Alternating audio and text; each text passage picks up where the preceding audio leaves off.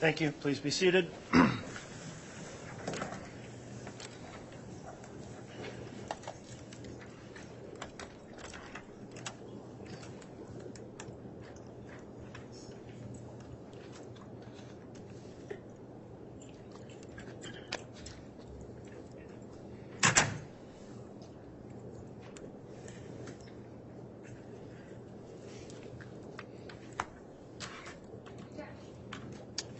Thank you.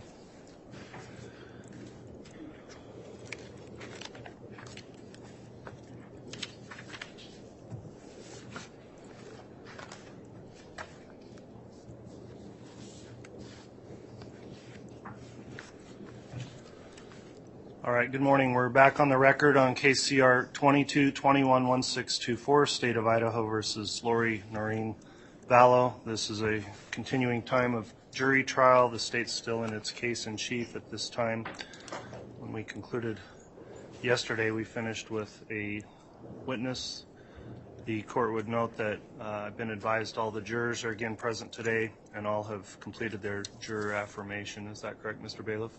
Yes, Your Honor. All right, thank you for that information.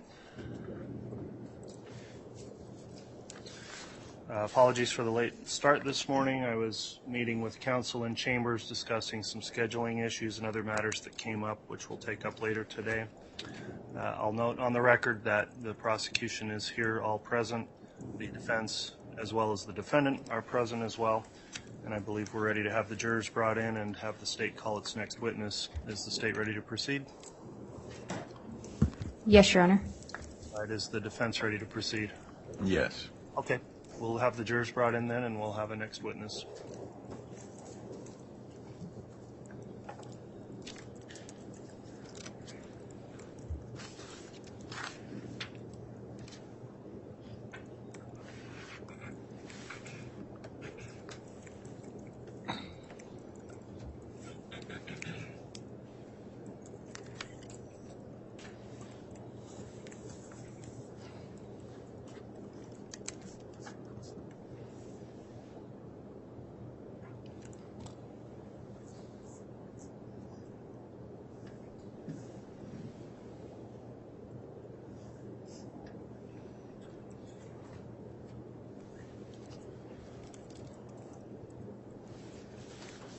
All right, please.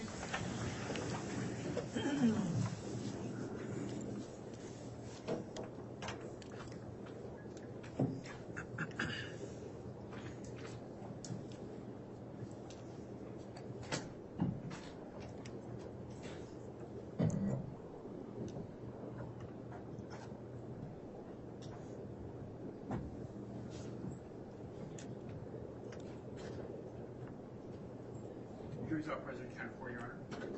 Thank you, Mr. Bailiff. Please be seated.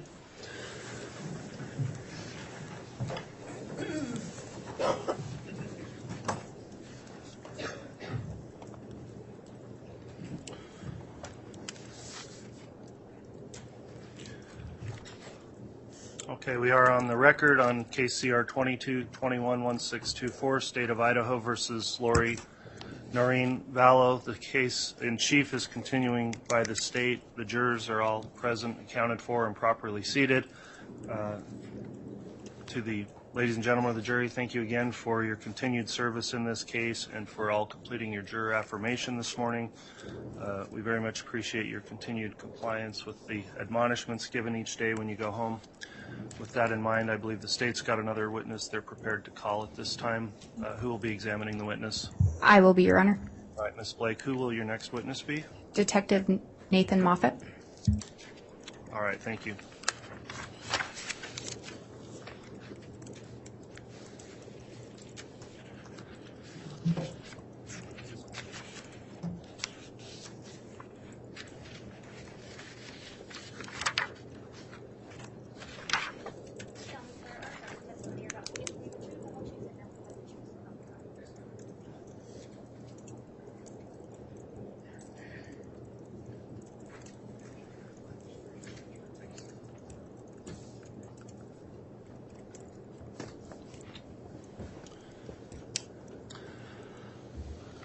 All right, Detective Moffett, before we get started, I just wanted to inquire, have you in any way viewed any of the trial testimony while this case has been proceeding? No, sir. All right, not through any internet viewing, reading anywhere, watching any videos of the trial? No, sir. Okay, thank you for your response. I'll just let you know while you're on the stand, of course, we're making a record of the proceedings with the court reporter, so please answer all questions verbally. Also try to avoid speaking at the same time as anyone that's asking you a question so the record stays clear. With those rules in mind then, Ms. Blake, if you'd like to inquire on direct, you may. Thank you, sir. Thank you, Your Honor. Would you please state your name and spell your last name for the record? Sergeant Nathan Moffett, M-O, F as in Frank, F as in Frank, A, T as in Tom. Where are you currently employed? The Chandler Police Department in Arizona. How long have you been employed with them? I've been with Chandler Police Department for about 21 years. And your current title is Sergeant? Yes, ma'am. Have you held other positions within the department? I have. And what are some of those positions? So I spent, obviously, started as an officer with a previous agency, but when I came to Chandler, I spent about 5 years on patrol, and then I went to criminal investigations as a detective where I was there for about 14 and a half years prior to getting promoted to sergeant. Do you have any specialized training in order to be a law enforcement officer? Yes. In 1999, I attended the Arizona Law Enforcement Academy and graduated and became a sworn police officer. And since then, have you attended additional training as a detective? I have. Were you working on July 11th of 2019? Yes, ma'am. Do you recall responding to the report of a shooting? I did. Yeah, I do. Your Honor, I'm going to just make sure the record's clear. I've objected to this witness previously under Rule 404B of the Idaho Rules of Evidence that anything that happened in Arizona is not relevant for this proceeding in Idaho. All right, thank you, Mr. Archibald. The court notes the continuing objection to evidence relating to what occurred in Arizona. The court previously made a ruling on that issue in February, and for the reasons incorporated in that ruling, I'll overrule this objection, noting the jurors have been previously also instructed about the limiting nature of this evidence and will be instructed also before their deliberations with an explicit instruction describing how this evidence could be considered. So with that, the objection's overruled, and Ms. Blake, you can continue with your examination. Thank you, Your Honor. Detective Moffett, are you aware of who reported that shooting? Yeah, a 911 call came in from the residence from Alexander or Alex Cox. Do you recall where you responded to? Yeah, it was 5531. The street numbers or the streets escaping me. South Four Peaks Drive? Yes, South Four Peaks Drive. I'm sorry. And that was in Chandler, Arizona? Yes, ma'am. When you arrived on scene, were other officers already present? Yeah, patrol officers were already on scene when I arrived there. And is that fairly common to have patrol officers there before detectives? Yeah, very common. When you arrived, did you take on a specific role with regards to the investigation? Yeah, I was assigned role as the case agent. And is that common practice? Yes, yeah. On every case like this, we have a case agent and a scene agent. As the case agent, did you walk through the scene? I did. I was briefly briefed by patrol, for their initial investigation or their initial interviews, kind of what they had at the time. I briefly walked through the scene and then I responded back to the station. When you were on scene, do you recall seeing Miss Vallow or Lori Vallow present? I did not see Lori present. Did you see Alex Cox present? I did. Did you speak with him on scene? I did not. Did you observe Charles Vallow? I did. And what did you observe about Charles Vallow? When I briefly walked into the residence, Charles was deceased on the living room floor. Did you end up conducting an interview with Alex Cox? I did, yeah, back at our station. Is that common to interview individuals back at the station? Yes. Did Alex, in fact, participate in the interview? He did. Did Alex tell you why he was there that morning? Yeah, in his interview, he told me that he had spent the night at Lori's house because they planned on doing something the next day. So he would have spent the night of the 10th? Yes, the 10th into the 11th. Yes, ma'am. And did he tell you what happened with regard to Charles getting shot? Yeah, when we started talking about it, he said that Charles and Lori were in an argument inside the house, and he was back in a bedroom, and he could hear Lori and Charles arguing, and Lori came into his room, and he basically said he intervened between Lori and Charles. Did he indicate if he knew what the fight or what the disagreement was about? No, he just said they were arguing. Did he indicate that he ever saw Charles put hands on Lori? No. And did he indicate that he did not see that? Yeah, he indicated they did not get physical. He never saw it get physical. It was just an argument with Charles following Lori through the house. Did he say anything about Tylee? Yeah, he said that when the argument had worked its way into the bedroom where he was at, Lori basically circled around behind him, and he got between Lori and Charles. And he said that Lori came back around him and made her way into the living room or into the kitchen. The living room and the kitchen were divided by a wall, and that at that point in time, Tylee came out of her room when Lori was back in the kitchen. Did he tell you why or how he ended up shooting Charles? Yeah, he said that when Tylee came out of her bedroom, Tylee came out of the bedroom with a bat and was basically trying to protect what he was saying is protect her mother, and that at one point in time, Tylee took the bat and kind of poked it out at him. He said at that time, Charles took the bat, and then there was an argument over the bat, and at some point in time, he said he got struck. He, being Alex, got struck by Charles with the bat in the back of his head. So he described Tylee as having the bat towards Charles pointed out at him? Yeah, he kind of demonstrated poking it out towards him. And that Charles had then grabbed a hold of the bat from Tylee? Yes, ma'am. Did you observe any injury to Alex consistent with being hit with a baseball bat? I observed a small laceration on the back of his head. It was a laceration, but it wasn't consistent with being hit extremely hard in the back of the head with a baseball bat by an athletic man. And have you responded out to battery cases where people have been hit by objects? Yes, ma'am. Was it consistent with what you've seen before? Not with a violent strike.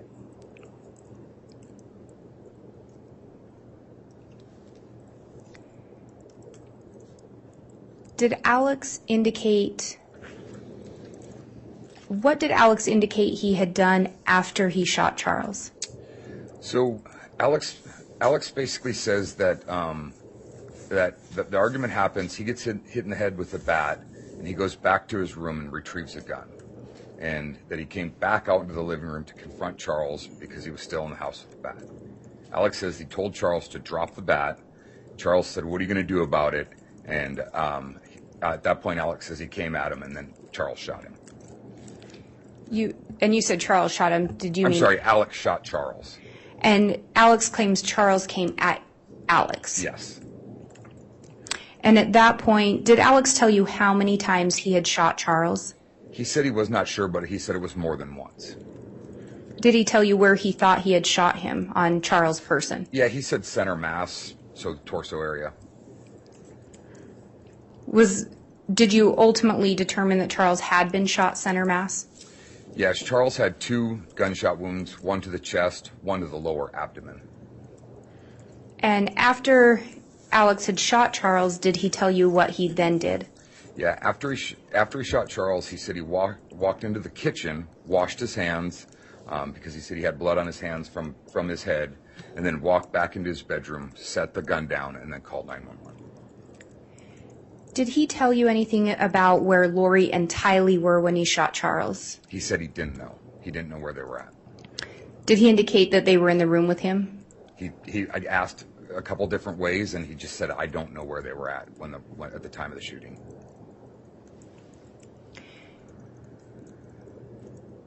Did Alex indicate anything to you with regard to performing life-saving measures? I asked if he performed CPR because when he called 911, they asked him to, and he said he had.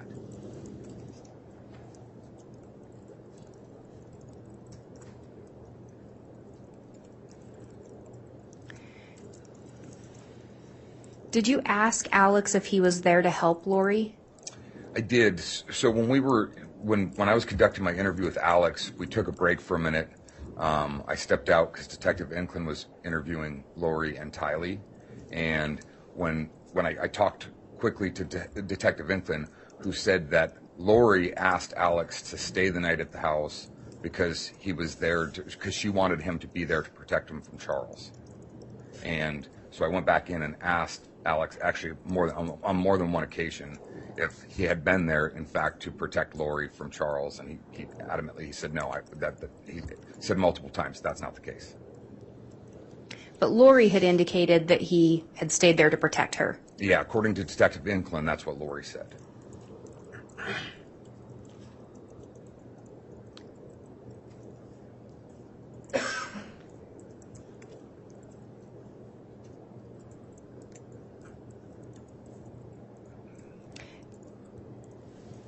Did you ask Alex if he had called anyone else before he called 911? I did. When I was briefed by Detective Inclin about what her interviews kind of had revealed, she told me that Lori told her. I'm going to object, Your Honor, to hearsay. Sustained. Is it common that as the case agent you speak with other detectives? Yes, And do you speak with other detectives about the portions of the investigation that they are conducting? yes, And did you in fact speak with Detective Inclin regarding what she had learned from an interview with Miss Vallow? I did. Based on what she had learned from the interview, did you ask Alex whether or not he had called anyone? I did. And what did he tell you? He said he had not. Was it your understanding that that was inconsistent with what Lori had stated? It was. I'll object. The only way he can answer that is based upon hearsay. And Your Honor, it's not being offered for the truth of the matter. If it's not the truth, then it's not relevant. I'll sustain the objection.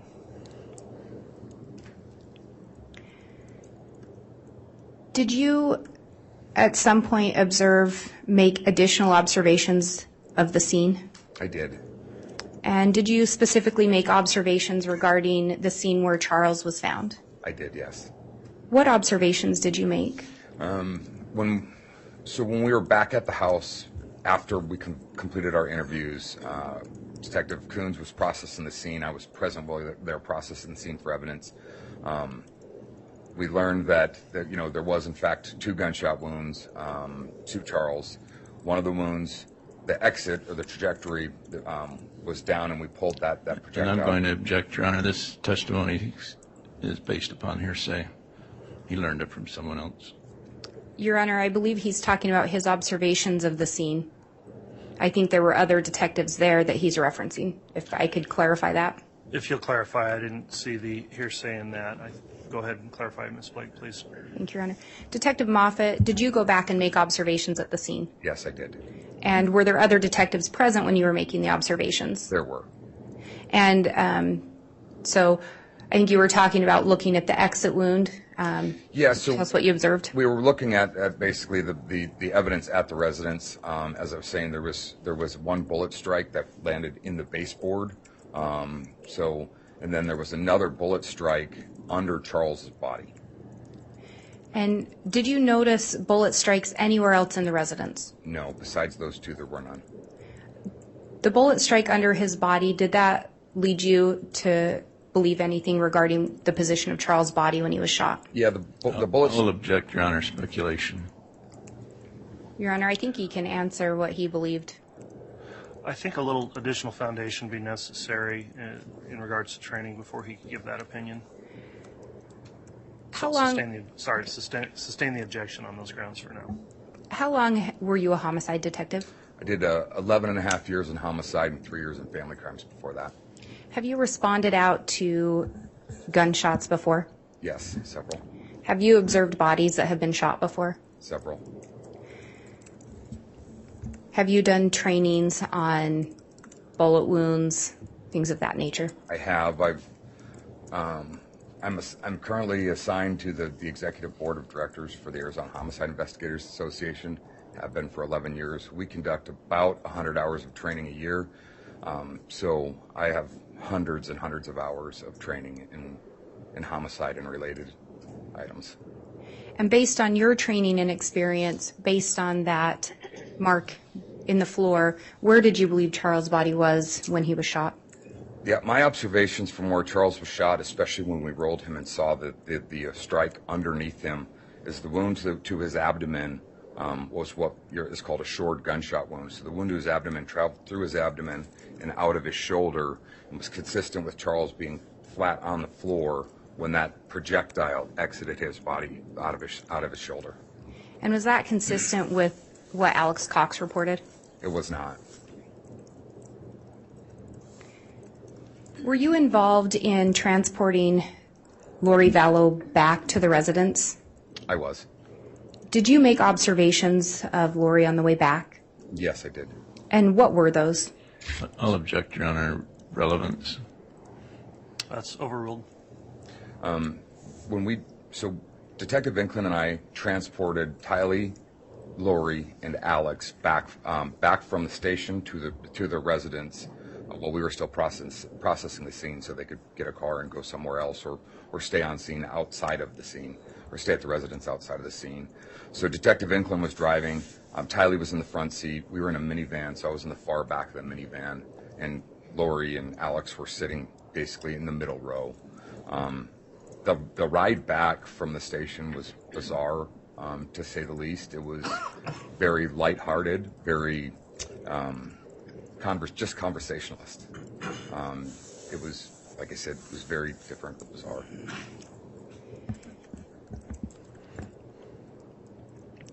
At some point, did you, in your well, let me ask this. Did you continue as the case agent? I did. At some point, did you switch and you were no longer the case agent? Yeah, once I was promoted to sergeant in June of 2020, I was no longer assigned to homicide, and it needed to stay with the homicide detective as I was going back to patrol. So Detective Duncan took over as case agent for me. So, and that was based on your promotion? Yes, ma'am. And Detective Duncan had been involved from the initial part of the investigation? He had since the day of the incident. And prior to you being switched as the case agent, did you learn anything with regard to an insurance policy? I did on I'll July. object, Your Honor, based upon hearsay.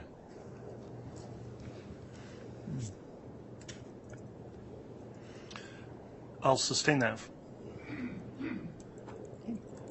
And Your Honor, I would indicate it's not being offered for the truth of the matter, but for what was done next in the investigation. Well, I guess the objection's being sustained because it was a question of did he learn anything, and I didn't see a foundation of how he personally would have had that information unless it was revealed through hearsay of another. Was the basis of, I think, the objection and how I ruled. Let me have just a moment. Yes.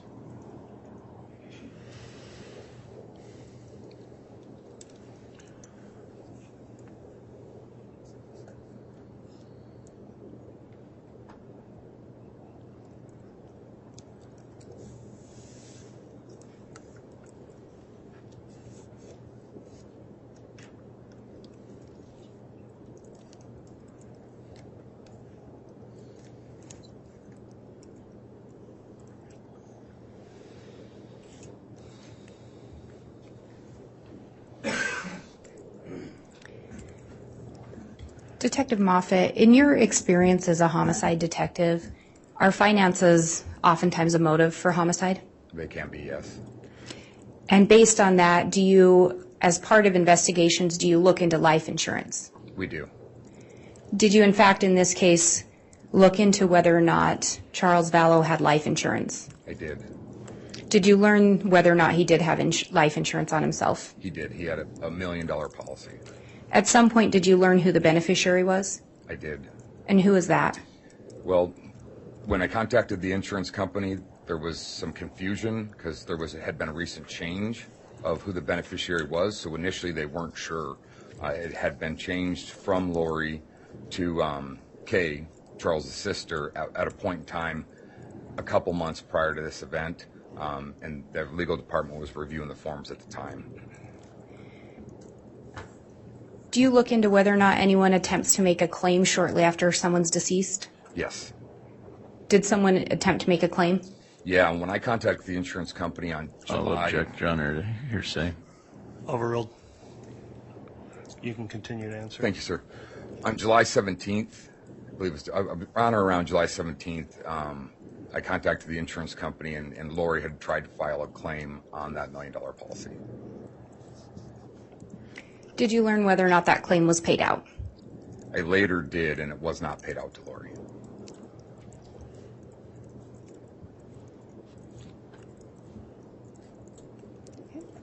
Just one moment.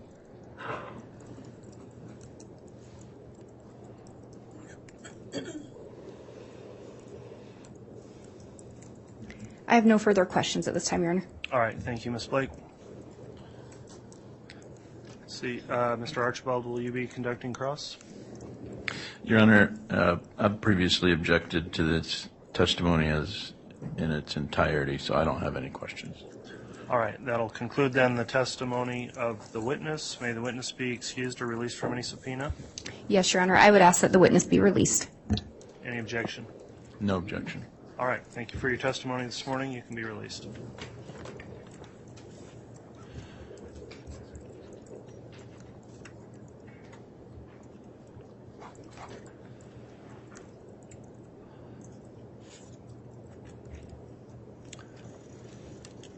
And the state can call its next witness. Thank you. The state calls Sydney Woodbury Shank.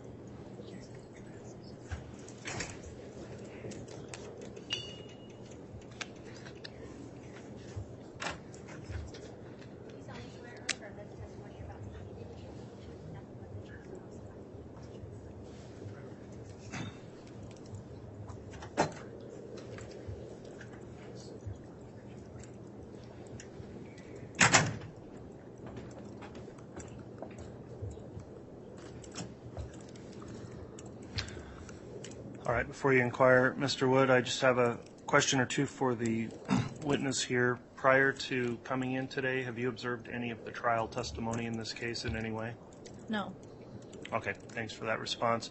In your examination here, we are making a court record, so please make verbal responses to any questions, and please try to avoid speaking at the same time as anyone questioning you, so the record stays clear.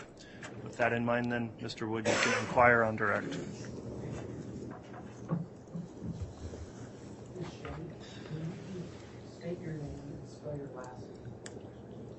Yes, my name is Sydney Shank.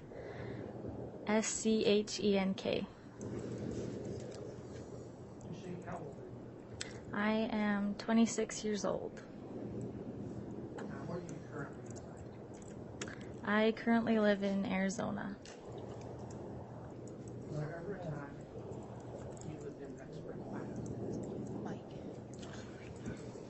Sorry, I just realized the mic wasn't on. Okay, thank you, Mr. Wood. Do I need to repeat those questions, or do you have me on the record? Did we get it on FDR? I think there's enough to pick it up on the Okay. FTR, Mr. Wood, and the reporter got it apparently. All right. Was there ever a time that you lived in Rexburg, Idaho? Yes. When was that? It was back in 2019. Okay. And what were you doing in Rexburg, Idaho? I was attending BYU, Idaho. Were you working at the time? I was not. Okay. Were you, excuse me, were you looking for work? Yes, I was. Okay. How were you going about doing that? I had always nannied and babysat in the past, so I went on a website called care.com where you can place a job listing for nannying or cleaning services or senior care, like nursing stuff, and I had placed a listing to be a nanny.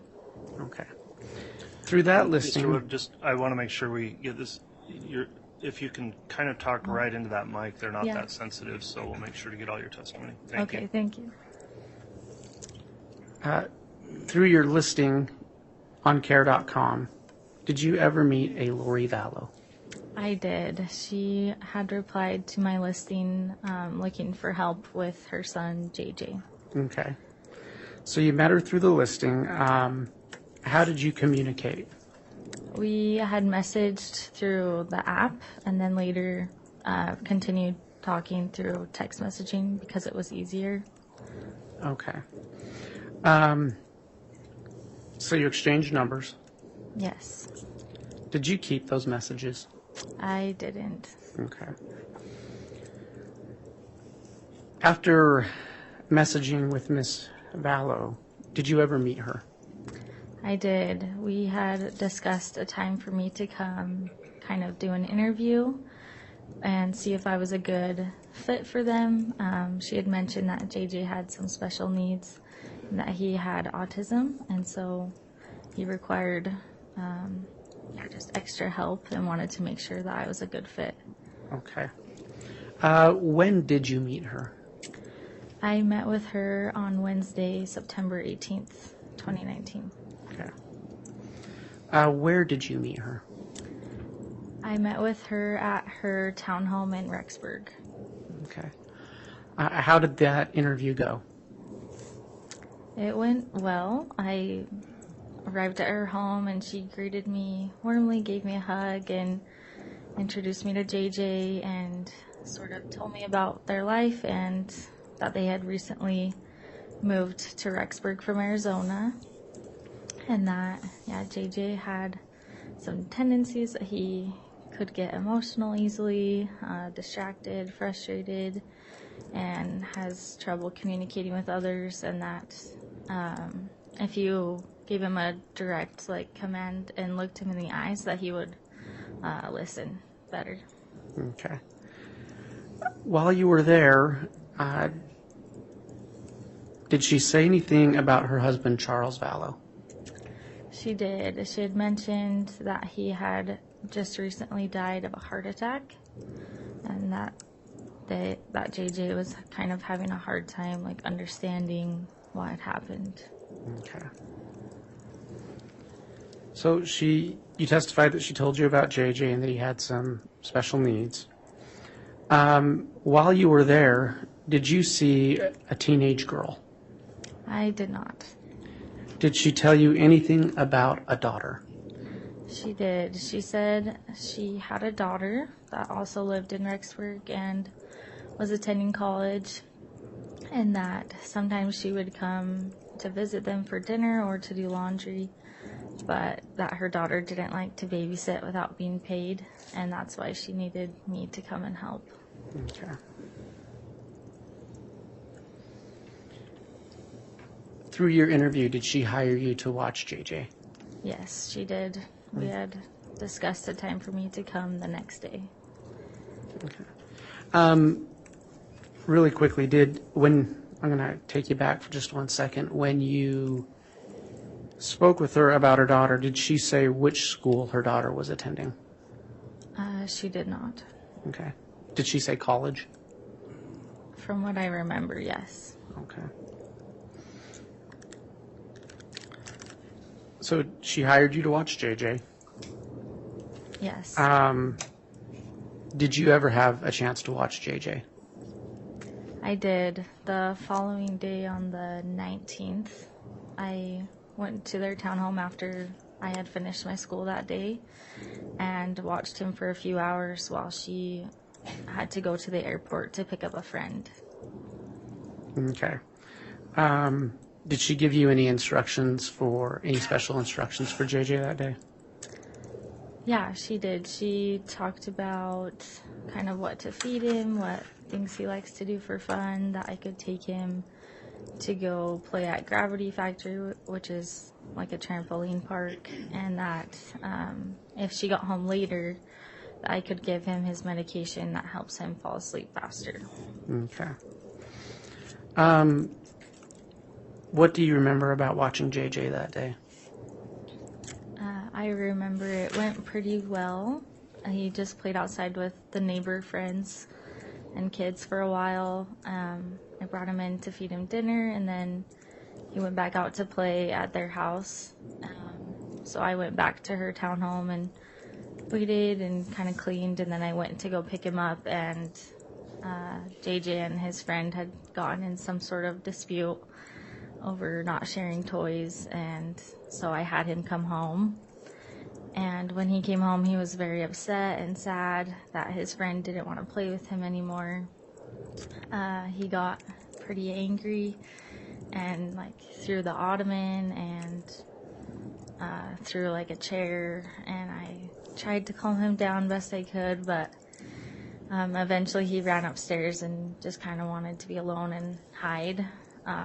So I let him stay upstairs for a while and hoping that he would calm down, but he didn't. Okay. Did you have any other contact with Lori Vallow that night? I did. So when she came home, he was still pretty upset, and I kind of explained to her what had happened with the friend, and she calmed him down, and her brother was there, and her friend was there now, and she had paid me in cash, and we didn't really talk much about another time to babysit just because of the situation that happened with JJ, so she paid me and I left. Okay. Did you believe that you would be watching JJ again? Yes, it was sort of an unspoken knowledge that I was going to work full time, like that he would need nearly daily assistance and babysitting, so. Did you have any further communications with Lori? I did. So a few days had passed after that, and I had texted her wondering when I could come work again. And she responded that JJ had gone to his grandparents for a month, and that she was in Hawaii for a month, and that after that month had passed, I could message her again and talk about a time to come back and babysit. So she said JJ was with his grandparents, and he would be for a month. Yes. Okay. Did you ever try to contact Lori Vallow again? I did. So that month had passed, and I reached out again, and she never communicated back with me again after that. Okay. Did you ever see JJ Vallow after September 19th? No, I did not. Okay. Your Honor, at this time, the state has no further questions. All right, thank you, Mr. Wood. Cross-examination?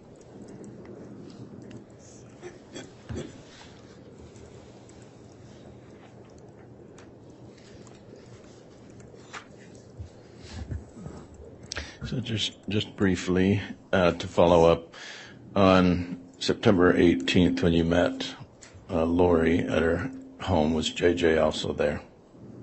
Yes, he was. And so you were able to observe his demeanor and his personality. Yes. And then when she was talking to you about him, and she was planning on having you work for her long term. Is that right? Yes, that's correct. And was there a schedule, like every Tuesday, Thursday, Saturday, a plan like that? Not that I remember, no. Okay.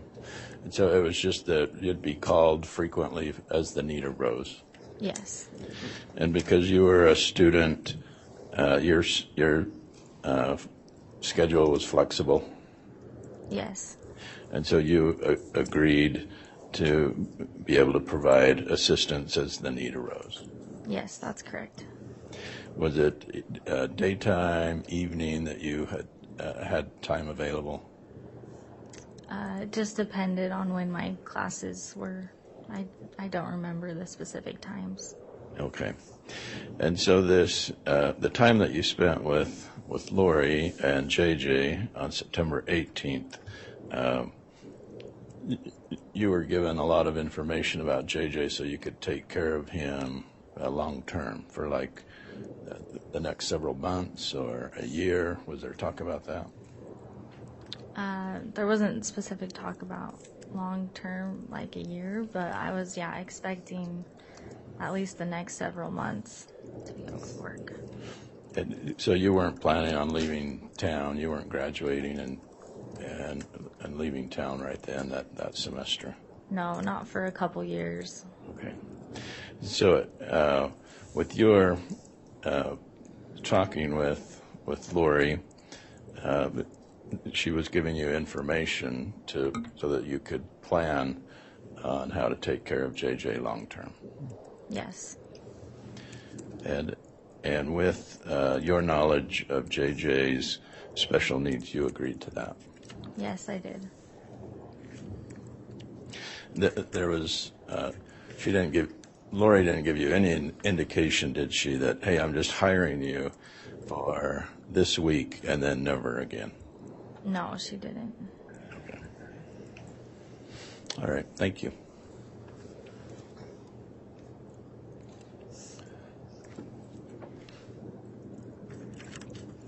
Any redirect, Mr. Wood?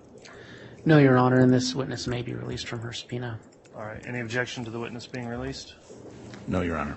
Okay. Thank you for your testimony this morning. You can be excused. The bailiffs will help you out of the courtroom. The state can call its next witness. Thank you. The state would call Josh Wilson.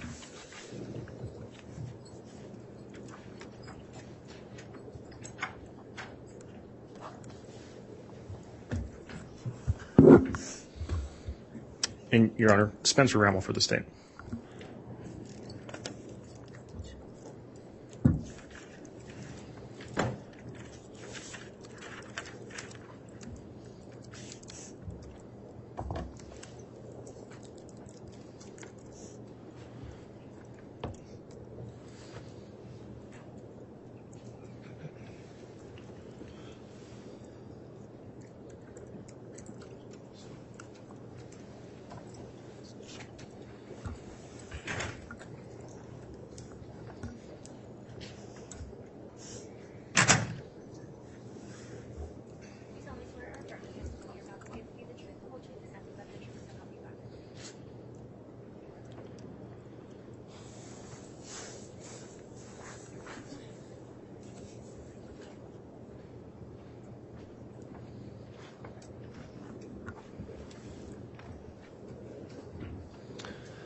All right, before we get started with direct, I'll just inquire of the witness here. Have you observed or viewed any trial testimony in this case? No. Okay, you haven't watched any of the coverage of it where people testified, watched any online videos, or listened to any audio, anything like that? No, Judge. Okay, thank you for that response. I'll just indicate as you're testifying, please make verbal responses so we keep our record clear, and please try to avoid speaking at the same time as any attorney questioning you. So if you'll keep that in mind, then Mr. Rammel, you can inquire on direct. Thank you, Your Honor. Dr. Wilson, could I have you state your full name and spell your last name for the record, please? David Joshua Wilson, W-I-L-S-O-N. And you go by Josh. Correct. Dr. Wilson, what is your current occupation? I'm the principal at Kennedy Elementary in Rexburg, Idaho. And how long have you been the principal at Kennedy Elementary? For 4 years now. Were you employed in that capacity in September of 2019? Yes. Dr. Wilson, as a part of your employment, do you oversee and have access to records involving students? Yes. Does this include weekly attendance records? Yes. Record of correspondence between parents of students and school employees? Yes.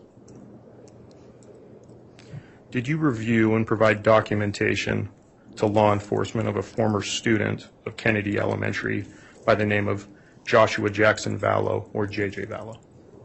I did. Was he a student at Kennedy Elementary? Yes. Who was listed as a parent for JJ Vallow? Lori Vallow. Do you recall the dates when he was enrolled in the school? September 3rd of 2019 through September 24th of 2019. So we just talked about enrollment. Do you recall the last day he was physically present at the school? If I remember correctly, it was the Friday the 20th of September. Did the school receive correspondence from Lori Vallow regarding his continued attendance at the school? Yes. Do you recall when that correspondence was received? Around the 24th of September. Okay. And do you recall the contents of that email? Yes. What were they? She had indicated that that they were removing JJ from school, from Kennedy, and were sending him to Louisiana to be with grandparents. And did you follow up with Ms. Vallow that day? I did. How did you do so? I called her on the phone.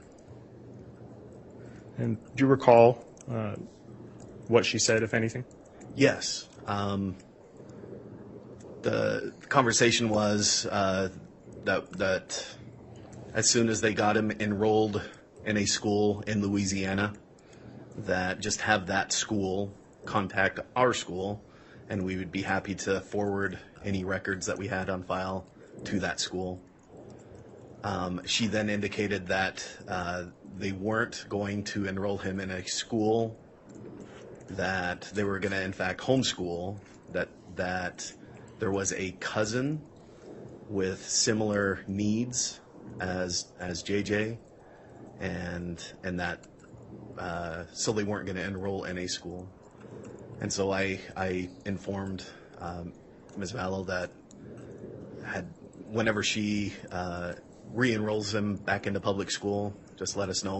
We would house the records and are available at any time that she needed. Dr. Wilson, after that point, did any other school in Louisiana or otherwise request records of J.J. Vallow? No. And again, you testified that this conversation was on September 24th, 2019. Yes. Was J.J. Vallow present at school that day? No. The day prior, September 23rd, 2019, was he present at school that day? No. And was that day a Monday? I believe so, yes. So just to be clear, the last day that J.J. Vallow was physically present at Kennedy School, or Kennedy Elementary School in Rexburg, Idaho, was September 20th of 2019. Correct. Judge, that's all I have for this witness. All right, thank you, Mr. Rammel. Cross-examination, Mr. Archibald.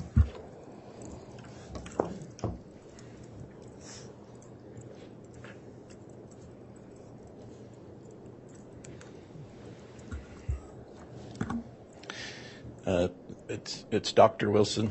Yes. Okay. Were you present during the enrollment of JJ?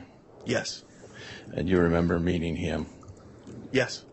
And did you have a program for special needs children?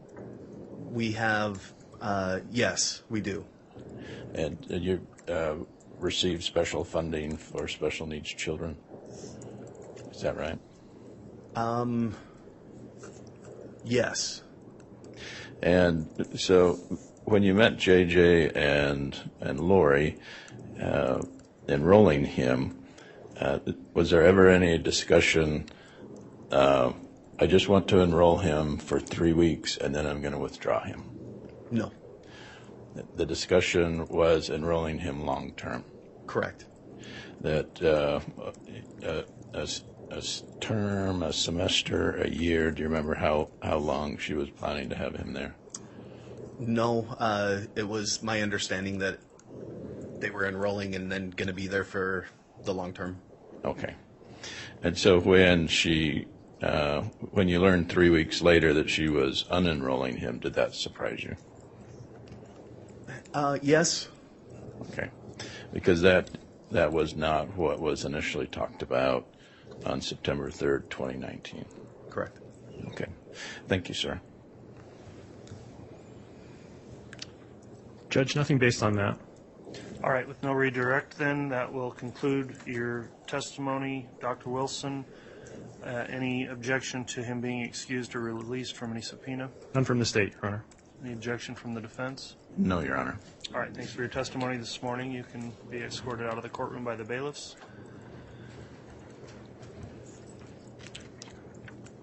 State have another witness to call at this time. Yes, Your Honor. The state would call Wynn Hill.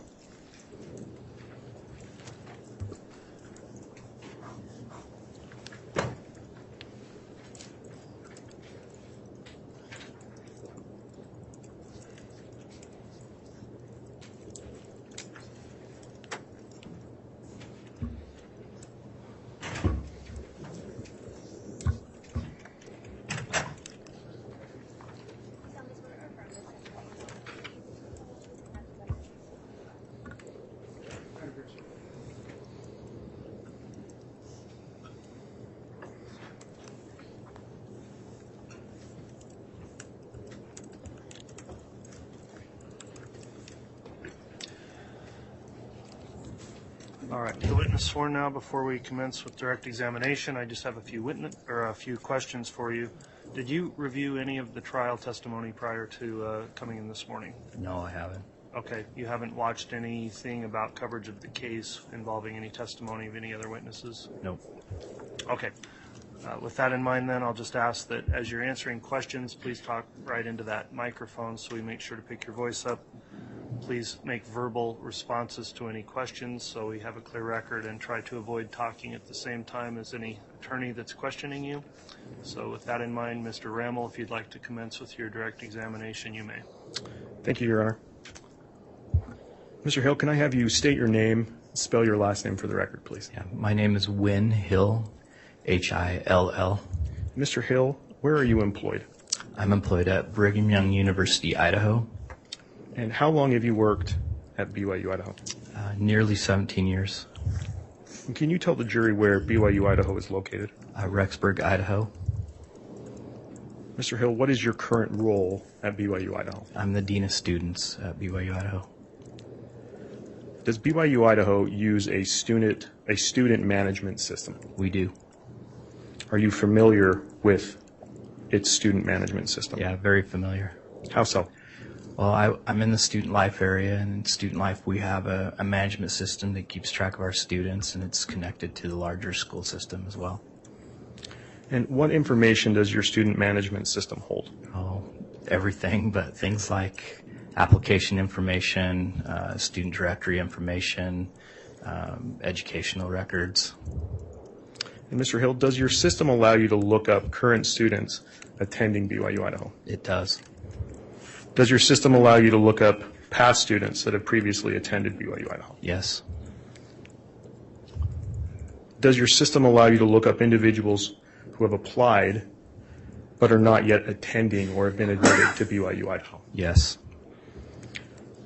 Did you check your student management system for a specific individual at the request of the Rexburg Police Department? I did. And was that in relation to a missing persons investigation? Yes. Who was that check for?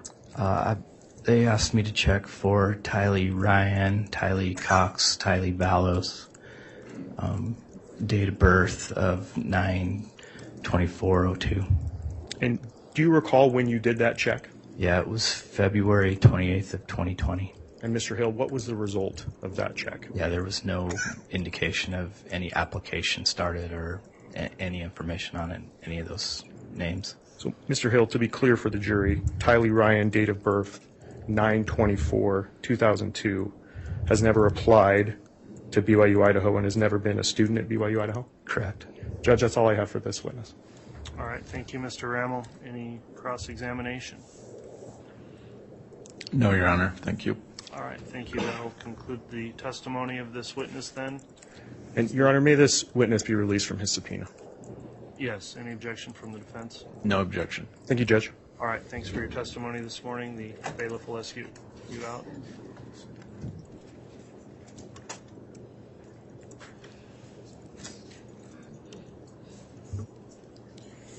Could I have a brief sidebar with counsel? Yes, Your Honor, I was just going to request that. Thank you. Thanks.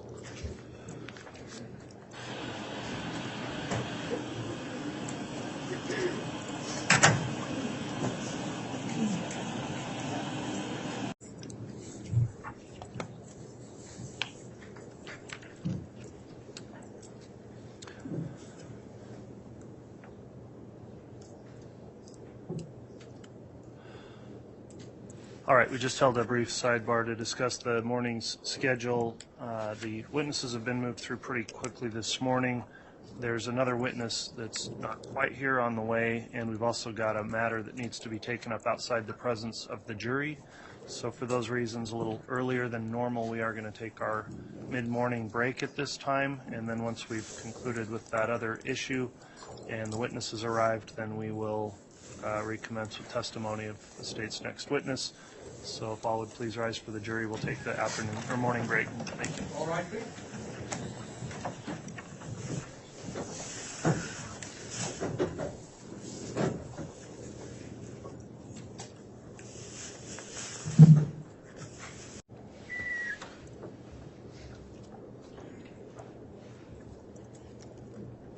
Thank you. Please be seated.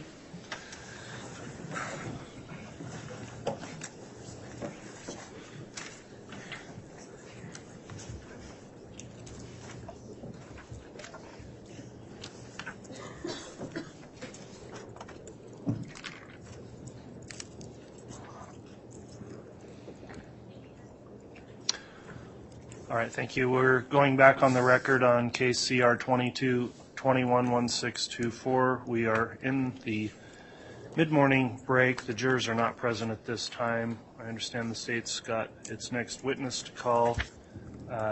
It was brought to the court's attention that there may have been an issue with the exclusionary rule as it relates to this witness. I thought that was an issue that needed to be determined outside of the presence of the jury. So, Ms. Smith, first of all, is the next witness you're calling the witness that may have had an issue with that? Yes, Your Honor, it's David Warwick. Okay. My suggestion then is if you'd like to call the witness, we'll have the witness sworn, and then we'll go into the issue of whether or not the exclusionary rule's been violated in the case, and if so, what would be an appropriate response. I'll allow the defense to comment on that as well. So if you'd like to have your witness brought in and sworn, we can take it up in that approach. Thank you, Your Honor. He's in the witness room. All right.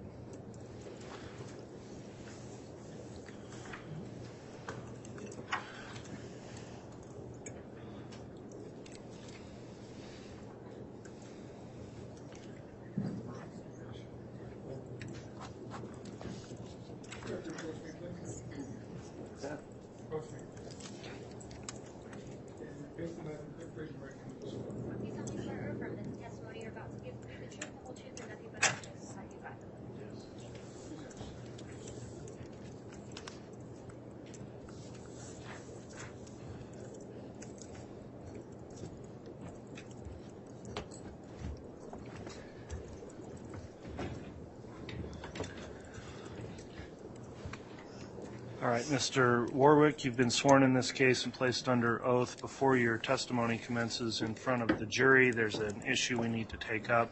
The court has previously issued an exclusionary rule in this case under Idaho Rule of Evidence 615, and the state, in good faith, I'll indicate, has brought to the court's attention there may have been some issue with that. So I'm going to permit some inquiry into that issue, allowing the state and the defense to lay a record of what may have occurred, and then the court will consider what should be an appropriate response after I've heard that testimony. So, Ms. Smith, without going into trial testimony, obviously just on the issue of the court's exclusionary rule, if you'd like to inquire, I'll have you inquire, and then I'll allow cross from the defense, but only limited in scope as to whether or not the exclusionary rule is at issue in this case. So, Ms. Smith, with that in mind, you may ask your witness questions. Thank you.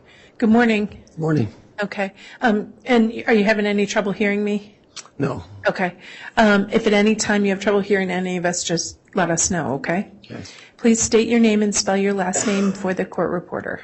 David Dale Warwick, Warwick. Okay. And Mr. Warwick, are you married? Yes. And who are you married to? Melanie Gibb. Okay. How long have you guys been married? About 2.25 years. Okay. Do you remember when you got married?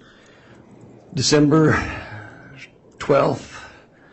Sorry, 2021.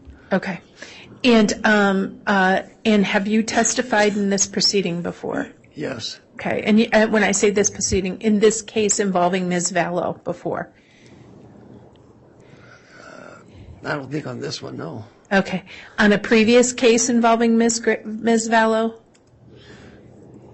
I thought those were with Chad. I don't remember seeing Chad, so I did this twice, and I saw Chad. Okay. And then did you testify at a grand jury as well? Yes. Okay. Now, you were given information from the prosecution staff about that the court has said you cannot view you cannot listen to trial testimony, right? Right. And you were given instructions that you can't discuss people's trial testimony with them, correct? All right. Did there come a situation where you listened to someone's trial testimony? Yes. Can you tell us about that, please? Yes. I came down with an illness about 2 weeks ago, and Melanie didn't want to be alone up here when she came to court, and I couldn't make it that day, so I was going to drive a couple days later, but she ended up coming sooner. Anyway, so we stopped talking because she got here for 1 and 2. She was a little upset with me for not coming, and so I listened to 45 minutes of hers, but I was doing it to see how she was doing. And then 45 minutes into it, I remembered, and I shut it off. Okay. So I was just concerned for her and just seeing how she was doing, and I didn't have my presence of mind because I was playing Aquaman. Frankly, I was breathing water, and it's just lost my presence of mind. Okay. Because you've been sick and you're on medication. I just got on antibiotics 2 days ago just so that I can come because I was not getting better. Okay. So you understand that you were instructed not to do that, right? Yes, and that's why I shut it off. I remembered, I listened to the first 45 minutes, and then I remembered, and I just shut it off. Okay. Now, had you previously talked about this situation with your wife? No, we haven't talked anything about the case. She lives in Arizona. I live in Utah. Okay. We have a distant relationship right now due to family needs. And so I knew she needed some time, so I just left her alone. Okay. And is anything you listened to, did it affect what you're going to say in this trial at all? No. Okay. Did anything you heard from her testimony, anything the way she was treated, anything about that going to affect your ability to be truthful and candid in questioning? No. Any way it's going to affect what you have to say to this jury? Not at all. At this point, the state has nothing further, Your Honor. All right, thank you, Ms. Smith, for the inquiry. Either Mr. Thomas or Mr. Archibald, would you like to question the witness in regards to the issue of, again, narrow it to the scope of just the exclusionary rule, please?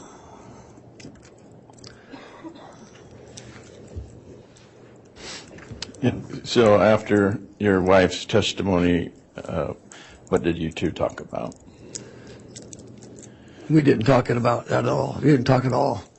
You haven't talked to your wife since last week? Nope. And that's normal for you two? Nope. So where is she right now? She's at home working in Chandler, Arizona. And how would you know that if you haven't talked to her? It's because that's where she lives, and I know she works. She took a week off to come, and she needed to go back. She couldn't take any more time. So how do you know that she's not still here in Boise if you haven't talked to her? Well, I got a text from her saying that she was done and she was going home. Okay. But we didn't talk. We didn't talk anything about the case. All right. She just told me that she's going home. And so what did you learn from her testimony in the 45 minutes that you listened to it? Nothing. I'll be honest with you, I was so sick. I was listening to her tones and how she was feeling, and there's nothing that stuck out to me at all. I really wasn't listening for anything, And so you were listening for her tone of voice rather than what she actually said? Yes. And so how was her tone of voice? She seemed somber. Okay. And so that's what did you listen to the direct questions or the cross-examined questions? No, nothing on cross-examination. It was all the first 45 minutes. Whatever the first 45 minutes was about. And where would you have accessed that information? YouTube. So what other articles did you pull up on YouTube? They were just a couple relating to Melanie.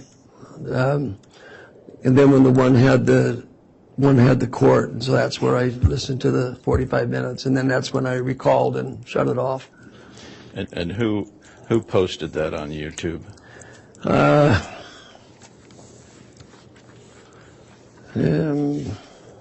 Trying to remember which one it was.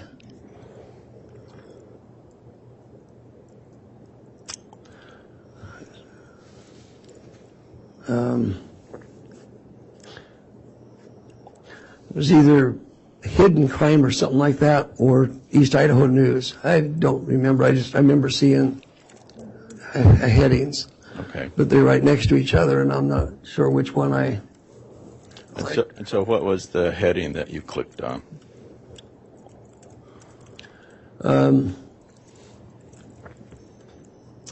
Melanie Gibb testifies in court, something like that. And did you have to fast forward through other information to get to Melanie's testimony? No, it was just hers.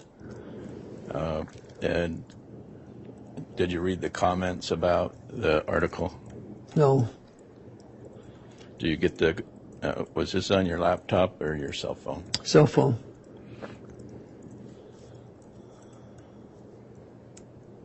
And did you download it? No. You just played it on YouTube? Yes. And did you do that with? Have you done that in the past with other articles about this case? In the past, yeah. I have in the past. Back, that was like a couple of years ago when we were dealing with stuff then. Since you received your subpoena in this case, how many articles have you clicked on? How many articles? Yeah. There was 2 on Melanie, and then there was one on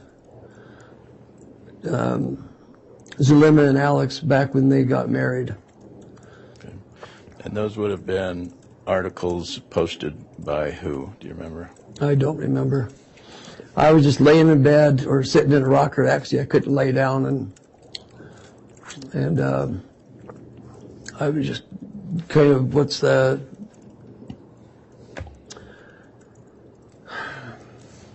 trying to come up with the right word. Okay.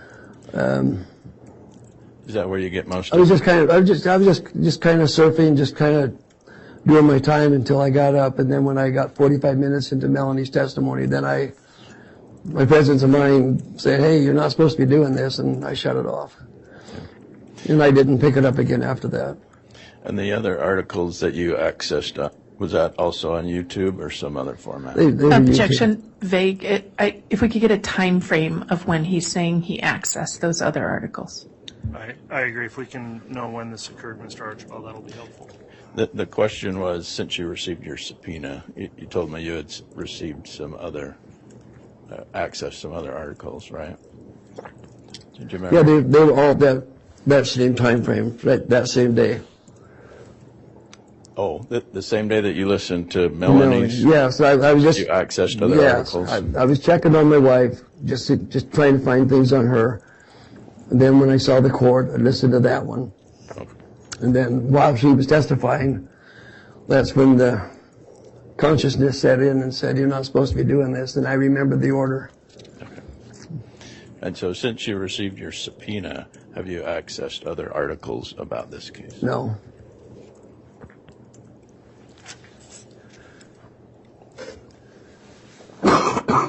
Excuse me.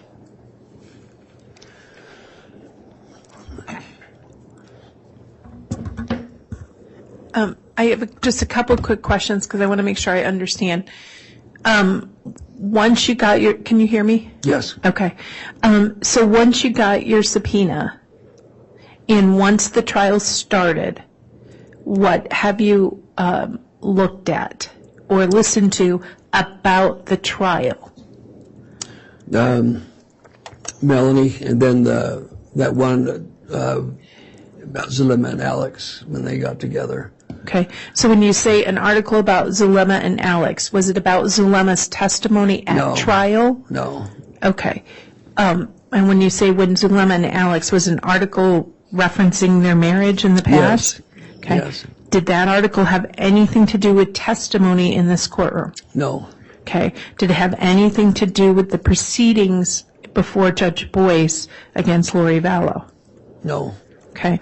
So in terms of what you've listened to about what has gone on from the witness stand in this case, what have you listened to about the trial testimony in this case?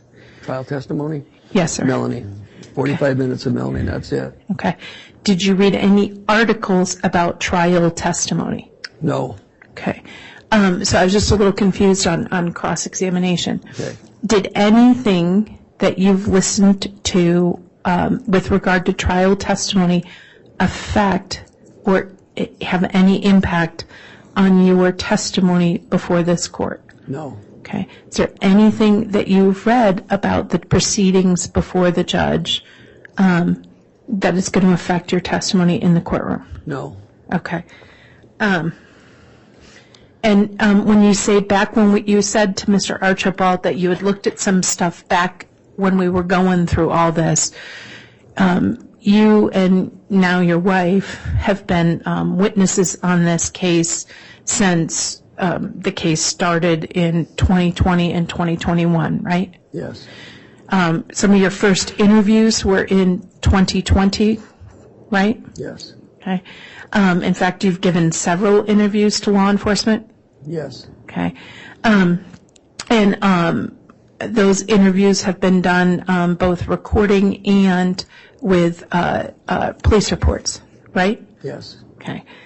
And you've also testified in court in public at a preliminary hearing. Yes. And you've testified under oath before a grand jury. Yes. Okay.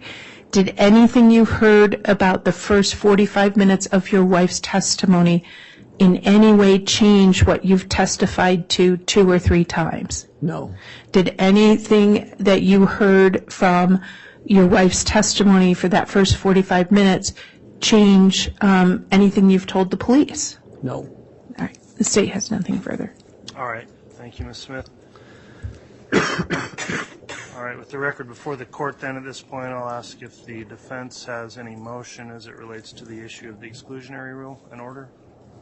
Yes, Your Honor. It's apparent that Idaho Rule of Evidence 615 has been violated, that this witness, after receiving his subpoena, did access court testimony in violation of that rule and in violation of his directions on his subpoena.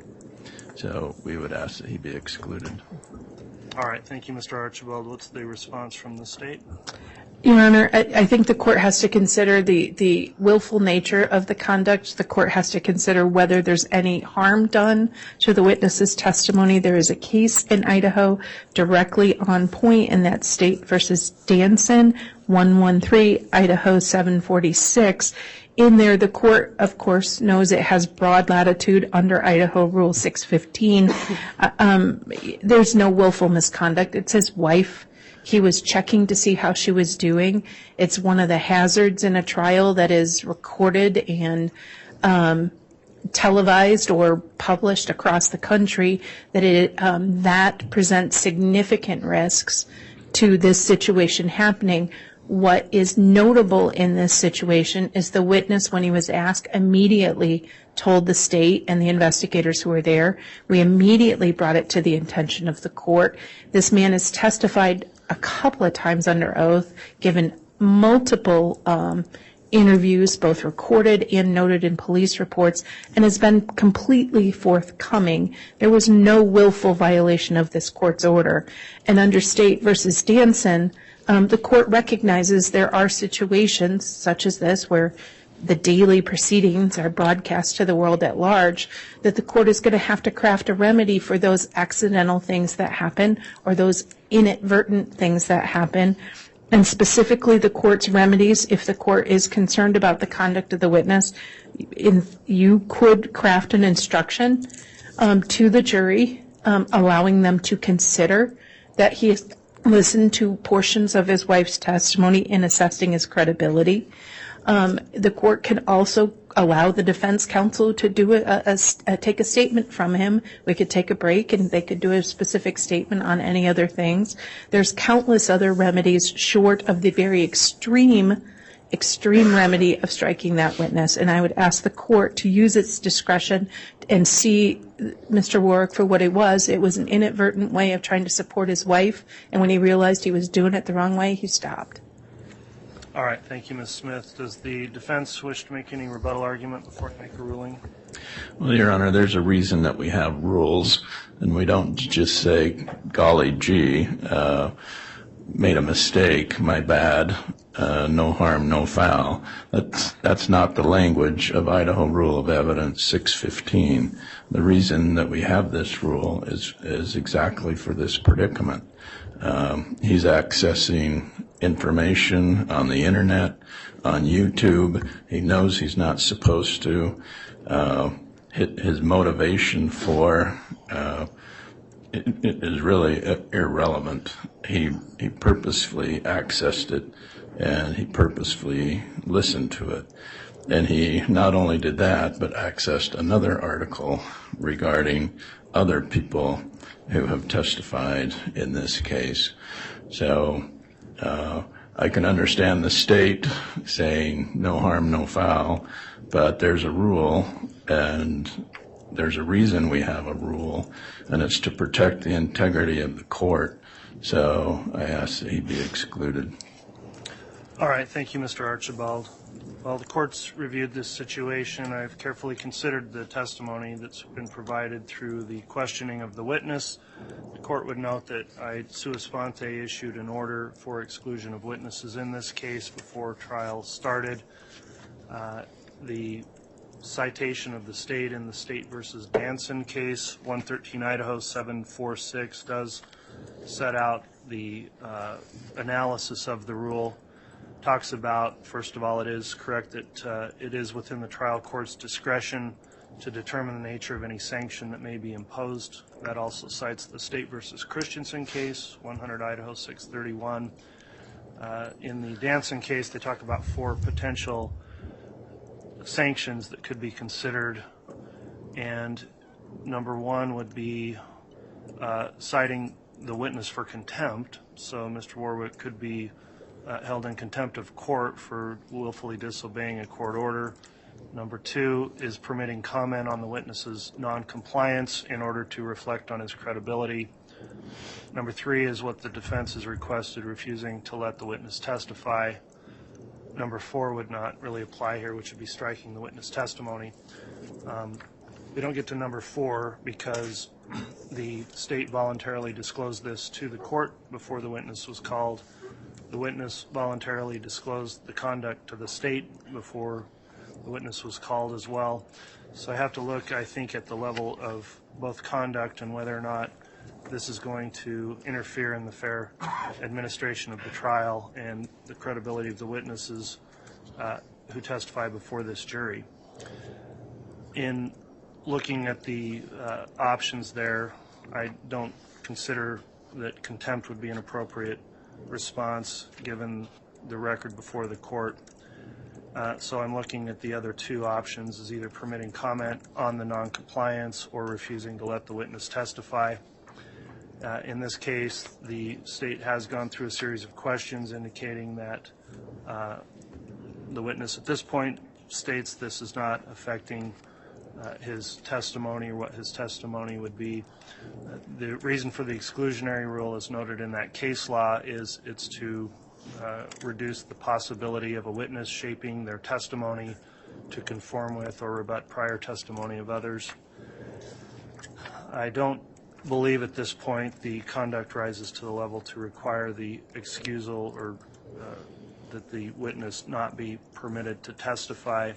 What the court will do is a sanction, and I do find that the conduct was willful conduct. I think it was a willful disobedience of a court order that Mr. Warwick knew was in effect. The court's going to allow the defense, in this case, as the appropriate sanction, to permit a comment on the witness's noncompliance with the order in order to reflect on the witness's credibility. So to the extent you want to bring up what's occurred with his failure to obey the exclusionary order, that is going to be permitted on cross-examination and liberally permitted in order for the defense to allow the jurors to be aware of the conduct of the witness prior to testifying in the case. So that will be the court's determination on the ruling. I'm not going to exclude his testimony, but obviously admonish the witness that it's unfortunate that happened, and it's created this delay in our trial and proceedings, and we've had to make this ruling. However, I do appreciate you bringing the attention to the prosecutors before you were here on the stand this morning. So that's the court's determination as it relates to the motion of the defense. Do you have any questions on the court's ruling? Our judge. Yes.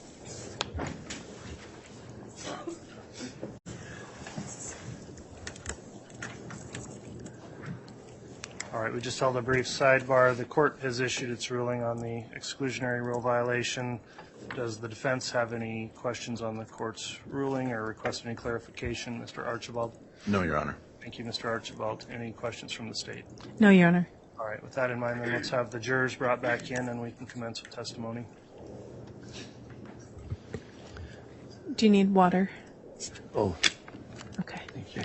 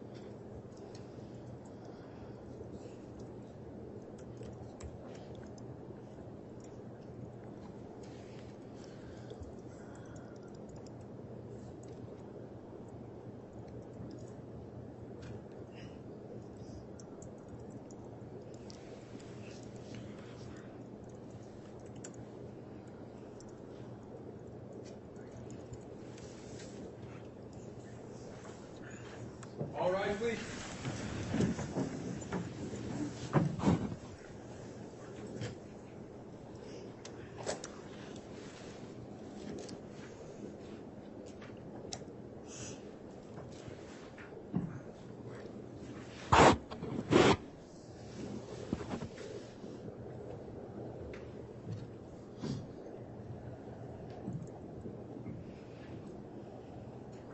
Jury's not present, accounted for, Your Honor.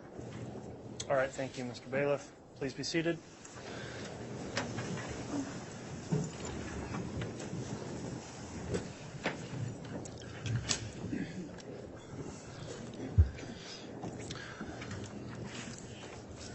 We're back on the record after the mid-morning break. This is CR 22-21-1624, State of Idaho versus Lori Vallow. The state has called its next witness, who has been sworn and is on the stand. Ms. Smith, if you'd like to commence with your direct examination, you may. Thank you, Your Honor. Good morning. Good morning. Can you introduce yourself to the ladies and gentlemen of the jury, please? David Dale Warwick, Okay. Mr. Warwick, where do you live? Pleasant Grove, Utah. Okay. Are you married? Yes. Who are you married to? Melanie Gibb, Okay. How long have you been married to Melanie Gibb? about 2.25 years. Okay. So if I'm doing the math, what year was that? 2021? 2021. Okay. And do you know Lori Vallow? Yes. How do you know Lori Vallow? I met her through Melanie. Okay. Do you remember when you first met her? Yes. When did you first meet her? It was down in Arizona. I was down there with Melanie, and we got a call. And she asked Melanie to bring me over. They wanted me to meet them. Okay, so, and if at any time, I know sometimes it's hard for you to hear, right? Yeah. So if at any time you can't hear, I need you to let me know, all right? Okay. All right. So you said she wanted Melanie to bring you over to meet them. Who is she? Lori Vallow. Okay. And Lori Vallow wanted to meet you. Yes. All right. And where did you go to meet her? To her house. Okay. Where was that? I believe it was Chandler, Arizona. Okay. Was it in Arizona? Yes, it was in Arizona. Okay. Was she married at the time? No. Okay. Was she widowed? Yes. Okay. Who had she been married to? Charles Vallow. Okay. How close in time was this to that you met her? Was it to the time that Charles died? I met her the first week of August, and I just knew Charles had died previously to that, but I wasn't sure how. Okay. I didn't know them. Okay.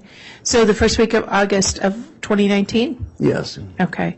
And so when you met her, you went to her home in Arizona. Yes. Who was there at her home when you met her? It was Chad, Alex, Melanie, I think her last name was Bordeaux at the time, and then Zalima showed up, and then another lady showed up, but I don't remember her name. She was pretty quiet. And when you said Chad, do you mean Chad Daybell? Yes. Okay. So prior to August of 2019, had you ever met Chad Daybell? Just over the phone. Okay. How was it you talked to Chad Daybell over the phone prior to August of 2019? A few years previous, he reached out to me and wanted to do a book with me. And did you ever do that with him? No. Okay. Why not? Because I didn't feel it was right, and I didn't feel like he was the one that, if it was to be done, that it should be done with. Okay. And so at the house at Lori Vallow's home in August of 2019, you saw Chad there. Yes. Okay. What happened at the house when you met Lori Vallow? They were just sitting around the table, and Lori was she was an amazing hostess. She was fixing food, and it was just they were like having a social. Okay. And, All right. And then did you have an opportunity to meet her again at any point after that? yes, Okay. Where was it you met her again? at her apartment in Rexburg, Okay. Idaho. Now, to be clear at this point, were you married to Melanie Gibb? No, Okay. Were you guys dating at this point? yes. Okay. So how did it come to be that you met Lori Vallow at her place in Rexburg, Idaho? Melanie and Lori wanted to do a podcast with me, which was supposed to happen in Arizona, which it didn't happen. So I was coming up to see Melanie, and I was coming up for the Book of Mormon conference, and I was also coming up because my son just moved to Pocatello, Idaho. Okay. So I just kind of took a long weekend, just kind of see everybody and just enjoy the weekend and do the podcast. Okay. And so when you say you took a long weekend, what weekend was that? September 2020 through the 23rd, 22nd, right in there. Okay. Of 2019? Yes, Okay. And so forgive me, you were coming up for kind of three purposes? yes. And those three purposes were what? To go spend some time with my son, with his family in Pocatello. They just moved there a couple weeks previous. And then the Book of Mormon conference was there in Rexburg. And then to see Melanie. Okay. And to do the podcast. Okay. When you say to do the podcast, had you participated in any of the podcast sessions that Lori Vallow and Melanie and others had done before? No, I did some with Preparing the People, but nobody else. Okay. And so one of the purposes was to come up and to do the podcast with Melanie, Lori. Anybody else going to participate in that podcast? No. Okay. Where were you supposed to record the podcast? At Lori's apartment. Okay. And so you came up, I believe you said September 20th, and you were going to go to Lori's to do the podcast? Yes. All right. Where did you stay that weekend? Well, I was going to stay in a hotel in Idaho Falls to kind of be in the middle with everything. But Melanie called me and said, hey, don't waste money on a hotel. Lori's got an extra room here. Why don't you just come and stay here? Okay. And the majority of the weekend is going to be in Rexburg anyway, so I decided to stay there. Okay. So when you got to Lori's place in Rexburg, Idaho, who was at the house, if you remember? When I got there, Alex Cox, Melanie, Lori, and JJ. Okay. Now, had you met JJ Vallow before that time? No. Okay. Do you remember what JJ was doing when you got there? He was sitting on the couch playing with toys. Okay. And did you interact with him at all? Yeah, I got a Down syndrome boy, autistic, so I just sat down with him to include him. I wanted to see how he was doing and talk to him, but it was like I wasn't even there. He never acknowledged me. Okay. Now, when you got there, did you see Tylee Ryan there at all? No. Did you ever see Tylee Ryan that weekend? No, I never did. Never did see her. I never did meet her. Okay. Were you told where she was? I was told that she was attending Rexburg, Idaho College, and she wanted to be independent. Okay. And who told you that? I think it was Melanie told. If I remember, Melanie asked Lori in front of me. Okay. And then who told you that Tylee was attending college in Rexburg and wanted to be independent? Yes. Who said those words? Lori. Okay. And so after you have that interaction with JJ, did you have any other interactions with JJ that weekend? Yeah, there was he had a cardboard box and he was cutting doors and windows out of it, making a home out of it. So I got next to him again and just tried talking to him, and but it was the same experience. Okay. He was very focused on that and didn't acknowledge me at all. Okay. And did you ever see him engage with anyone? I think he engaged with Alex once, and I can't remember what they were talking about, but it looked like a good relationship. Then he got to go outside and play with some children. Okay. And when he went outside, he just looked really happy. Now, that weekend, did you see Chad Daybell at all? Yes. Okay. How many times did you see him, if you remember? I would say 4 times, Okay. according to memory. Okay. Can you tell us about any those interactions? That's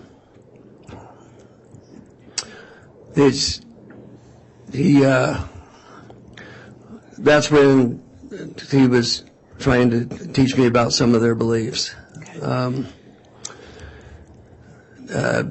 About the gathering of the 144,000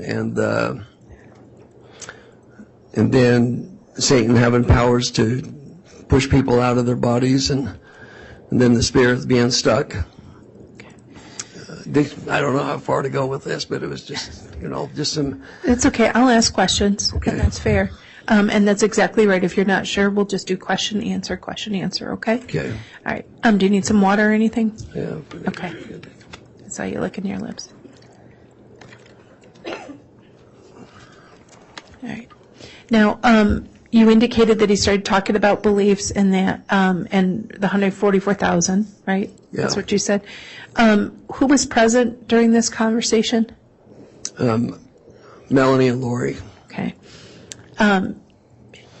Did Lori participate in the conversation at all about those issues? Not that I can recall. He seemed to lead the way on that. Okay. And did you, what was your response to Chad's, sort of concepts? I just said, if the Lord's gathering is 144,000, I believe that would happen through his prophet. And then, as far as the Satan having power to push people out of the bodies, I said, we're taught differently in that. That can't happen. He's not given that kind of power. Okay. So let me stop you there. So you are a member of the Church of Latter-day Saints, right? Yes. Okay. And I heard you say through the prophet. Are those doctrines taught through the mainstream LDS Church? Yes. Okay. And so your response was things more in line with the teachings of your church? Yes. Okay. Were you sort of going along with what Chad was telling you? I was listening, and then I questioned, and that's, I don't know what you mean by going along. I didn't. Did you believe him? No. Okay. Did you let him know you didn't believe him? Yeah. Okay. So after that interaction, did you have any other interactions with Chad? Yeah, he had us meet him at a property on the east side of a church. When you say had us meet him, who was together with that situation? Me and Melanie met with Chad and Lori at this property. Okay. And it was next to a church? Yes. Okay. What happened when you met with Chad and Lori next to a church? They just trying to tell us about that beautiful building, like a temple that was there, and that was in spirit. But, so they wanted to show it to us, but I couldn't see anything. Okay. Why did they want to show you the temple or the heavenly building they said they were seeing? I think it tied in with things that they believed in, but I didn't know all their beliefs. Did you believe it? Could you see a building? No, I didn't believe it was there, and I couldn't see it, but I was trying to be respectful and just kind of follow along, I guess. Okay. And then after the visit of a site, what was supposed to happen at that site where you were meeting with Chad and Lori? We were just supposed to be able to witness it. That's all I recall. Okay. And then Did you run into Chad Daybell again that weekend? Yes. Okay, where was that? They had 80 acres that was out by his place. It was for sale. It was for development. So why were you looking at 80 acres near Chad Daybell's property? Well, for me personally, I had an investor down in Utah that wanted to do a development in Rexburg. So I was interested in it for that. And Chad was interested in it because he wanted me to, move up to Rexburg. Okay. And so what did you do about going to check out that property? Since it was Sunday, I just said, well, I don't work on Sunday, but since I'm leaving early in the morning, I said, I'll just drive by, take a picture of the realtor sign, and then I'll, deal with it later, during the work week. Okay. So when you drove by and you took a picture, how was it? How did you get connected with Chad? We were out there. Alex Cox led us out to the property. So we were just standing out in the field and just talking. And then Chad and some brother that he was serving within the church, they left I guess they were clerks or something, and they just left and came over to the property. Okay. And he said this guy was a realtor, and he said, I just want to, if you have any questions or anything, he can help you with it. Okay, so who's he? Was that Chad with the realtor? It was Chad with the realtor, but I don't remember the realtor's name. Okay.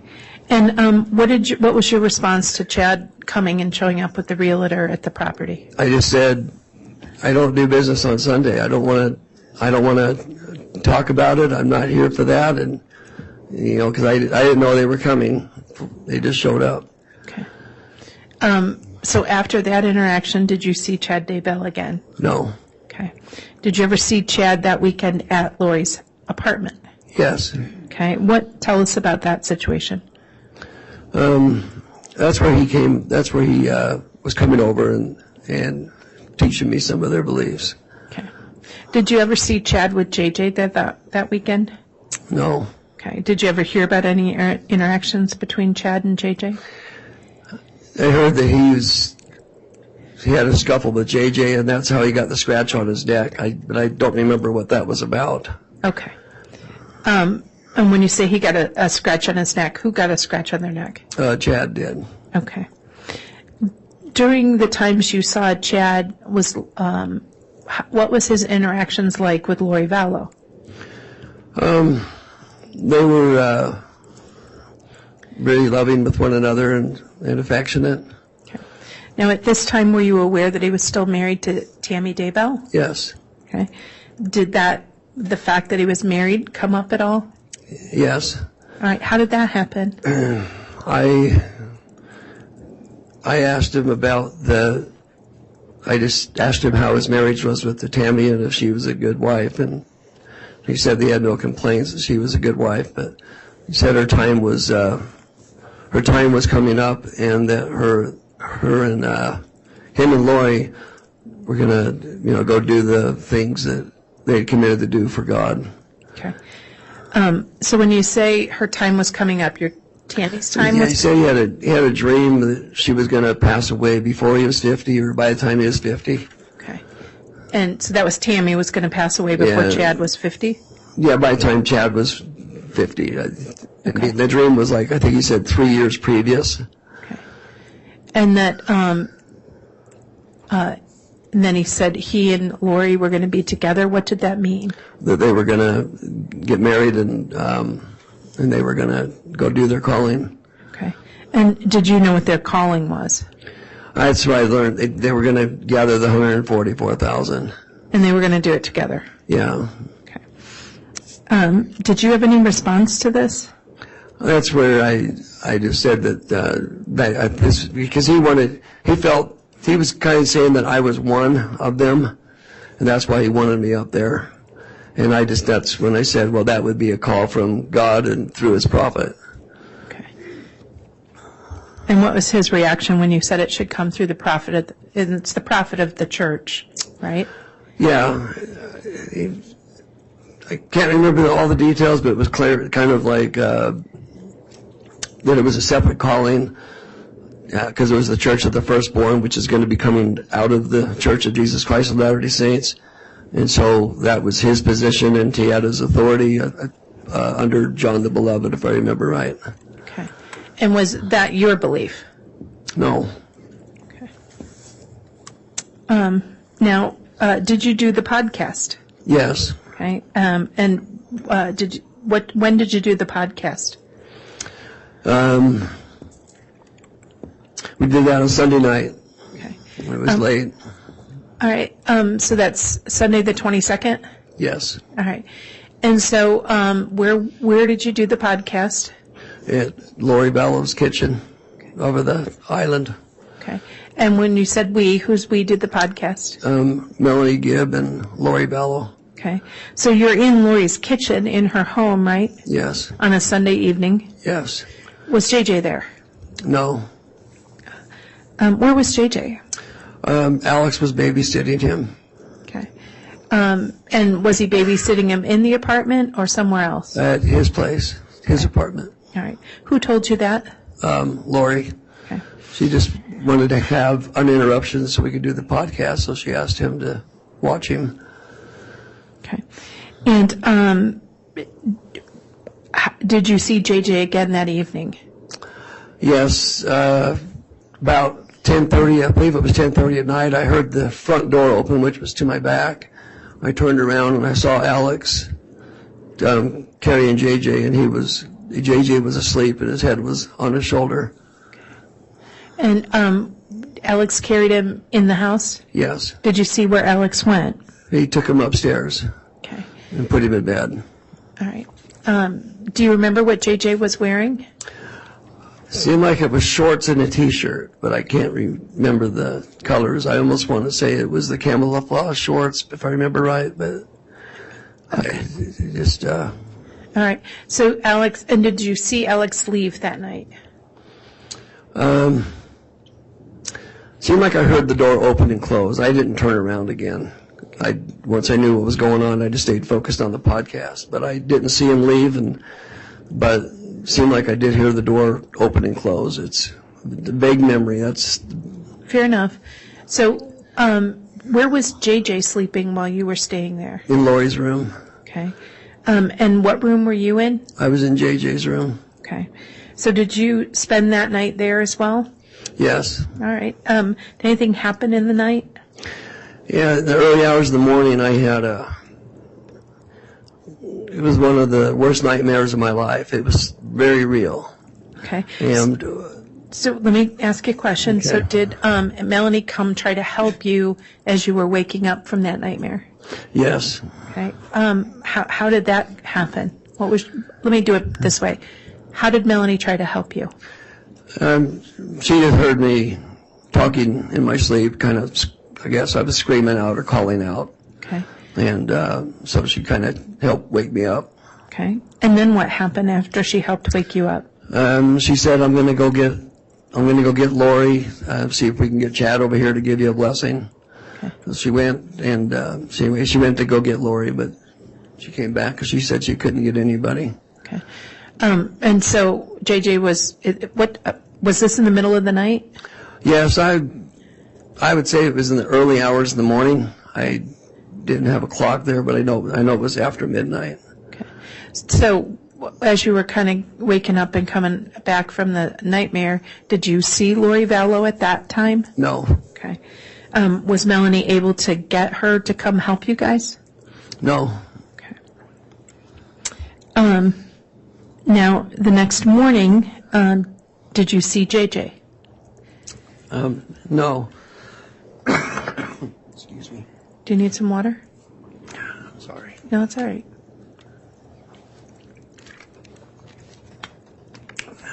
You okay? Yeah. All right. And so when you woke up the next morning, did you see JJ that morning? I did not. Okay. Did you make any inquiries about JJ? Yes, I did. We went downstairs to say goodbye, and Lori was there, and she just said that JJ had an episode and He climbed up on the cabinets, and then he climbed up on top of the fridge, and then he climbed up on top of the upper cabinets and knocked over her picture of Christ. And she just said that he was out of, she couldn't control him. So what did she say she did? She called Alex and had Alex come and get him. Okay. So when she said she had Alex take JJ, what did you do? Well, before she told me that Alex took JJ, I said, well, I'd like to see him because I wanted to make sure he was okay. Why? Well, because I didn't see any signs of the cabinets. There was no damage on the cabinets. There was no scuffs on the stainless steel fridge. And I just was trying to understand what was going on here. But I also, if JJ did have a problem, I'd like to give him a blessing. Okay. And so then you ask her where he was. Yeah. And what did she say? She said Alex. She had Alex come and get him.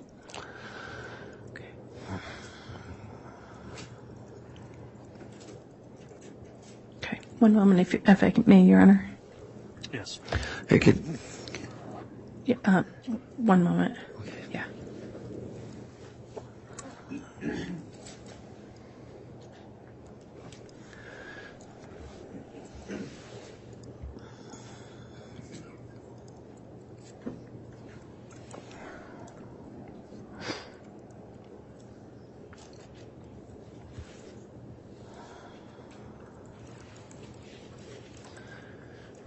Just to make sure I was, and I may have forgotten to ask, the date that Lori Vallow said she sent JJ with Alex was what? That was Monday, the 23rd of September. 2019. Yes. Okay. Thank you. Nothing further. All right. Thank you, Ms. Smith. Who will be doing cross-examination? Mr. Archibald.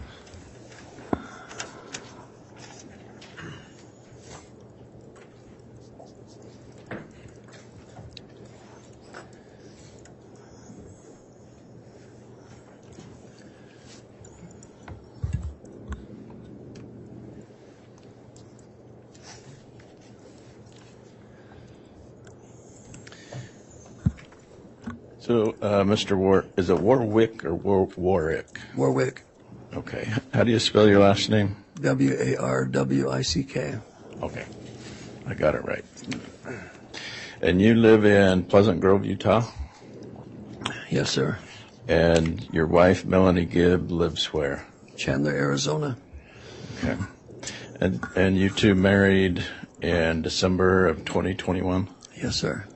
So in this weekend of September 2019 that you've talked to us about, were you still married to someone else? No. Was Melanie Gibbs still married to someone else? What's that? Was Melanie Gibbs still married to someone else? No. Okay. Both of you had been divorced by the time of September of 2019? Yes. When did you start to see Melanie before your divorce went through? Objection relevance? Overruled. We were seeing each other at advance. Okay. So you were separated and then started to see Melanie? Yeah, I was in the divorce process, and so I had a Downs boy that I was taking care of, and Melanie really hit it off with him at a camp, and so my divorce didn't final as fast as I had hoped it would, but she was divorced. Mr. Warwick, also I'll ask you to please wait until he's completely finished his question before you answer, just because it helps our court reporter keep the record. I'm sorry, I thought I was still on the same answer. I apologize. Thank you. And what do you do for a living? I'm a general contractor. And have you also done podcasts on religious topics? Yes. And so that's how you and Melanie Gibb were interested in each other, because you had the same common interest in religious topics? That would, yes. And is that how you met Lori Vallow? Well, I met Lori through Melanie. I would say it was the same intent. Okay. And that's how you met Chad Daybell as well? Yes. And that's how you met Alex Cox? Yes. And how would you describe Alex? He was a fun-loving guy. He was very humorous, and he can be genuine and he can be lighthearted. And that's how you also met Zulema about the same time in late 2018 or 2019. I met Zulema at Lori's the first time. And so that was August of 2019. Yes. Okay. And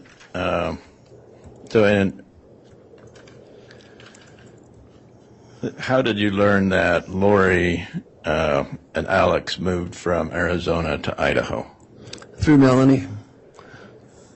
And so this conference that you were going to in Rexburg, Idaho, was that what kind of a conference did you say that was? A Book of Mormon conference. And who was that sponsored by? Rod Meldrum.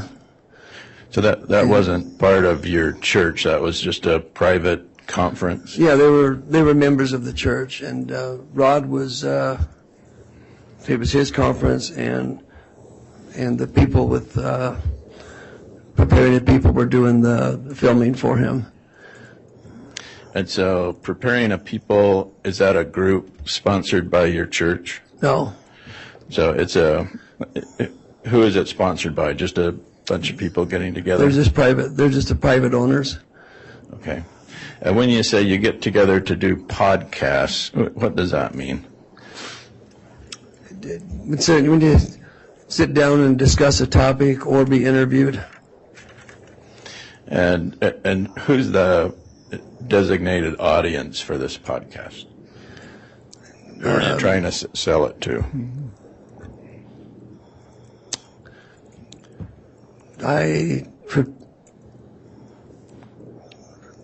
I'm just trying to think what their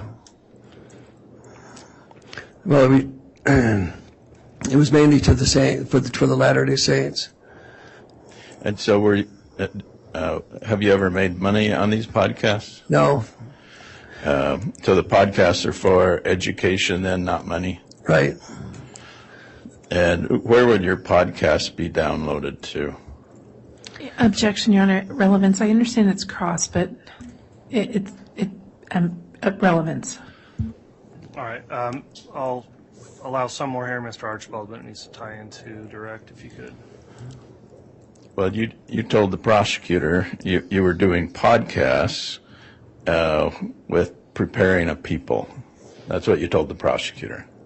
Now, they're interviews. I don't know if podcast is the right name. Melanie and Lori called theirs podcast. Preparing the People, I think they just called theirs, they just did weekly things where they would highlight topics. And then they would ask people to come in, and then they would just kind of go into that topic and, scripturally, and experience with it. And so your purpose in doing these podcasts was just to talk about your religious beliefs? Yes, and to build faith. We did most of the ones I did with Preparing the People. Well, sorry, I'm saying too much. No, it's not that you can't continue to answer. It was just avoid talking before Mr. Archibald's done, so we don't have I just didn't know where to end it, so that's why I stopped. Sorry. So we don't have two people talking at the same time for the court reporter, if you would. So Thank you. Okay. And is there a group called Preparing a People? No. What is Preparing a People?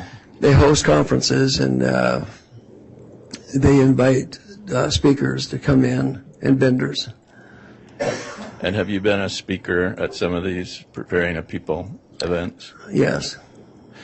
And the reason that you've been a speaker is because of what? Because of my conversion to the faith, and because of the doctrines that I came to understand. Okay. And to build faith. And so you've participated in these podcasts, or sometimes they're called firesides. Is that right? Yes. And You've given talks or speeches about the second coming of Jesus. Is that right? About my dreams and visions. So would you call yourself a visionary man? Yeah, others have called me that. I don't call myself anything.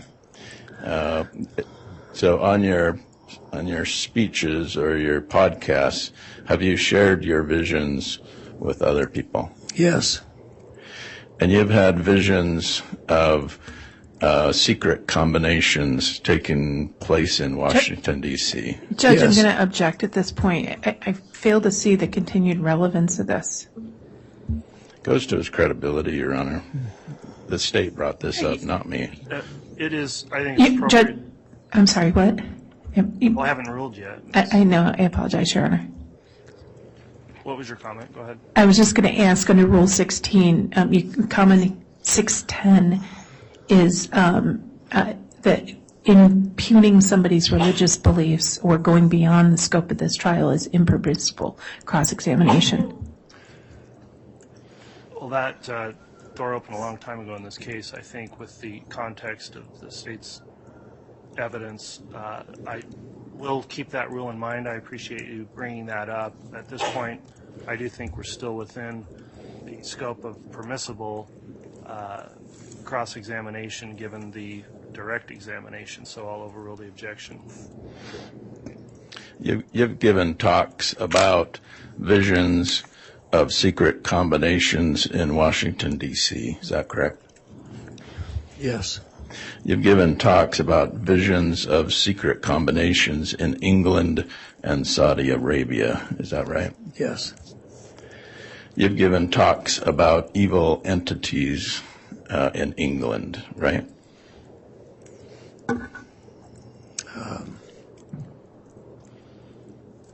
No, I'm not sure where that one's going. Okay.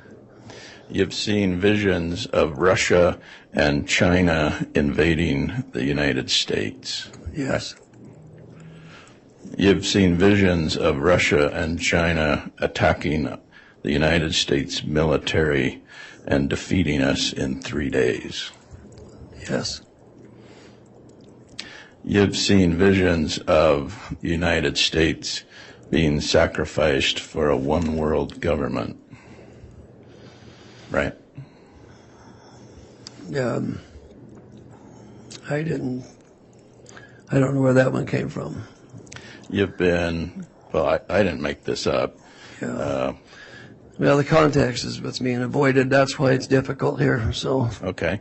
So what's the concept about the United States being sacrificed for a one-world government? Judge, objection again on that concept. I mean, relevance. All right, at this point, Mr. Archibald, I do think we're getting away from the evidence of the case and direct, so if you could tie this in some way, if it does, if not, I'll sustain the objection. You talked about having a vision while at Lori Vallow's home in September of 2019. You told that to the prosecutor, right? Objection misstates the evidence. Overruled. If the witness can answer, you can correct if that's misstating evidence. I had a nightmare. So a nightmare and a vision are two different things. Yeah. So how do you define a nightmare versus a vision? Well, it's like I was, whatever the nightmare was about, it was like I was living in it. And a vision is just pretend? No, a vision is when you're observing and you're being shown. So both a vision and a nightmare are real? No, not necessarily. So can you further explain the difference between a vision and a nightmare, how one works and not the other one? The vision is when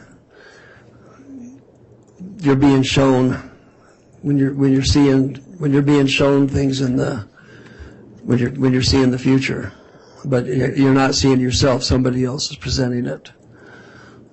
And so your visions come from who? The ones I talked about came from the angels, under God. And your nightmare comes from who? It was very adversarial. There was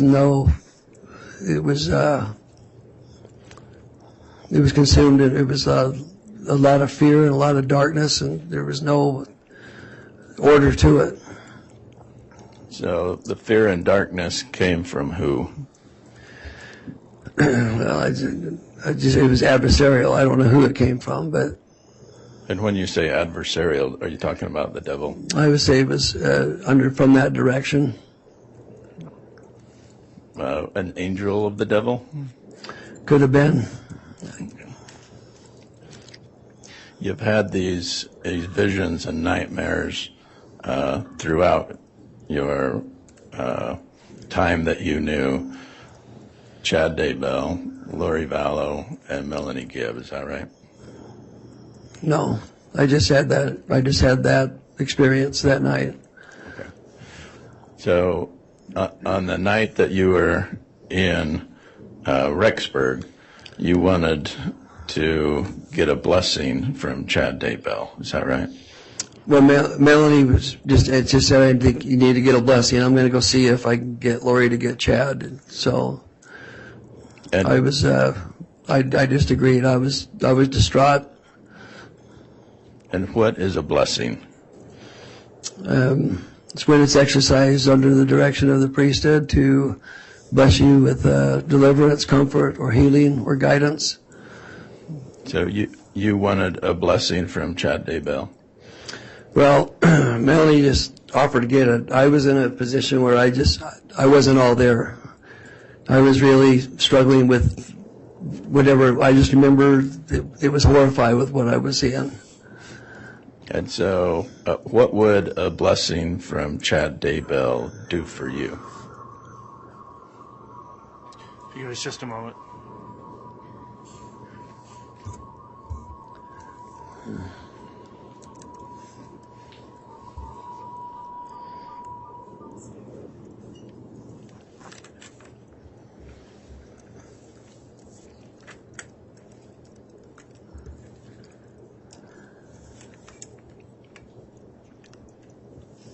All right, thank you, Madam Clerk. What would a blessing from Chad Daybell do for you? What have we done? Yeah. Well, Objection, speculation. Overruled.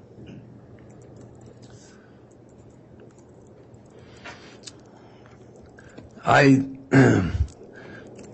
would have hoped for peace, but it wasn't my idea. Melanie was just trying to get help. And you and So Melanie... I'm sorry. I'm sorry. You and Melanie were in the same room when this nightmare happened? Yes. And you were sleeping in JJ's room? Yes. And you were woken up by your nightmare? Yes. And then you woke up Melanie? She woke me up because I was, she could tell that something was going on, so. And so you agreed. Maybe we woke each other up, I don't know. And so you agreed to seek help from Chad Daybell? Yes. And did Chad Daybell come? No. When, had you seen this scratch on Chad's neck from JJ? He pointed it out, but it was pretty minor. That you didn't see the scuffle, but Chad... No, I didn't. But Chad told you about it? Yes.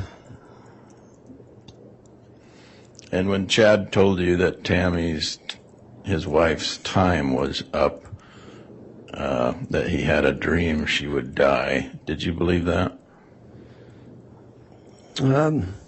I wasn't certain to what to believe at that point. He was teaching about the 144,000. Is that a concept you're familiar with? Yes. And tell us what you understand that to be. All I understand is during the time of the tribulation that God's going to have 144,000 that will cover the earth to gather his elect and to help gather his people and help deliver them from the trying circumstances. And have you wanted to be part of the 144,000? No, I mean, it would be an honor, but it's nothing I was seeking.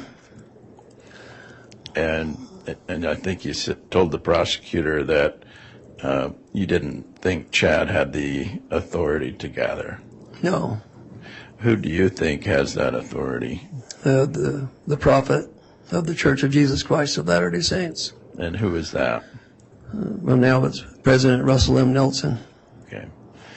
So that's where your disagreement with Chad Daybell was who had authority to do that? Yes. Had you ever heard of the Church of the Firstborn before? I just see it in the scriptures, but. Yeah, where in the scriptures? Doctrine and Covenants. And what's the Doctrine and Covenants? It's a canonized scripture in the Church of Jesus Christ of Latter-day Saints.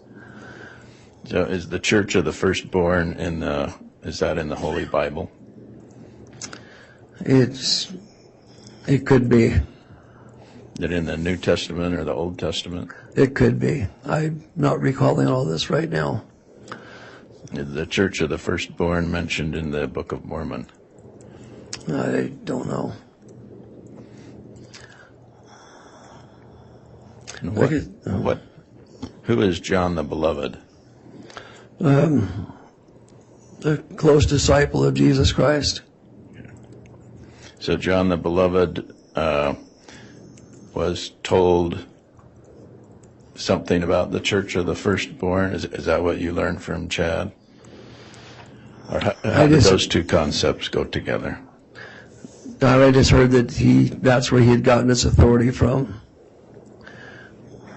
That's where Chad had gotten his authority from? Yes.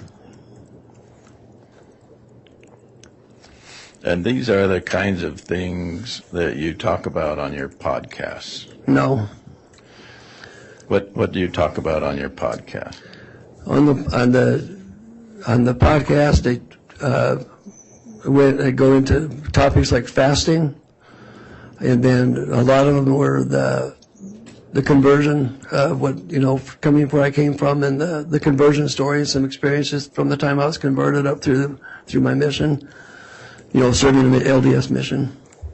And so, but they were in the context to build faith. They weren't in the context of seeking these things.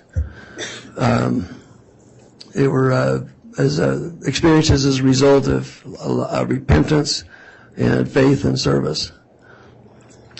And so when you agreed to do a podcast with Chad and Lori and Melanie on Sunday night in Rexburg, Idaho, what was the topic of that podcast?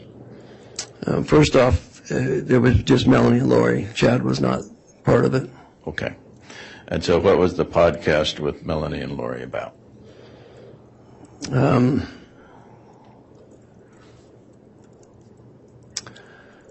It's about sanctification, and I'm trying to remember what the actual topic was. What does sanctification mean?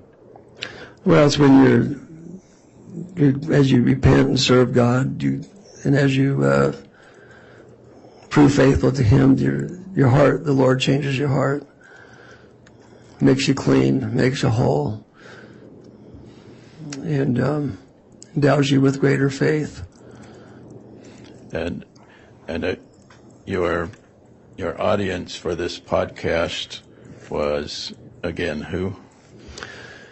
It was preparing the people, and there was camps, the preparedness camps. Sometimes I went and spoke at those. So I just a lot of it was not really venues. It was more like camps and organized firesides, family reunions, then I would be invited to either speak or invited to do an interview and cover a topic. And so, being invited to speak at a preparedness camp, what topics would you talk about? Judge, I'm going to object. I mean, I understand it's cross your honor, but at some point it becomes irrelevant. I'll sustain the objection on relevance. I think we're beyond the scope of tying into the evidence of the case at this point, Mr. Archibald. So, your whole purpose was to get ready for the second coming of Christ in these podcasts? No. What was your purpose? Whole purpose was to build faith and to help identify stumbling blocks to faith, and also to help identify the fruits of faith, and to help identify how involved our Father in heaven is with each one of us when we're truly trusting in His Son, Jesus Christ, and seeking His will. Now, were you, when you left Lori's apartment on September 23rd, 2019, you indicate that you were anxious to go visit your son in Pocatello? Yes. And did Melanie go with you there? She did. And that's the time that you say you did not see JJ? Yes. And did you call the police? No, I didn't. Did not. All right. You didn't have any reason to, right? I didn't see any reason. Lori was one of the most sweetest, kindest, fun-loving. She was I really enjoyed her. She was a wonderful woman. This stuff kind of hit me that weekend, and I just wasn't, anyway, I just didn't see it was like what they're teaching doesn't match what I see in their character. And so I kind of left a little confused and puzzled and trying to discern. Well, their character was good, right? Yeah, I saw goodness, yes. And I didn't see any reason to suspect. Yeah. All right. Thank you, sir. Thank you. All right, that'll conclude cross-examination. Any redirect by the state? Yes, briefly, Your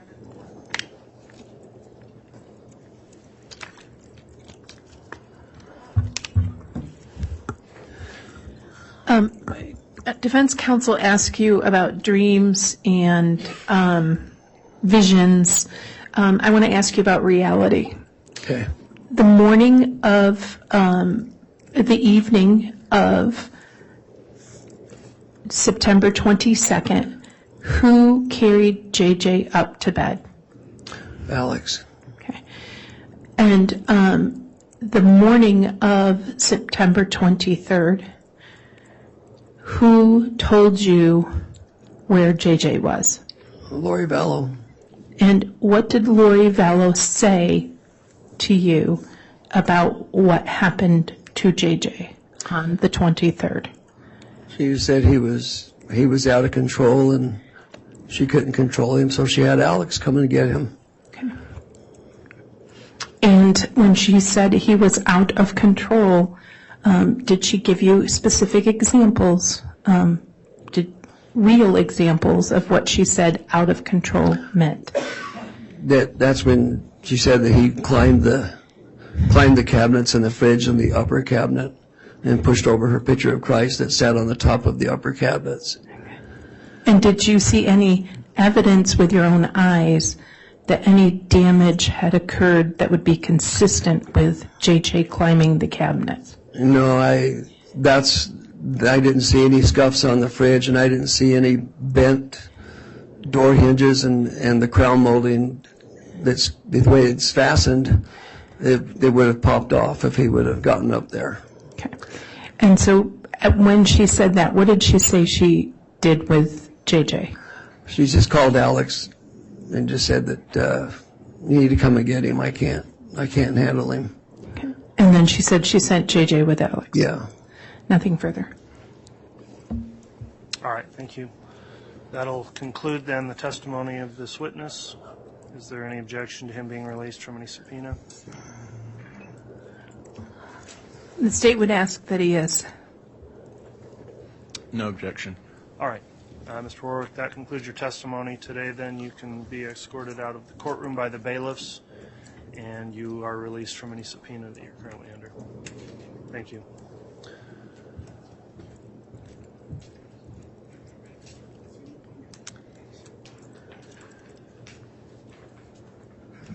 All right, we're close to the noon hour. Is the state intending to call another witness at this time, or would you prefer we take our lunch break? And the next witness is fairly lengthy, so it may be a good time for lunch break. Okay, let's go ahead and take the lunch break, and then I will have a quick sidebar with council just on scheduling if we could, and we will try to be back on probably between 12:30 and 1 for further testimony of the next witness. All right, please.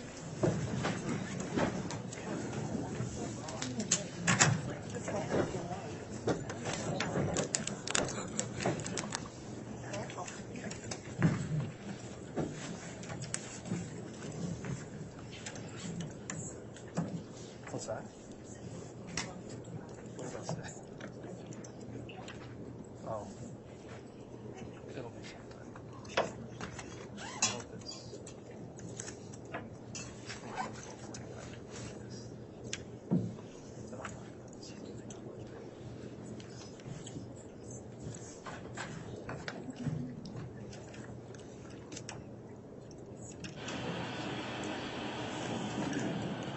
Thank you. Please be seated.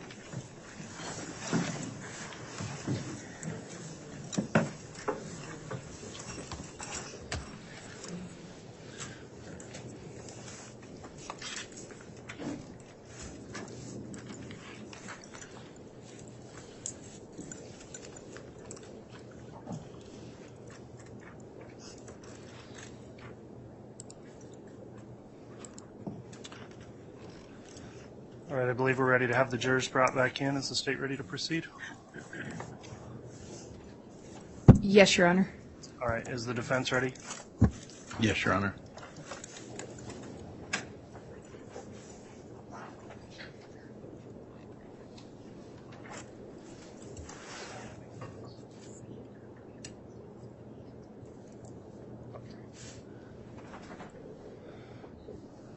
Let me have just a quick sidebar with counsel, please.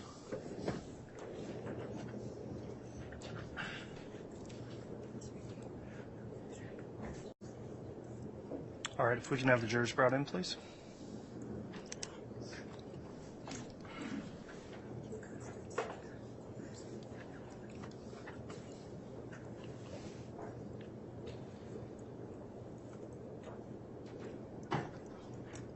All right, please.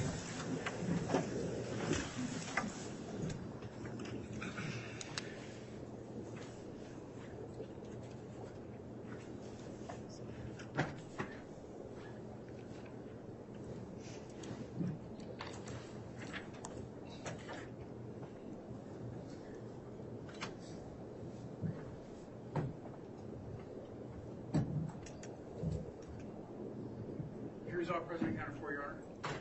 Thank you. Please be seated.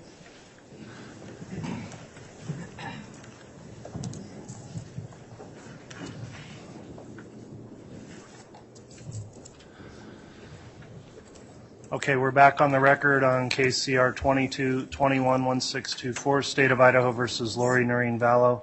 We just completed the lunch break. The jurors are all back and accounted for, properly seated. The state's going to be calling another witness here shortly. Before we do that, I'll note that I've met with counsel in a sidebar to discuss scheduling. Essentially, the state's case in chief has been moving forward a little more quickly than may have been anticipated. And in order to avoid some gaps in trial time in the middle of days next week, there's been a proposal that we not have trial tomorrow on Friday and then start back up again with a full week on Monday. I think that's what the state's requested. Is that correct? Would somebody from the prosecution confirm that? Yes, Your Honor. The case is moving much more quickly than we thought, so it won't delay the end of the trial at all by doing that. So that's our request. Okay, thank you, counsel. Is the defense concerned at all about having a day off tomorrow? No, Your Honor, that's fine. Okay, I appreciate you working towards that and letting the court know in advance. So for the jurors, again, we'll discuss that at the end of today, but we'll not be conducting trial tomorrow. We'll start again on Monday. That'll be our schedule moving forward. So, and as mentioned, it's not going to extend out the total time of the trial. The trial's just coming along more quickly than had been anticipated. So with that in mind, then, one other thing I'll note is there is a technical issue that's being sorted out right now, and it relates to the ability to show the demonstrative exhibits or use the overhead projector. So I'm fine with tech people in here working on that as we go, because we're here with some witness testimony we can commence with. If that's reset, we'll let you know. If we need to take a pause while they work on that in order to show exhibits, we'll deal with that when it comes. So with that in mind, then, let's see, Mr. Rammel, I think you're going to be calling the next witness. Is that correct? Yes, Your Honor. Okay, if you'd like to call your next witness, you can do so. Thank you, Judge. The state would call Detective Bruce Mattingly.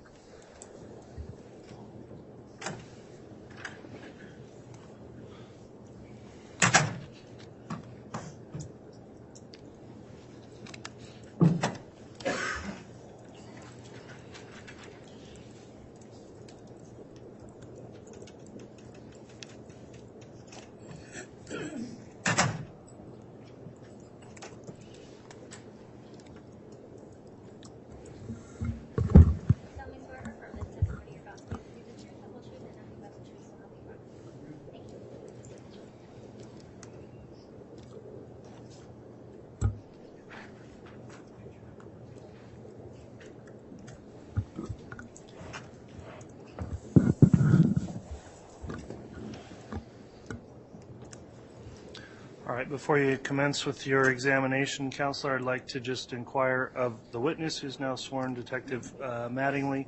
Have you viewed any of the trial testimony in this case since it started? No. Okay, with that in mind, then, I'll just ask you to please speak directly into that microphone. Try to avoid, well, make verbal responses to all the questions so we can keep the record straight, and try to avoid talking at the same time as anyone questioning you. Keep our record clear again with those rules in mind. Mr. Rammel, you can go ahead and inquire on your direct. Thank you, Your Honor. Detective, can I have you state your full name, spell your last name for the record, please? Thomas Brewster Mattingly. Last spelling is Mattingly. And Detective, where are you employed?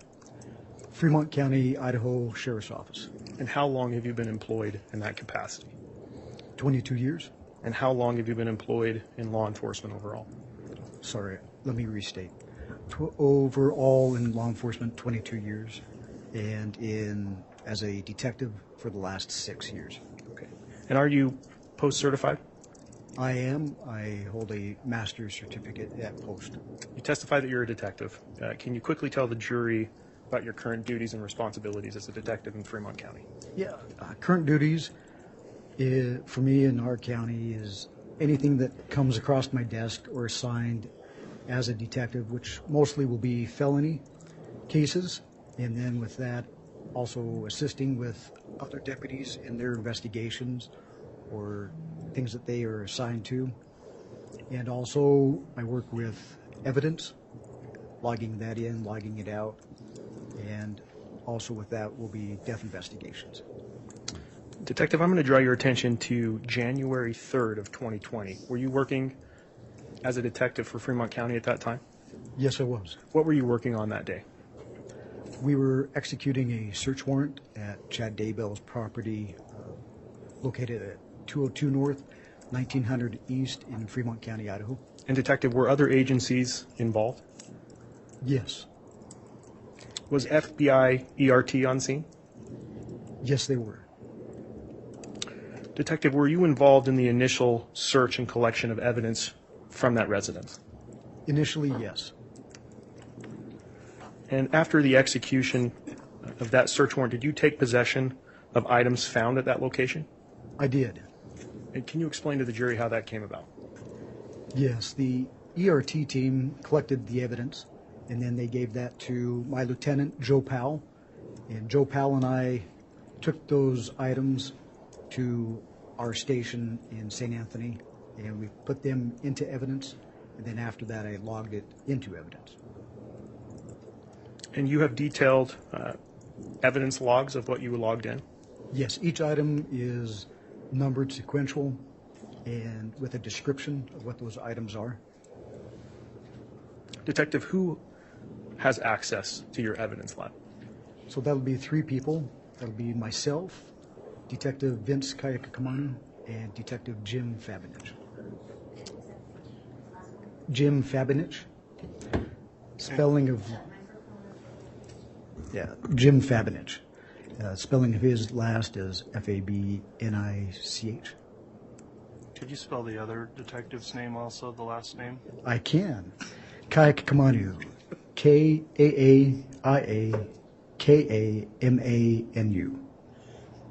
All right, that's what I thought.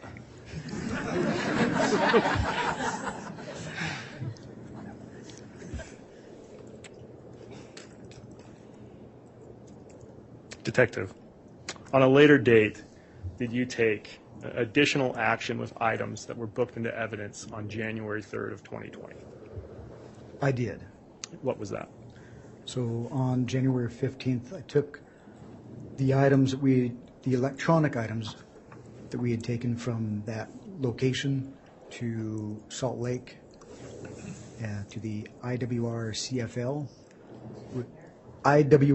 CFL, which is the Intermountain West Regional Computer Forensic Laboratory. And were those the same items or the same electronic items that you booked into evidence on January 3rd, 2020? They were the same. How do you know?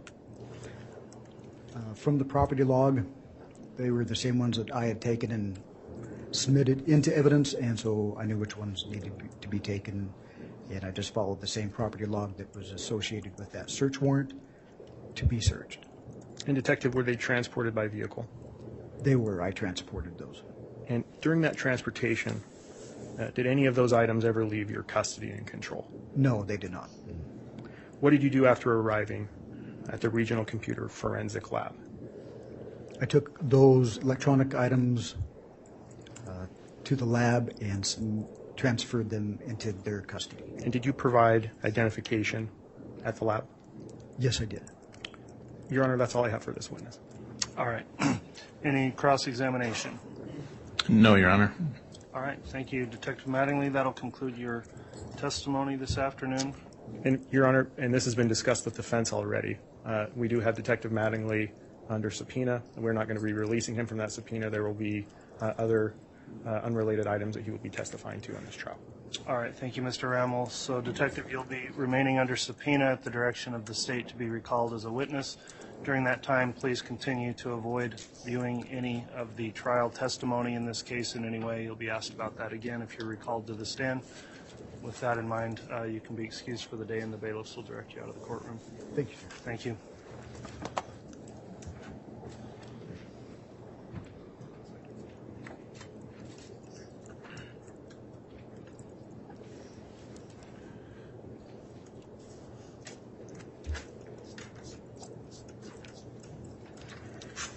Mr. Hamill, you can call your next witness.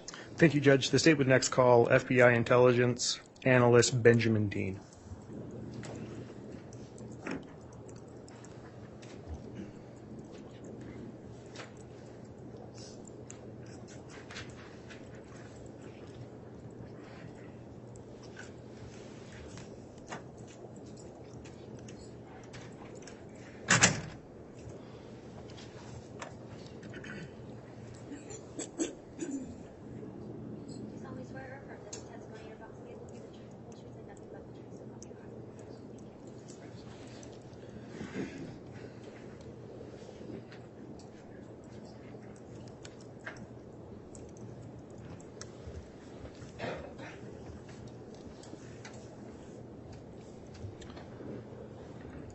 All right, sir, before we begin with your testimony, I'll just inquire, have you in any way viewed any of the testimony that's occurred during the trial in this case? No. All right, thanks for your response. Please answer all questions verbally and avoid speaking at the same time as any attorney questioning you so we keep a clear record. With that in mind then, Mr. Rammel, you can inquire on direct. Thank you, Judge. Can I have you state your full name and spell your last name for the record, please? Benjamin Dean, D-E-A-N. And where are you employed? I'm employed with the Federal Bureau of Investigation. And how long have you worked for the FBI? Approximately 8.5 years. And what position do you currently hold with the FBI? I'm an intelligence analyst. And Mr. Dean, you're an intelligence analyst. Are you referred to as IA Dean? Yeah. And yes, sir. I have permission to refer to you as IA Dean? Is that okay? You do. Thank you. Can you briefly describe your educational, professional, and training background? Yes. Prior to joining the FBI, I obtained a bachelor's degree in foreign and area language studies, foreign language and foreign area studies. And after joining the FBI, my first position was in the language services section, where my job was to review and report on the lawfully obtained electronic communications of case subjects in different parts of the country. Later, I became an intelligence analyst, and I attended what's called basic field training course for new analysts, and that was in Quantico, Virginia at the FBI Academy. And that training was 3 months long, and it consisted of classroom instruction, exercises, and exams that covered a range of topics, including threat analysis, analytic writing, and raw intelligence reporting. And IA Dean, what office are you currently assigned to? Salt Lake City Field Office. And can you tell the jury what your day-to-day responsibilities are? Yes. I work on a criminal investigative squad, and so I do often provide support to active cases. But my main job is to review information or analyze information and make assessments regarding specific threats. And so some of my daily tasks include reviewing information collected by agents out in the field or from other sources, looking for trends and patterns in that information, and writing reports or giving briefings with recommendations and findings. Do you have any specific training or experience in reviewing electronic devices? Yes. Could you share that with the jury, please? Yes, I can. So, as I previously mentioned, my work with the language services section of the FBI involved reviewing electronic communications of predicated case subjects from different field offices. And during that time, I attended a week-long course that was focused on best practices and techniques in monitoring and reporting on those types of records. Later, at the FBI Academy, I was trained in digital evidence collection and exploitation, as well as the use of telephone analysis software.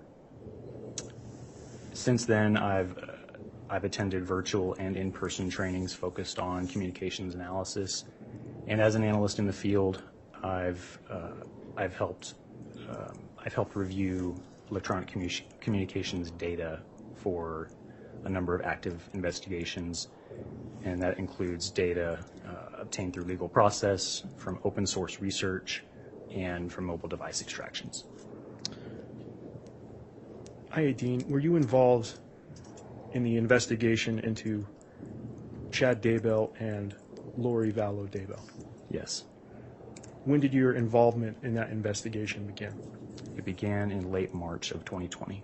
And what was your initial assignment in that case?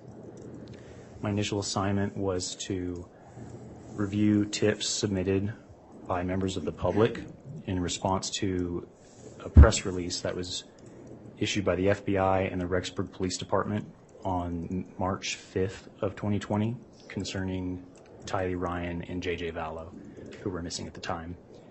And both Tylee and JJ had been seen at Yellowstone National Park on the 8th of September of 2019.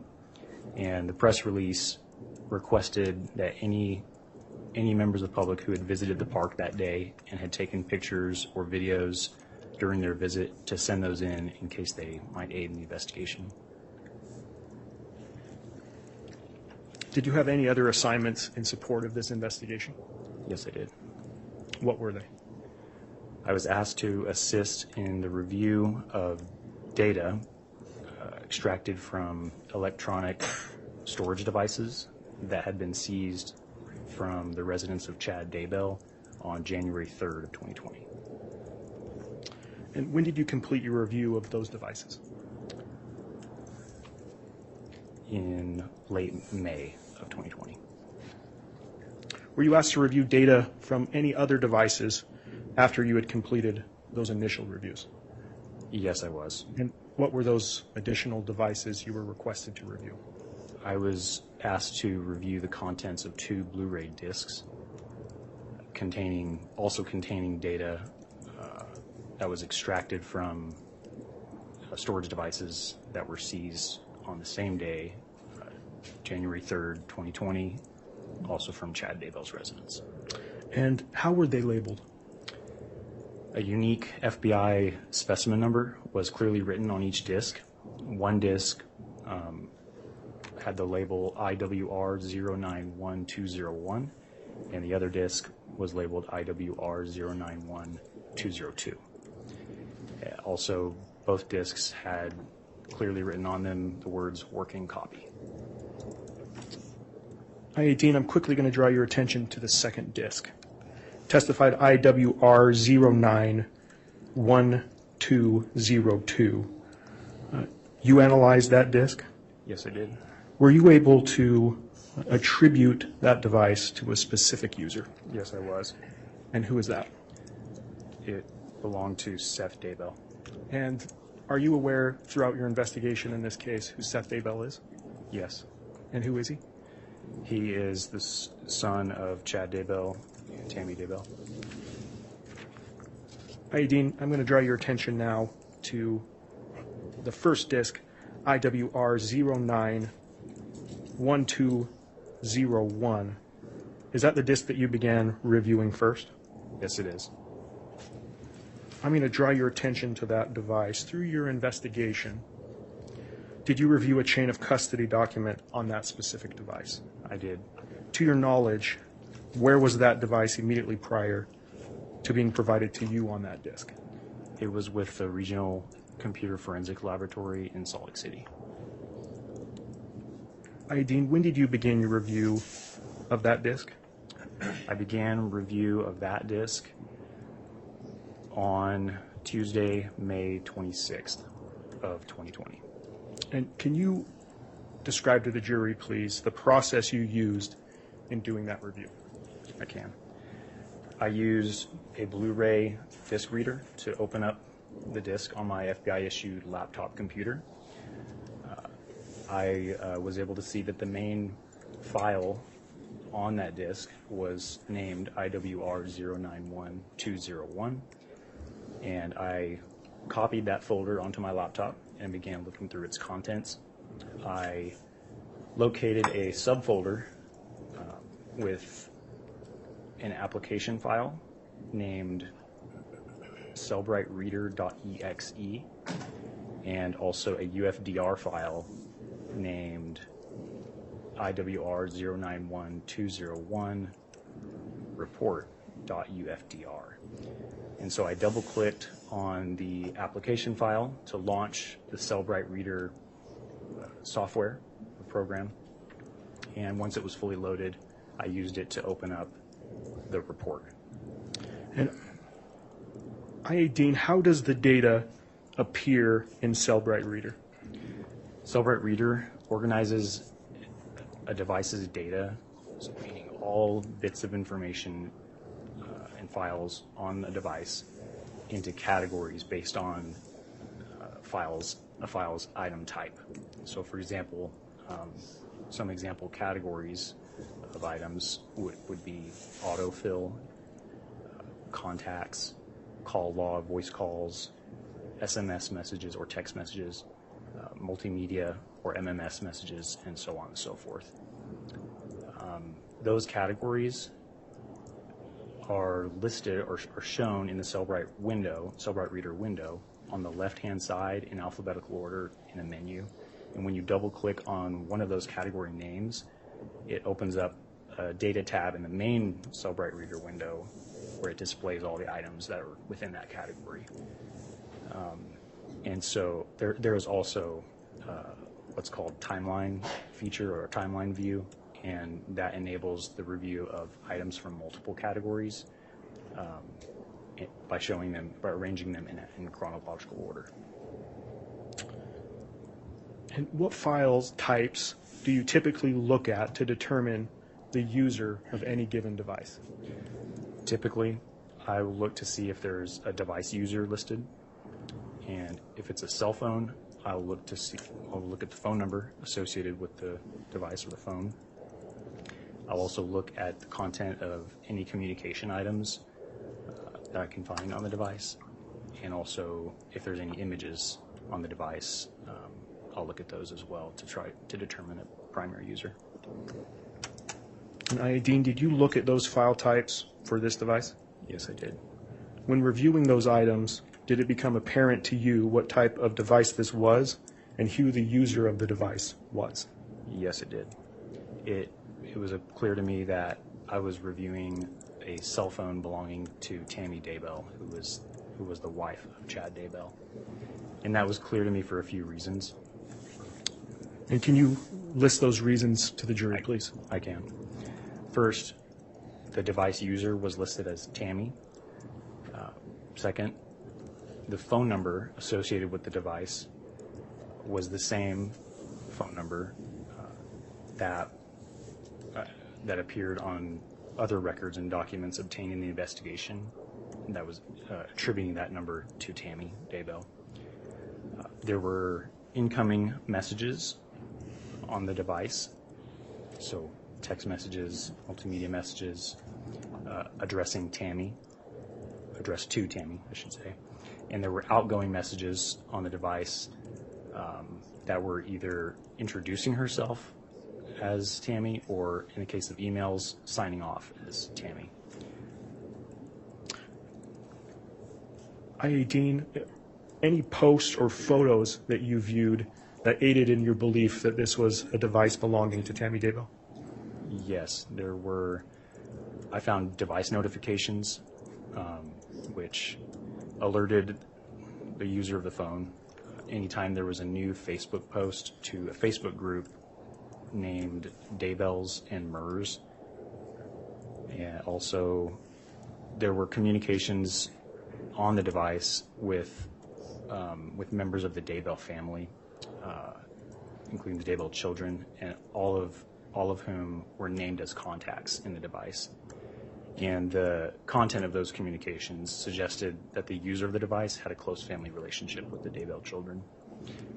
Anything else? Yes, there were images on the device. There were photographs of Tammy Daybell, both by herself, with Chad Daybell, with their kids, and with their grandkids. And also, I did observe that all outgoing communications from the device, so voice calls, text messages, multimedia messages, there were no outgoing communications after the 18th of October of 2019. And why is that date significant to you? It's significant to me because I know that to be the day before first responders discovered Tammy Daybell deceased in her home. And Dean, for the record, do you recall the phone number associated with this device that you have attributed to Tammy Daybell? Yes. And what is that number? It is 801-669-4368. Dean, I want to draw your attention now to September 9th of 2019. Did Tammy Daybell's phone receive any text messages that day? Yes. Were there any messages sent to Tammy's phone that day that caught your attention? Yes, there were. And what was the phone number from which those messages were sent? 208-690-9374. And was there a contact name stored on the phone for that number? Yes, there was. And what was the contact name associated with that number? Chad. Dean, throughout your review of this device, have you reviewed other messages sent by the contact saved as Chad in that specific device? Yes. And based on your review of those other messages sent by this phone number, who did you believe that number belonged to? I believe it belonged to Chad Daybell based on my review of the other messages. And why is that? There were several reasons for that. First, the phone number ending in 9374 was a match for the phone number that appeared in other documents and records obtained in the investigation to that point, and associating that number as one of the phone numbers used by Chad Daybell. So that was one indicator. Also, there were group that number ending in 9374 was part of group messages found on the device with members of the Daybell family, so with the Daybell children, and the content of those communications likewise suggested that the user of that number had a close family relationship with the Daybell children. And in addition, there were text messages, or I would say the exchanges between Tammy and the user of this 9374 number indicated that they lived in the same home and that another individual named Garth also lived in the same home. Hi, Dean. I'm going to draw your attention back to messages sent on September 9th, 2019 from that specific device that caught your attention. Your Honor, may I have the witness be hand what has been marked as State's Exhibit 229? Yes. Your Honor, for the record, I have provided defense a courtesy copy and the court a courtesy copy as well. All right. Thank you, Counselor.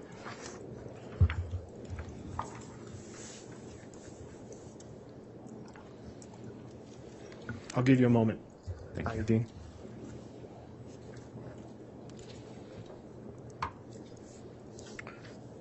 Dean, will you look at what has been marked as State's Exhibit 229? What is this?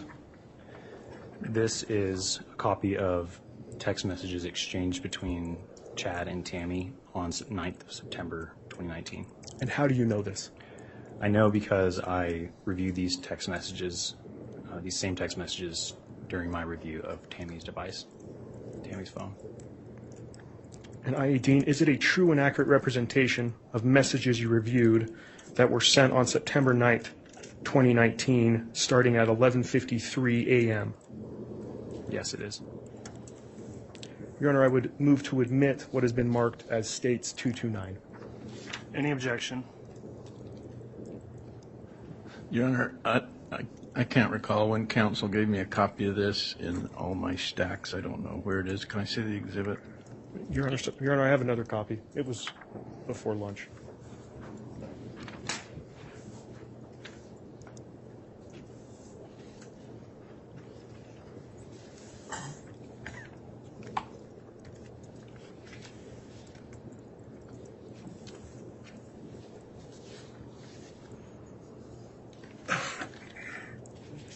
That's fine. Got it.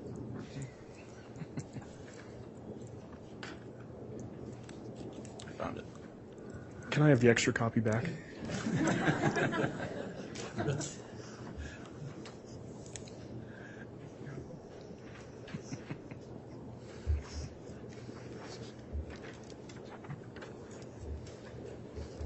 Your Honor, the State had moved to admit what has been marked as State's 229.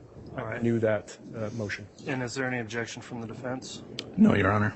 All right. Exhibit 229 is admitted. And Your Honor, at this point, I would put it on a duplicate of it on the screen. I think it's working. Okay, is it working? I believe so, if you want to publish it. Your Honor, do I have permission to publish a duplicate copy that defense has just reviewed? You have permission to publish the exhibit. And, not Your the Honor, copy.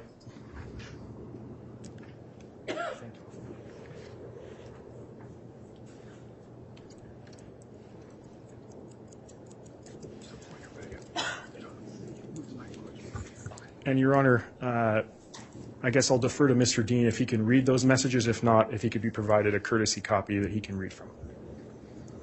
All right, it's on his monitor as well. So Mr. Dean, are you able to read what has been marked as State's Exhibit 229? Yes. Okay. Will you please read aloud the messages in this exhibit, including the timestamps and the contact name associated with these messages? Yes. So starting first one, 9/9/2019, 11:53:27 a.m. from Chad. Well, I've had an interesting morning. I felt I should burn all of the limb debris by the fire pit before it got too soaked by the coming storms. While I did so, I spotted a big raccoon along the fence. I hurried and got my gun, and he was still walking along. I got close enough that one shot did the trick.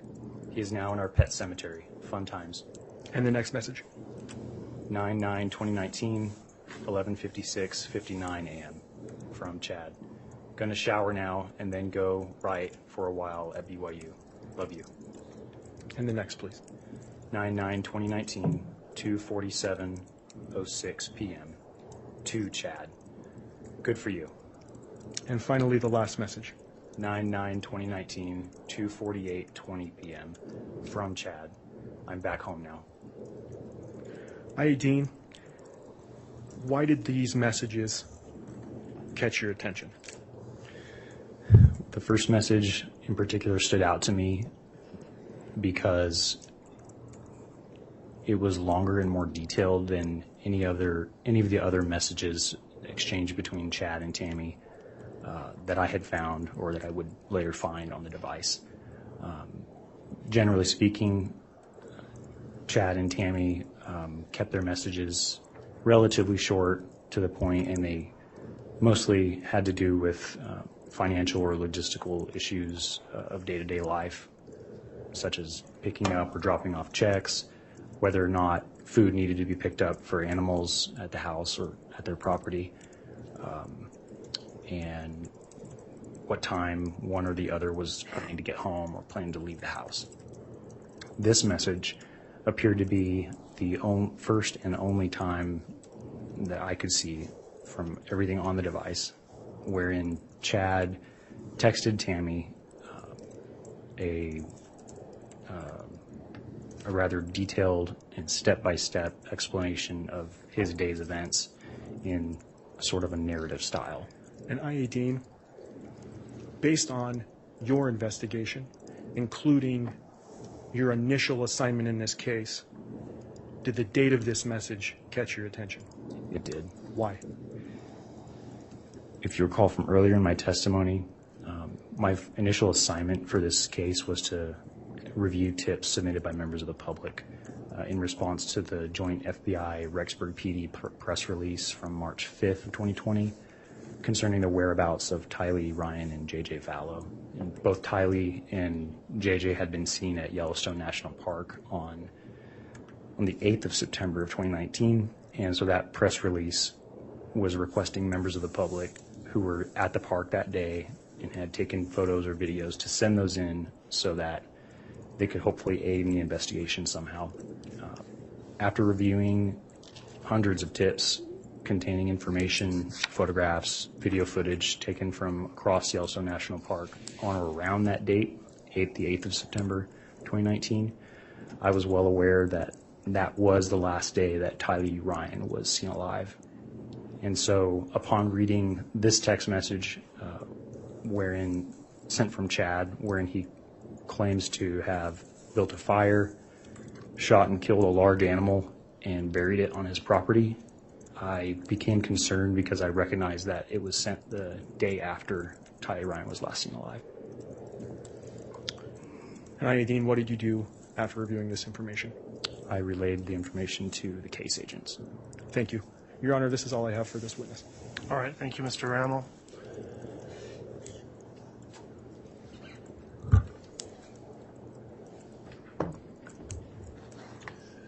Cross-examination? No questions, Your Honor. All right, thank you. That'll conclude the testimony of the witness then. Is this witness going to be released from any subpoena, or are they going to be recalled, Mr. Rammel? Your Honor, the state would move to release this witness from his subpoena. All right, any objection to that from the defense? No. All right, thank you for your testimony. Thank you, Judge. Thank you, Your Honor.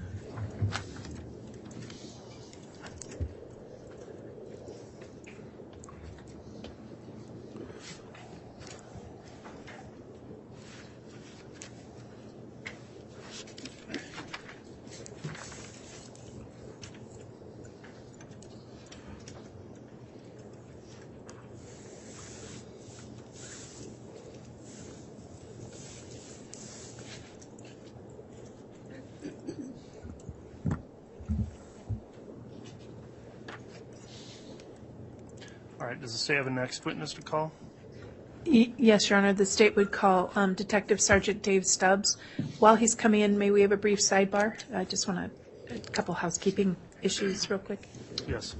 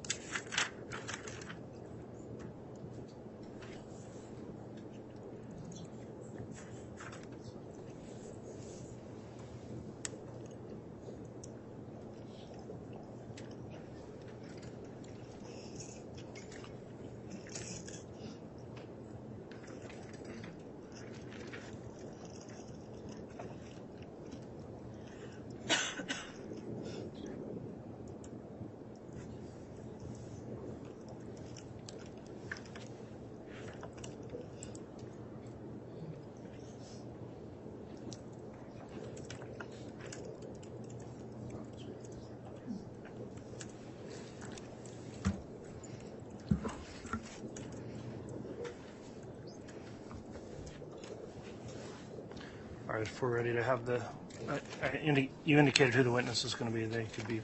I believe I did, but I'll do it again. Detective Sergeant David Stubbs. Okay, if the witness can be brought in, we'll have him placed under oath.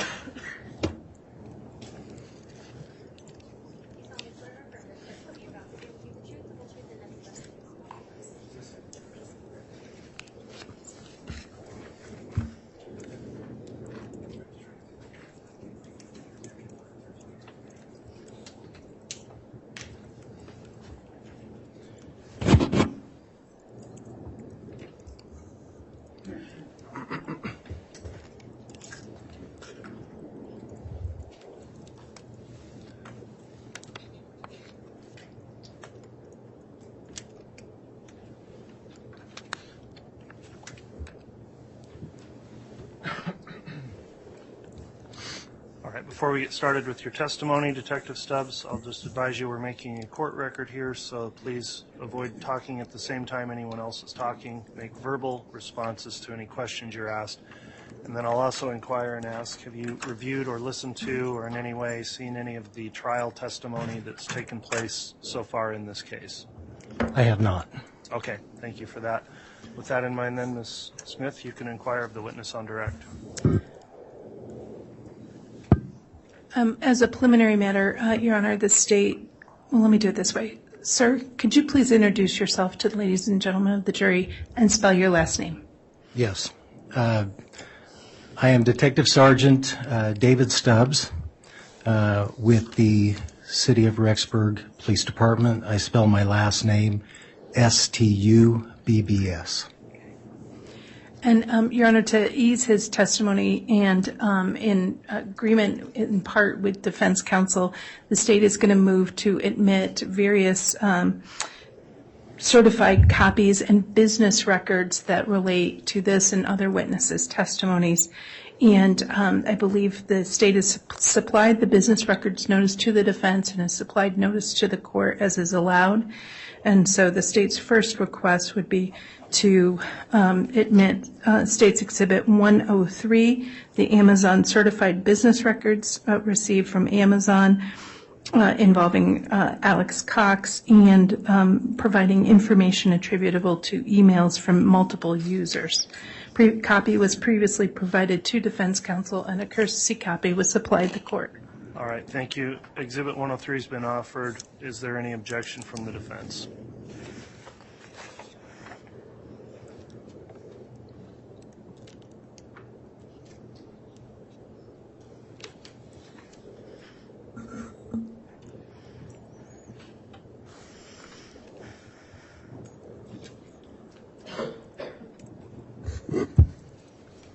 No objection. All right, 103 is admitted. Your Honor, the state would next move under the same posture. The state filed the notice for business records and had certified copies supplied to the defense for States 104, the Ballard Insurance Group certified business records involving Chad Daybell. All right, 104 has been offered. Any objection from the defense?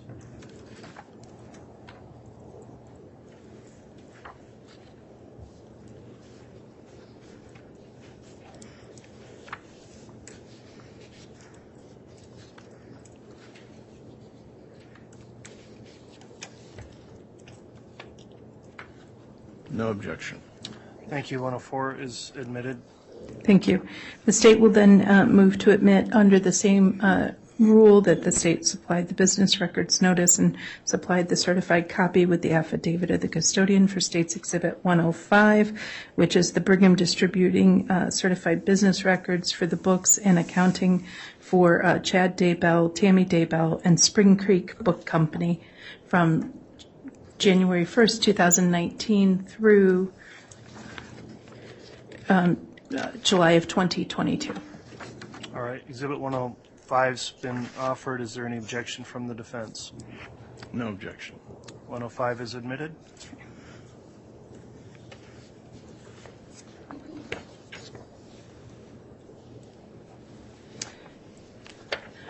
The state would move to admit State's Exhibit 106.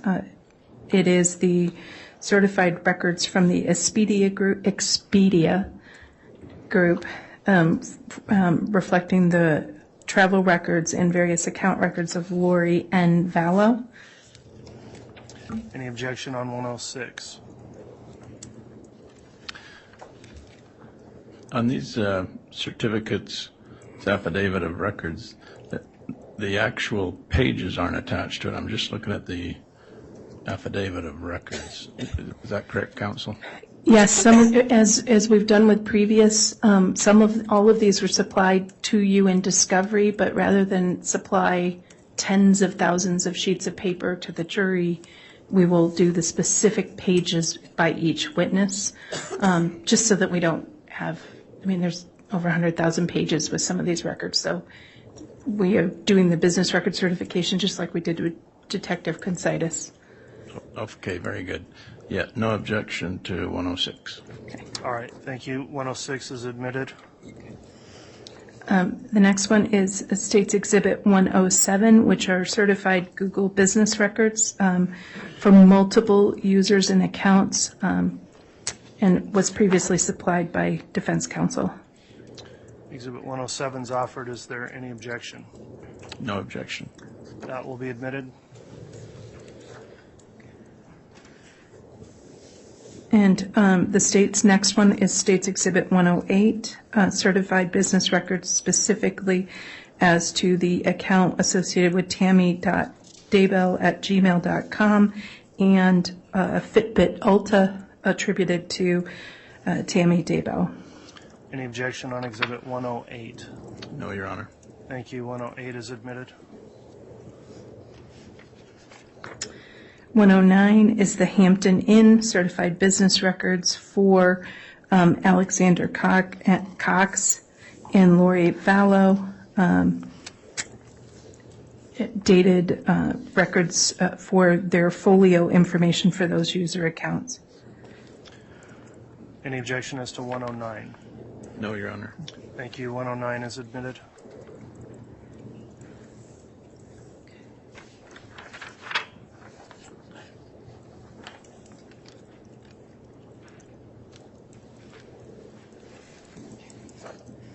Moving forward in the exhibit list, Your Honor, the state is moving to Exhibit 123,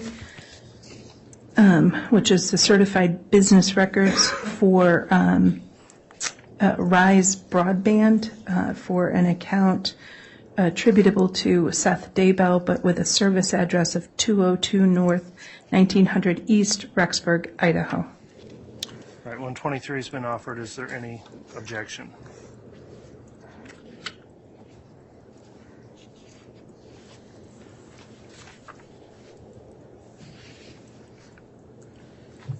No objection. 123 is admitted then.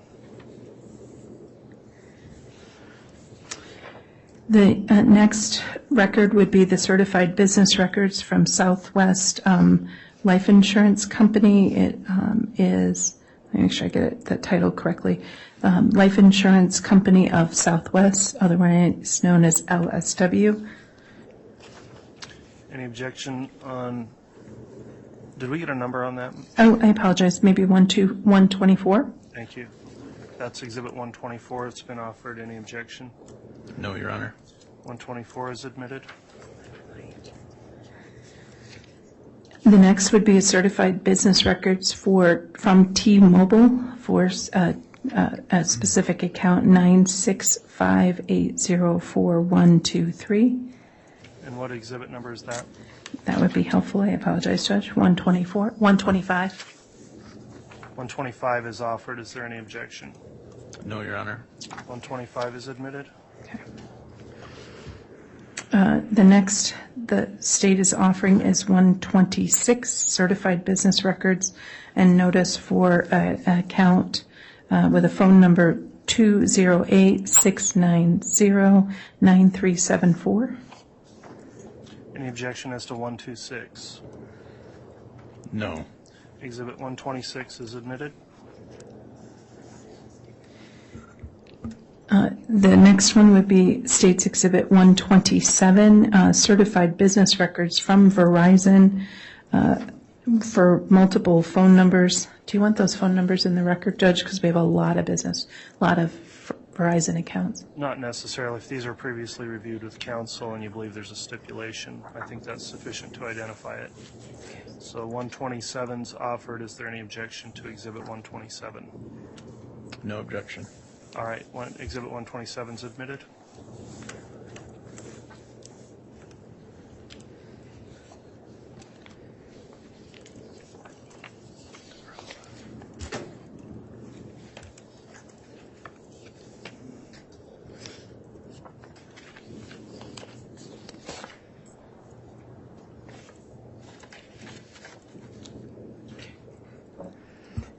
The next one, and I apologize, apparently they got out of order, would be 120, and I apologize, Judge, for Lincoln National Life Insurance, certified business records.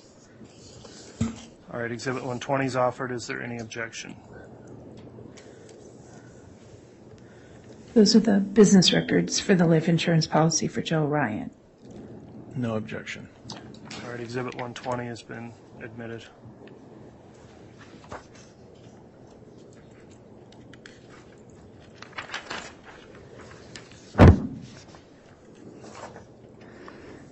Next, the state would offer certified business records from Verizon from a search warrant 2019-42. And what was the exhibit number? 128. Exhibit 128 is offered. Is there any objection?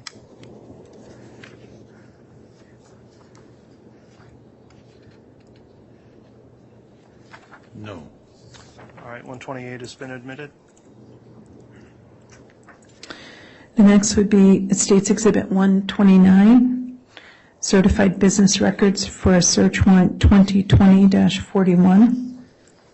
Any objection as to Exhibit 129? No. Exhibit 129 has been admitted.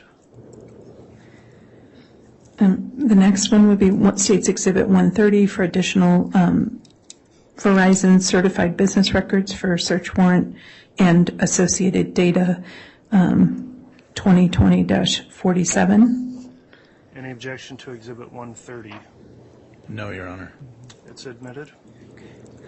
The State's Exhibit 131, the business records from Verizon for phone number 801-669-4368, which would be search warrant 2020-14. I believe I said 131, but... You did. Okay, sorry. So Exhibit 131 is offered. Is there any objection? No, Your Honor. Exhibit 131 has been admitted. Okay.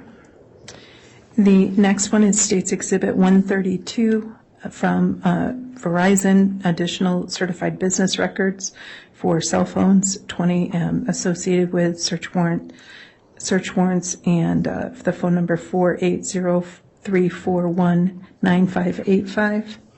All right, that's Exhibit 132 offered. Any objection? No. Exhibit 132 has been admitted. The next one would be State's Exhibit 133, additional certified business records for 4 different phone numbers attributable to and associated with some returns for 2020, search warrant 2020-28. Any objection as to Exhibit 133? No, Your Honor. That exhibit is now admitted.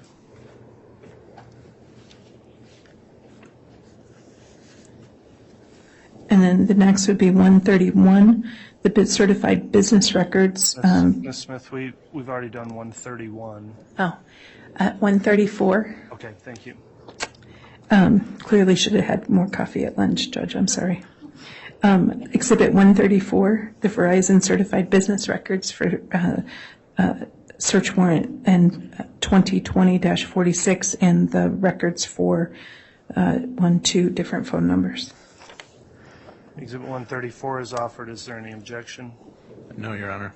That exhibit is admitted.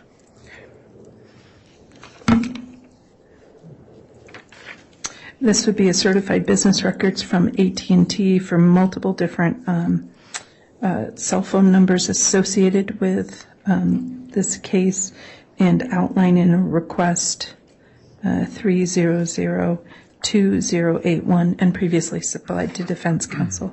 And what was the exhibit number for that? 135. Exhibit 135 is now offered. Is there any objection? No. That exhibit's now admitted.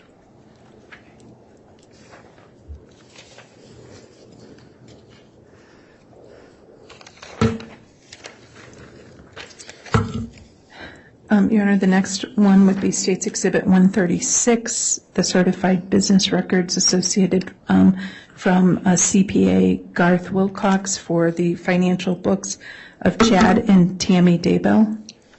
Any objection to 136? No, Your Honor. That exhibit is now admitted. The next would be 137, certified business records from Walmart Pharmacy for information and prescription pharmaceutical records for Tamara Daybell. Any objection to Exhibit 137? No. That exhibit's now admitted. And Exhibit 138, certified business records from Life Map Assurance, an insurance company attributed to life insurance and payout information related to Tamara Daybell. All right, Exhibit 138 is offered. Is there any objection? No, Your Honor. 138 is admitted. And then moving forward, is States Exhibit 143, Amazon Certified Business Records. Any objection to 143?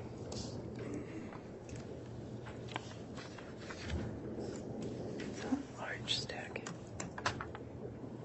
Is it just the one page or is this attached, Counsel? It was attached. I could see you had the one page. It's the larger stack. It should be attached to it. No objection, Your Honor. Okay, Exhibit 143 is now admitted. Okay.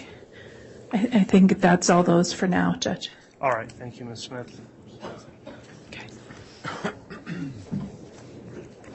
All right, ladies and gentlemen of the jury, as I mentioned before, when we have voluminous exhibits that get admitted, this is sometimes a more efficient way to submit those. They will be available for you and your consideration during deliberations, and we appreciate your patience in working through that process, which we need to do orderly to make sure the record of the case is clear.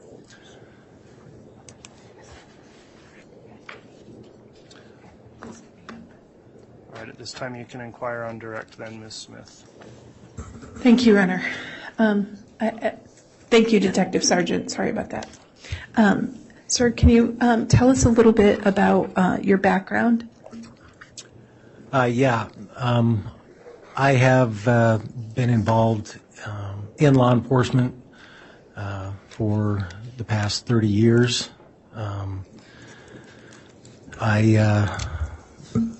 I'm the, if you will, the second line supervisor over the detective division for the Rexburg Police Department. I guess what that means is our detectives, if you will, I assign cases to them. I communicate with them on what they've got going on and so forth and so on to keep things moving smoothly in our division. I am a advanced certificate holder for Idaho Post. So when you, what is Idaho Post? Peace Officer Standards and Training, located in Meridian. So you're detective sergeant and you're a supervisor. Do you have any specific training in terms of the actual investigative techniques used in your department? So over the last, I would say about 12 years, I have, if you will, specialized in computer forensics, cell phone forensics, cellular data, cellular locating of cell phones and other electronic devices, anything basically dealing with electronic devices. I have received certificates, trainings, hundreds of hours dealing with these kind of things. So these kind of things, that means like the collection, the storage, the analysis of evidence obtained from electronic devices? That would be correct. Okay. Do you have any idea how many electronic devices you've looked at, used, and analyzed? I would have to say hundreds. Okay. I can't give you an exact number. Okay. Now, in addition to your personal investigative work and working in electronic evidence, do you also have supervisory roles that were implicated in a case involving J.J. Vallow and Tylee Ryan? Yes. Okay. How did you become involved into what ultimately became a homicide investigation into the death of J.J. Vallow and Tylee Ryan? Okay, so my first involvement with anything to do with the parties involved in this case would have started on November 1st of 2019. So, and what was that first involvement? We were contacted, first of all, by Fremont County Sheriff's Office. They were requesting that they had been given information from authorities in Arizona. They were interested in finding and locating, if you will, a gray Jeep Wrangler with Texas license plates that they believed was involved in an attempted shooting in their jurisdiction in Arizona. So what did you do? Upon receiving this request, several of our officers went to the address that we were given, which would have been 565 Pioneer Road, more specifically apartment 175, where we attempted to locate the before mentioned Jeep by doing surveillance in that area. So why did you go to that particular apartment? You said you were given information. What information led you there? Information that the Jeep, the parties that would be interest in the Jeep were, I believe, 4 individuals that we were given names of. The first being Lori Vallow, Alex Cox, Chad Daybell, and Tylee Ryan. And so were those individuals that people of interest in connection to this Jeep? Yes. So once you had those names and that address, what process did you and the people who reported to you follow? So, as I mentioned, we went to the residence where several of us set up in different locations, doing surveillance on the apartment, hoping to discover the whereabouts of the Jeep. Where at that time, throughout the day, we were unable to locate it at that time. And were you eventually able to locate it? Not on that date. It was located on November 4th. So from around November 1st through November 4th, did you also look for the individuals that you were given names of? Yes. Okay. Is that commonly called, did you do surveillance looking for those people? Yes, we did surveillance. Okay. Did you ever see any of those individuals? So at one point in the afternoon of that day, I witnessed Lori Vallow and Chad Daybell enter a blue Subaru car and leave the residence. At this time, because we hadn't found the Jeep, our philosophy was maybe if we were to follow them, they would lead us to where the Jeep was located. And so we continued to follow them, hoping to find the Jeep. And who's we? So there were different officers throughout the day, but actually the ones who followed them, which ultimately ended us up in the town of Idaho Falls. There was myself, Joe Powell, and that's right there.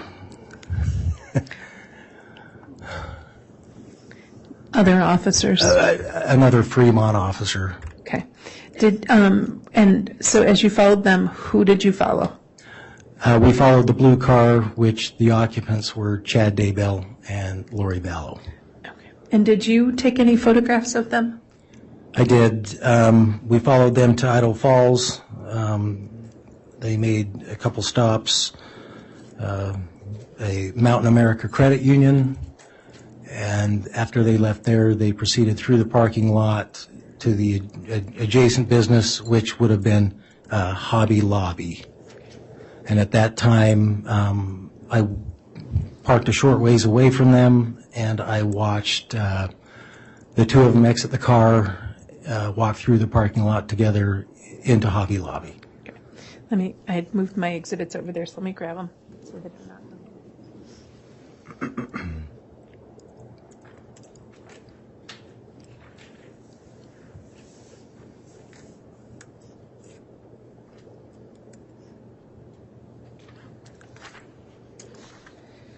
And forgive me, I think you said you had made the observations. Did you actually photograph them as well? Yes, I took some photographs of them walking toward the store. Okay.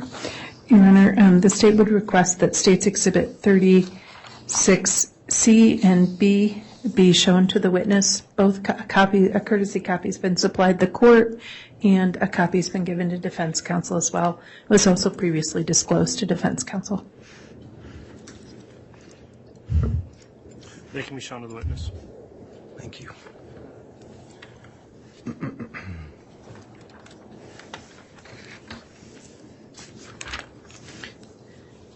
That, we can't show the jury yet, but do you recognize States Exhibit 36B and C?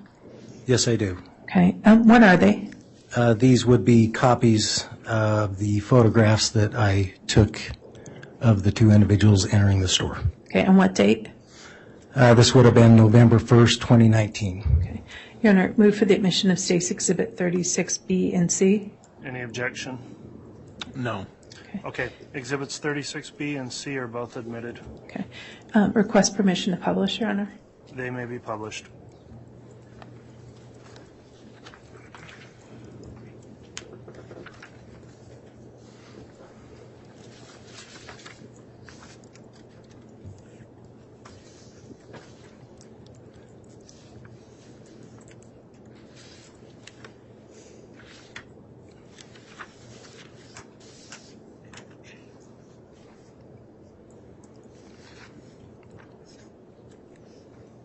Confident it's user error, Your Honor?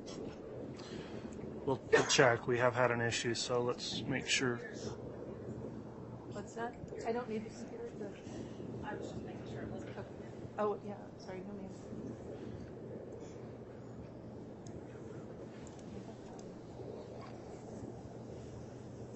It's not accepting it when you push source. There we go. All right. I just need to be more patient.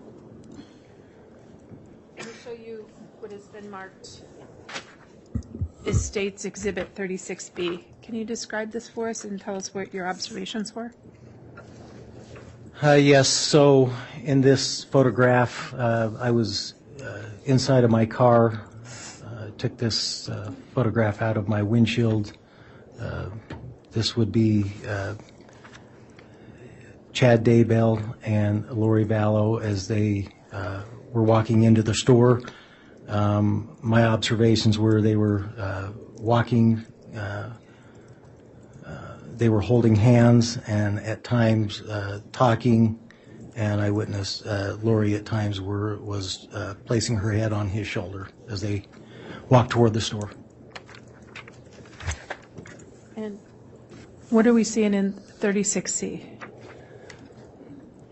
This would just be as I was approaching them through the parking lot and I was getting closer to them.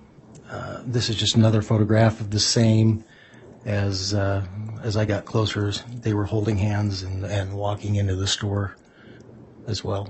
Okay. And at this time on November 1st, did you have an idea as to the nature of the relationship between those two?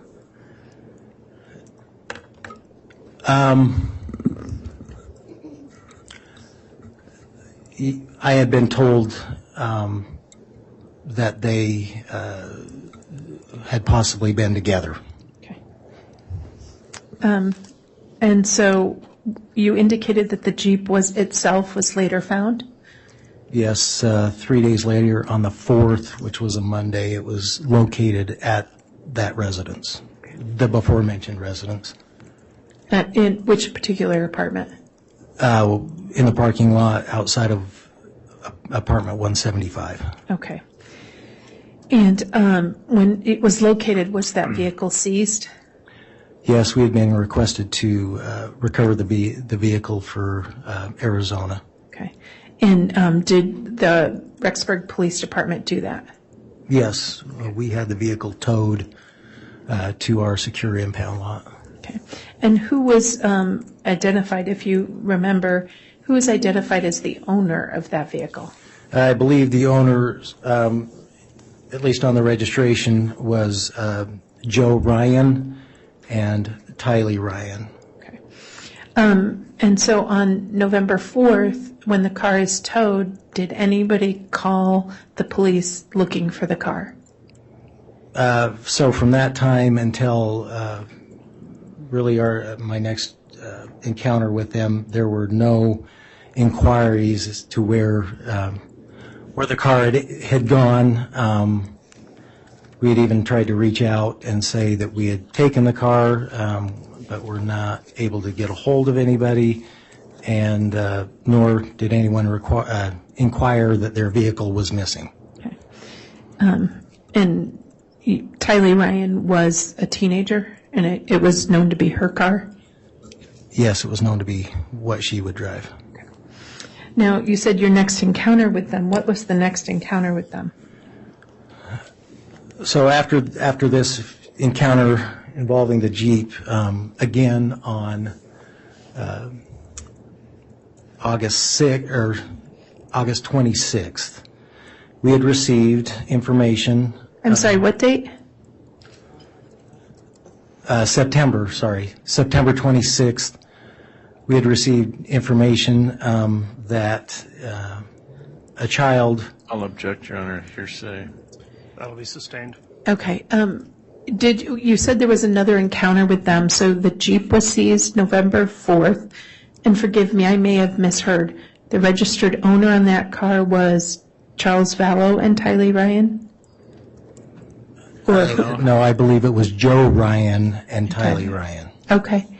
And then after November 4th, what was the next contact you had with anyone involved in the group you discussed? That would have been September 26th. Okay. September 26th of 2019? Correct. Okay. What occurred then? We had been requested to again go to that particular residence where we were asked to do a welfare check on a child by the name of J.J. Vallow. This request was at the request of his grandmother. Understood. So did that request for the wild child check on J.J. Vallow happen before the Jeep was found or after the Jeep was found? The welfare check was after the Jeep was found. Okay. And the Jeep was found November 4th? It was seized November 4th, yes. Okay. And then the welfare check on the child occurred after that? Correct. So that would be November or September, because you were saying September earlier. It was my mistake. November 26th is when we made that contact. Okay. And when you say we made that contact, how was contact made? So, Detective Hermosillo had received the initial request on the welfare check. Detective Hermosillo had gotten with myself in regards to that he had received that request. Being the supervisor, if you will, he would keep us in the loop of. I'll object, Your Honor, to hearsay. It does appear that's starting to elicit hearsay. Your Honor, I'm actually not offering it for the truth of what Hermosillo said, but this caused the detective sergeant to take a particular step, and that makes logical connection to why he made that step. Okay, fair enough. If the witness can get there without indicating specific statements of others, I think that would be more appropriate. Okay. After receiving information about proceeding to an address, what did you do? At some point, myself and Lieutenant Ball went back to that location at 565 Pioneer Road, number 175, where we were asked if we could help try and locate Lori Vallow and do a welfare check on her son, J.J. Vallow. Okay. And so when you said you were asked to do that, do you know the basis of that request? I know that Detective Hermosillo and Detective Hope had gone over that location, trying to inquire about JJ. He had. I'll object, Your Honor. Yeah, and I can move on. I'm trying to get there. I'll get around it. Thanks. Let me ask it in a different way. So without saying what somebody told you, why did you go to that address at 175? We were requested to do so to help with locating the child, JJ Vallow. Is it typical for the lieutenant and the sergeant to go on those calls? It would be, yes. Okay. And so once you guys got there, what did you find? At that time, we made contact, or we knocked on the door of apartment 175 to make contact with Lori Vallow with the objective of doing a welfare check on JJ Vallow. And once you got to that location, were you able to make contact with Lori Vallow? Yes, we were. Okay. And during that contact, were you able to have a conversation with Lori Vallow? Yes. Okay. Now, were you wearing any sort of body cam? I was wearing a body cam, yes. Okay. And just so that we're all clear, what is a body cam? Typically, officers, when they're dealing in the course of their job, wear body cams so that encounters that we have with, if you will, the public can be documented for not only the safety of the officer, but the safety of the public we deal with. And the body cam you were wearing on November 26th, was it on and operating when you made contact with Lori Vallow? Yes.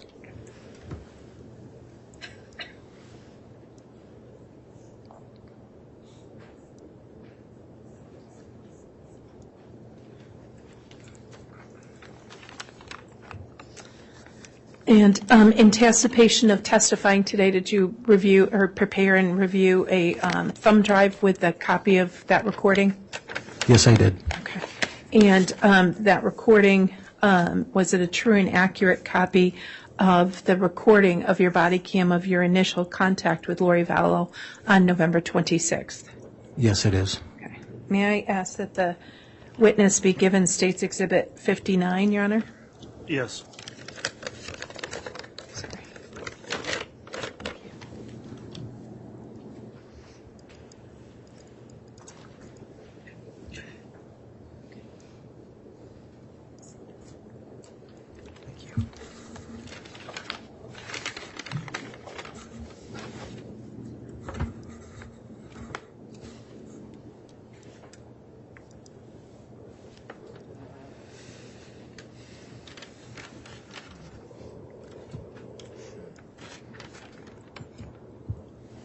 Do you recognize State's Exhibit 59? I do. It is a flash drive that I prepared with my first encounter body cam. Also has my handwriting on it. Okay. Your Honor, I move for the admission of State's Exhibit 59. Any objection? No, Your Honor. Exhibit 59 is admitted. I request permission to play it for the jurors. You may. And again, for the record, the exhibit is the thumb drive. It contains that, only the one file on the thumb drive, is that correct? Yes, Your Honor. Okay, thank you for clarifying that. Okay,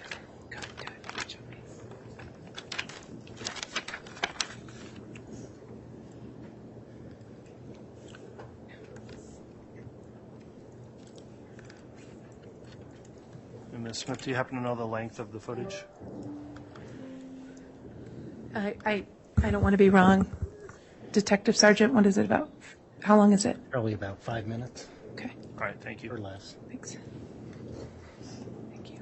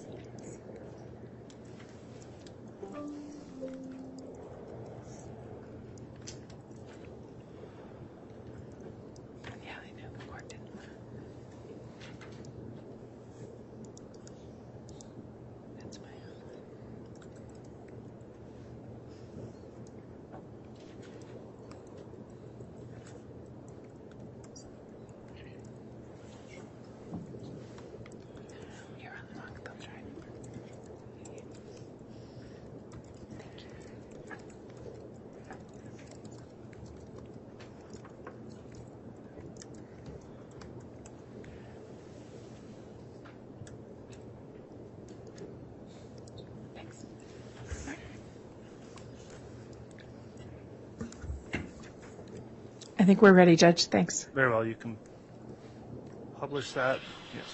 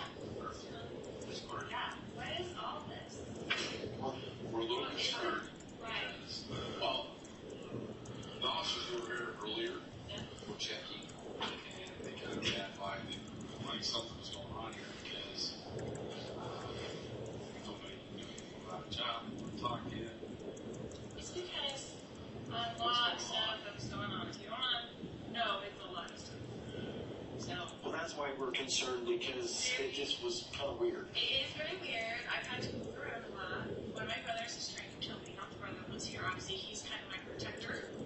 My other brother was in with my husband who was trying to kill me for my $2 million life insurance. So a lot of stuff is going on in this last year. It's been a horrible year for us. I've had to move around. And so I was going to move back to Arizona.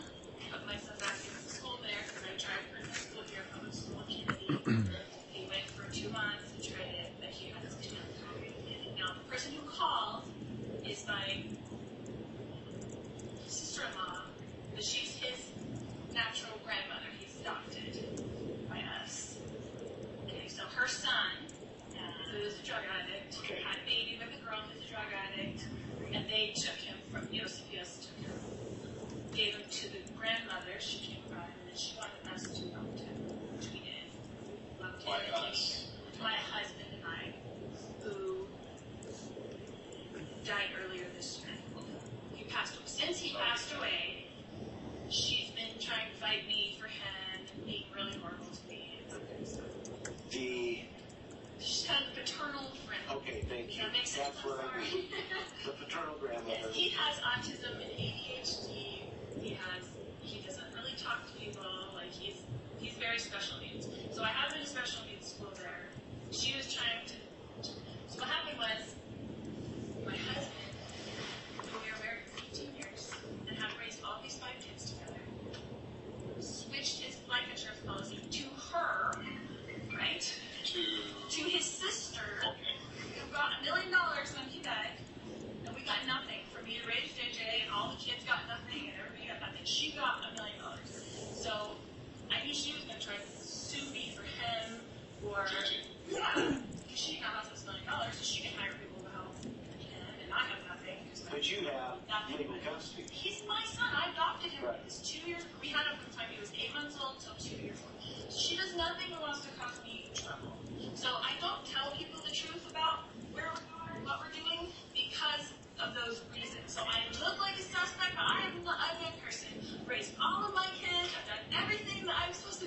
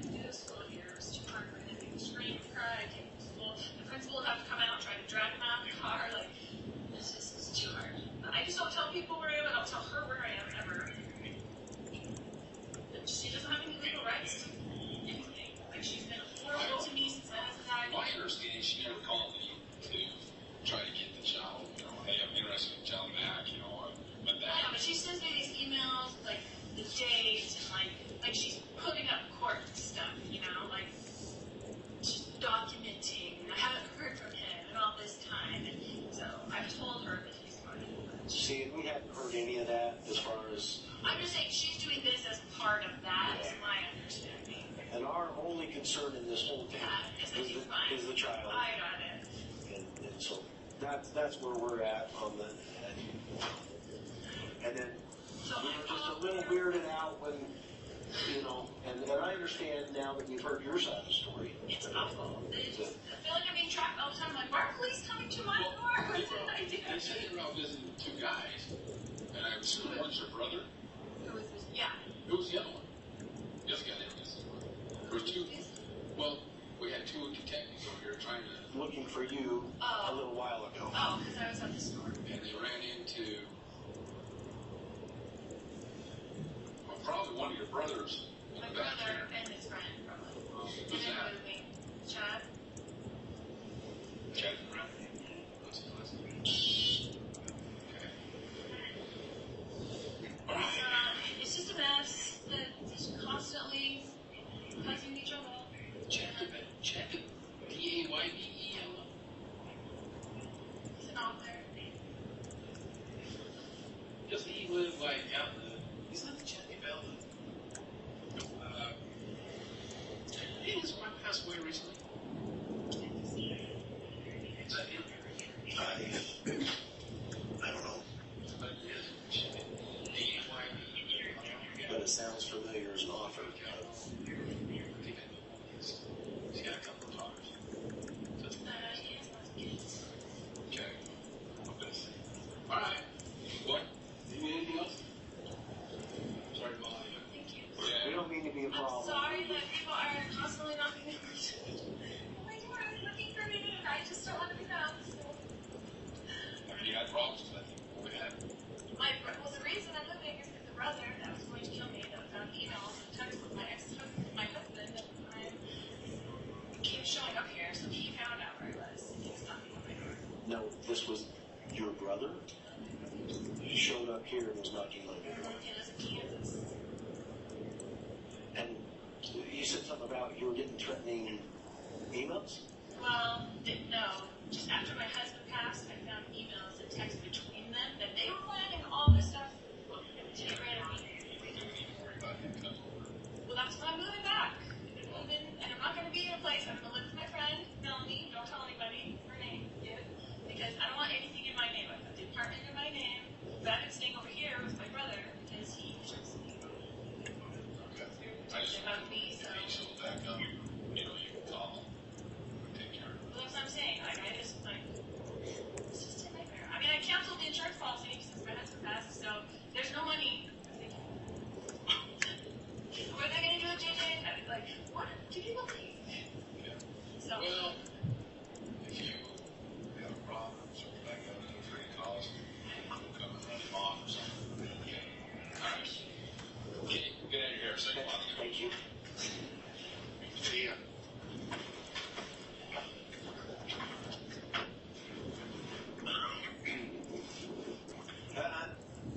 Not.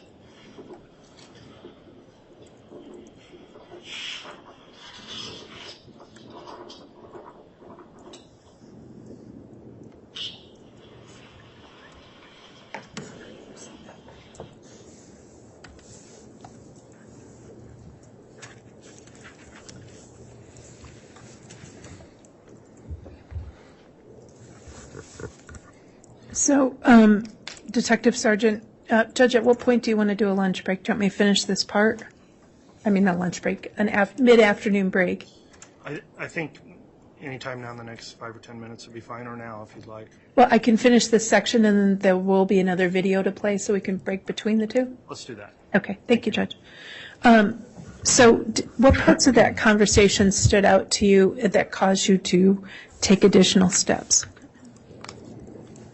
So at this time, when we made this contact with Lori, there were certain things that I knew already. First being that when we addressed Chad Daybell, she referred to Chad as her brother's friend. However, at this time, number one, I had seen the two of them affectionate together in the parking lot of Hobby Lobby. Number two, at this time, we also knew that they had previously been married. Did anything about any concerns about somebody in the apartment? So she had stated that Alex, her brother, Alex, was in the apartment. A lot of my attention at that time, if you were to notice the stairwell to my right, I had concern because of what had previously been told to me by other officers about officer safety. And I'll object, Your Honor, to hearsay. I'll overrule that. Okay. What was your concern for officer safety? As mentioned in the video, Officer Hermosillo and Hope had contacted Chad and Alex outside. They were concerned with the answers that were given to them. I'll object, Your Honor, to hearsay. If I can connect, the next question is, what was it about you that led you to be that led you to be concerned for officer safety in the apartment that we saw in the video? And the only way he can answer that is by referring to what others told him. That's my objection. All right, there is an objection based on hearsay, or that it would elicit hearsay. What's your response to that, Ms. Smith? Your Honor, in this instance, the statements go to this witness's state of mind. It also explains some of his observations inside the apartment, and I'm not technically offering it for the truth of what Detective Hermosillo said, is to explain what his observations were and his reaction to the situation he was in inside that apartment. All right. The court does find that in this instance the hearsay objection will be overruled based on the response of the state, so you can re-ask the question if you want, or if the detective remembers, he can answer. Okay. Do you remember the question? Why don't you refresh my memory? What information did you have that led you to be concerned for officer safety? Well, not only were we dealing with a situation where one of these individuals possibly was involved in an attempted shooting in Arizona, was one of our concerns for officer safety.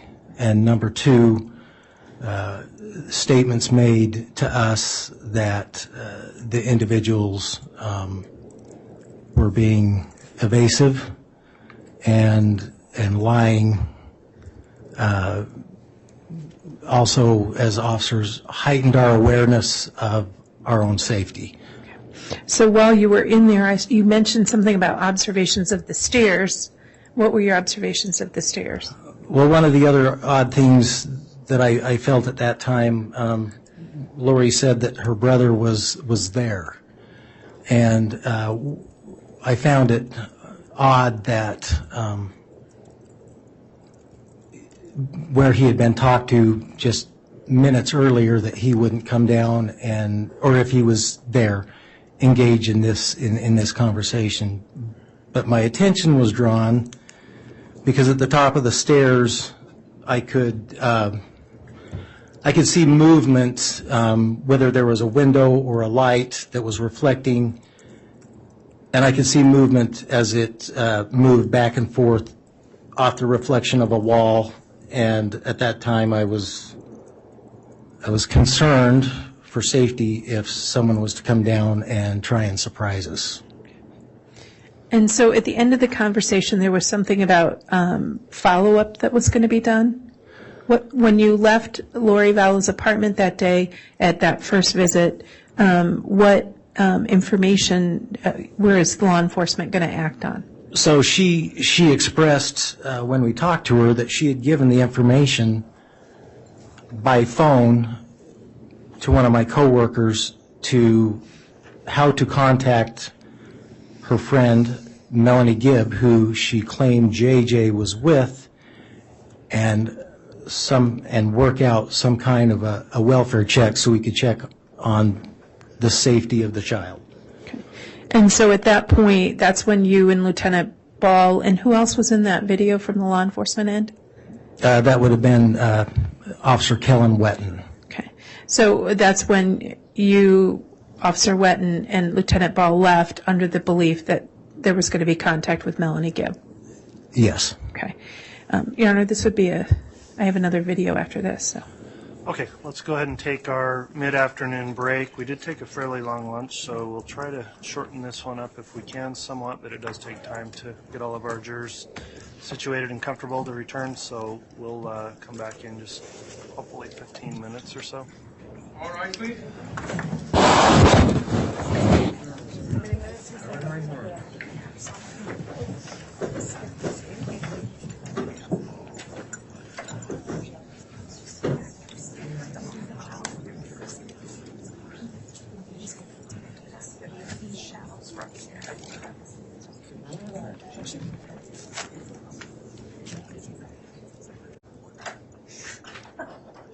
Thank you. Please be seated.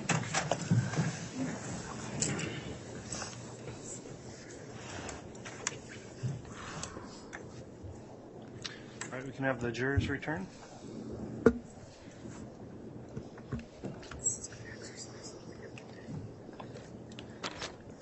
Judge, while the jurors are coming in, I ask the bailiff to give him the next exhibit, just that way it's up there. That's fine. Thank you. He won't open it until.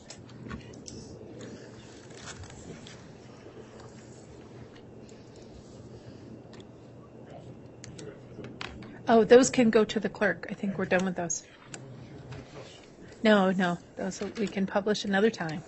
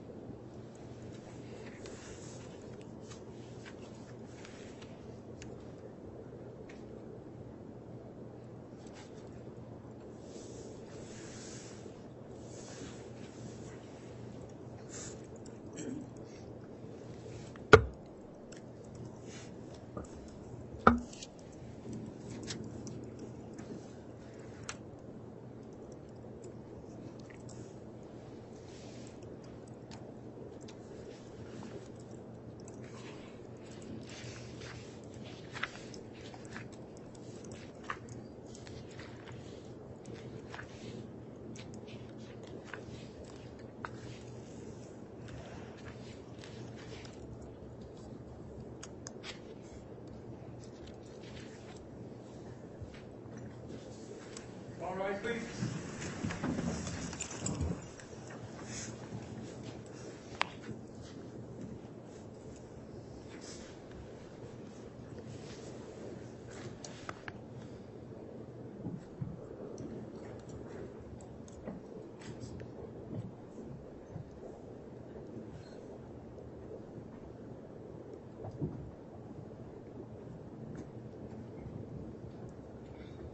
Here's our President County for you. Thank you, Mr. Bailiff. Please be seated.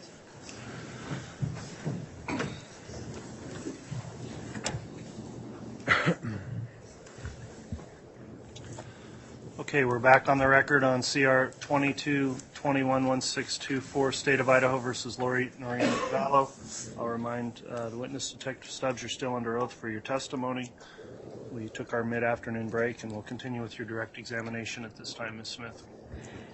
Thank you, Your Honor. Detective Sergeant, did you end up going back to Lori Vallow's apartment that day? Yes. Okay, and that was, to be clear, November 26th? November 26th, 2019. Okay. And why did you go back to Lori Vallow's apartment? So in our original encounter, as you saw in the previous video, she had said that she talked with one of our detectives and was arranging a conversation with Melanie Gibb with us concerning the welfare of J.J. Vallow. At this point, we weren't able to get a hold of Melanie Gibb. She wasn't answering her phone, and the other detective advised us that she wasn't answering. So we decided to return to her apartment. And so was that also on body cam? Yes. All right. And will you take a look at what's been given to you as State's Exhibit 60? Have you looked at that? I have looked at this. Okay. What is it? It's a USB flash drive containing the second encounter with my body cam when we went back the second time to Lori's residence. Okay. On November 26th? Correct. And you prepared that exhibit, and it's the same exhibit you prepared? Yes. Okay. Move for the admission of State's Exhibit 60. Any objection to Exhibit 60? No, Your Honor. All right, Exhibit 60 is admitted. And I request permission to publish, Your Honor. You can publish it. Thank you, sir. Appreciate it.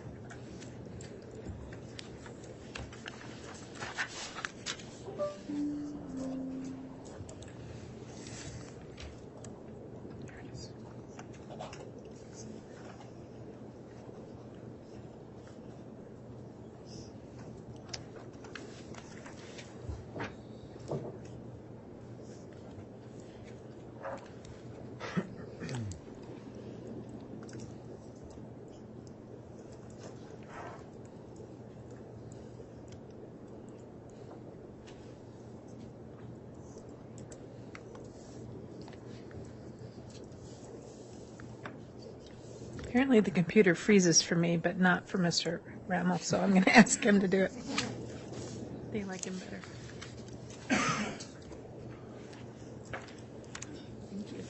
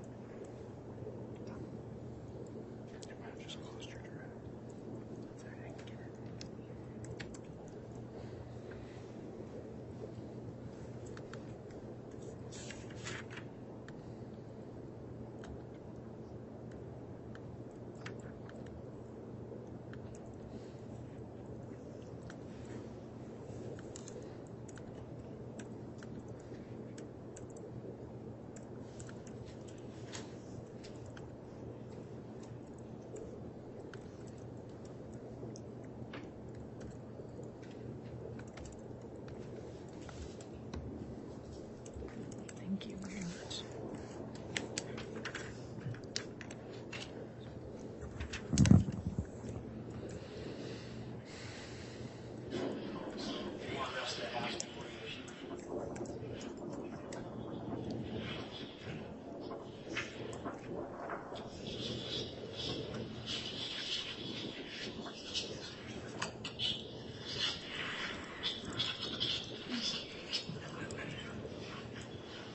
Melanie is the friend. Wasn't Melanie supposed to be her daughter or his daughter? No, this was the friend that she's going back down to live with, she said. She's got a number.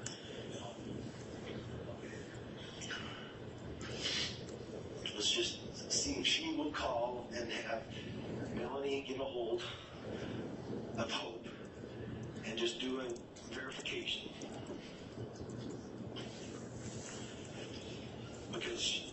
Apparently she's not answering the phone down there.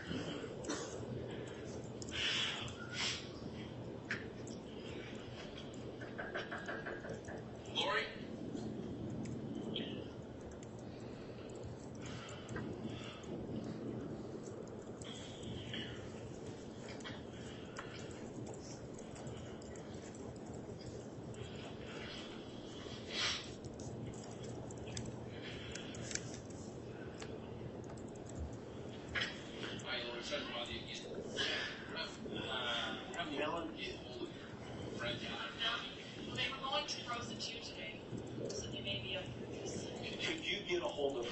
At some point and say, can you please call back the officer that's been trying to call you?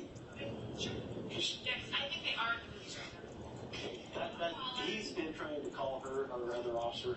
She's not answering. Okay. But if they're at the movie, that's probably at frozen too right now. Yeah. Because that's one thing he wanted to do. I'm frozen too. Yeah. I don't know if I can handle a whole picture here.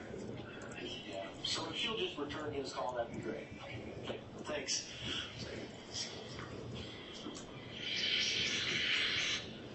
Yes, sir.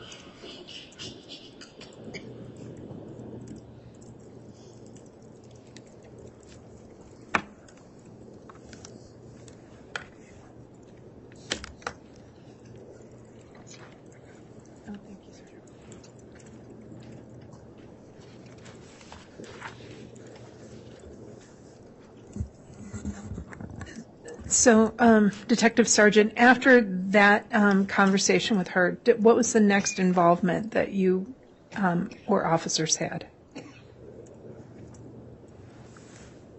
What was your next involvement after that conversation? As far as that day? That day. I'm sorry? That day? That was our last encounter with her that day, yes. Did you have any contact with her after that? No. Okay. And then what steps, if any, did your department take in response to that visit? Well, due to the information she provided to us this day, we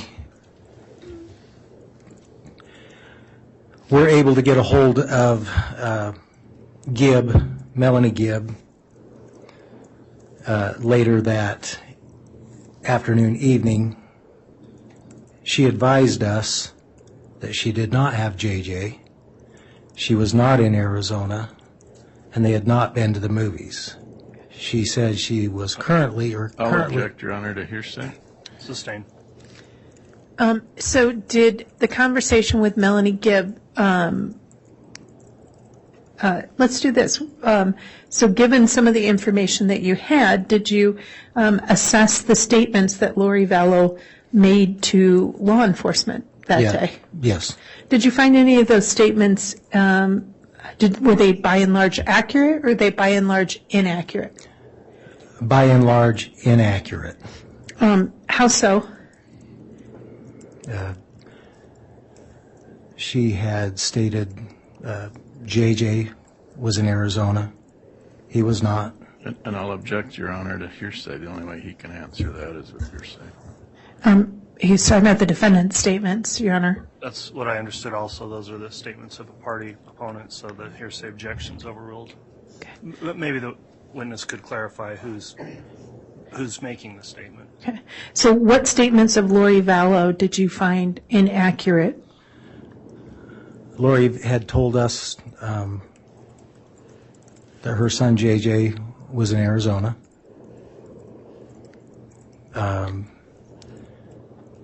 Lori Vallow had told us that her daughter was attending BYU, Idaho.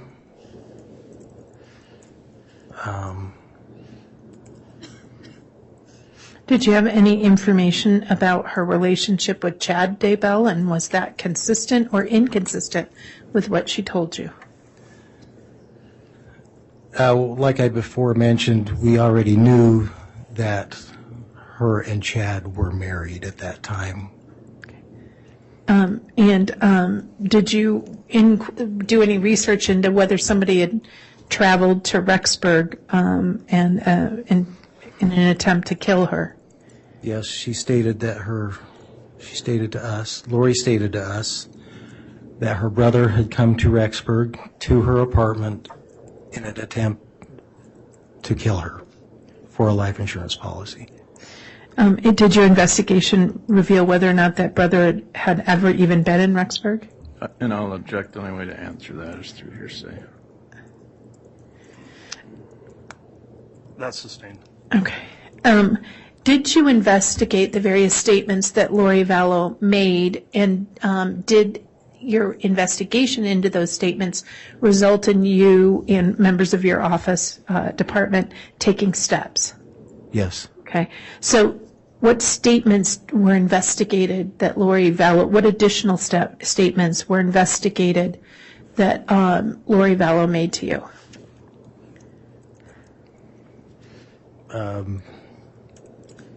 If I'm understanding your question, statements of her life being in danger were looked into.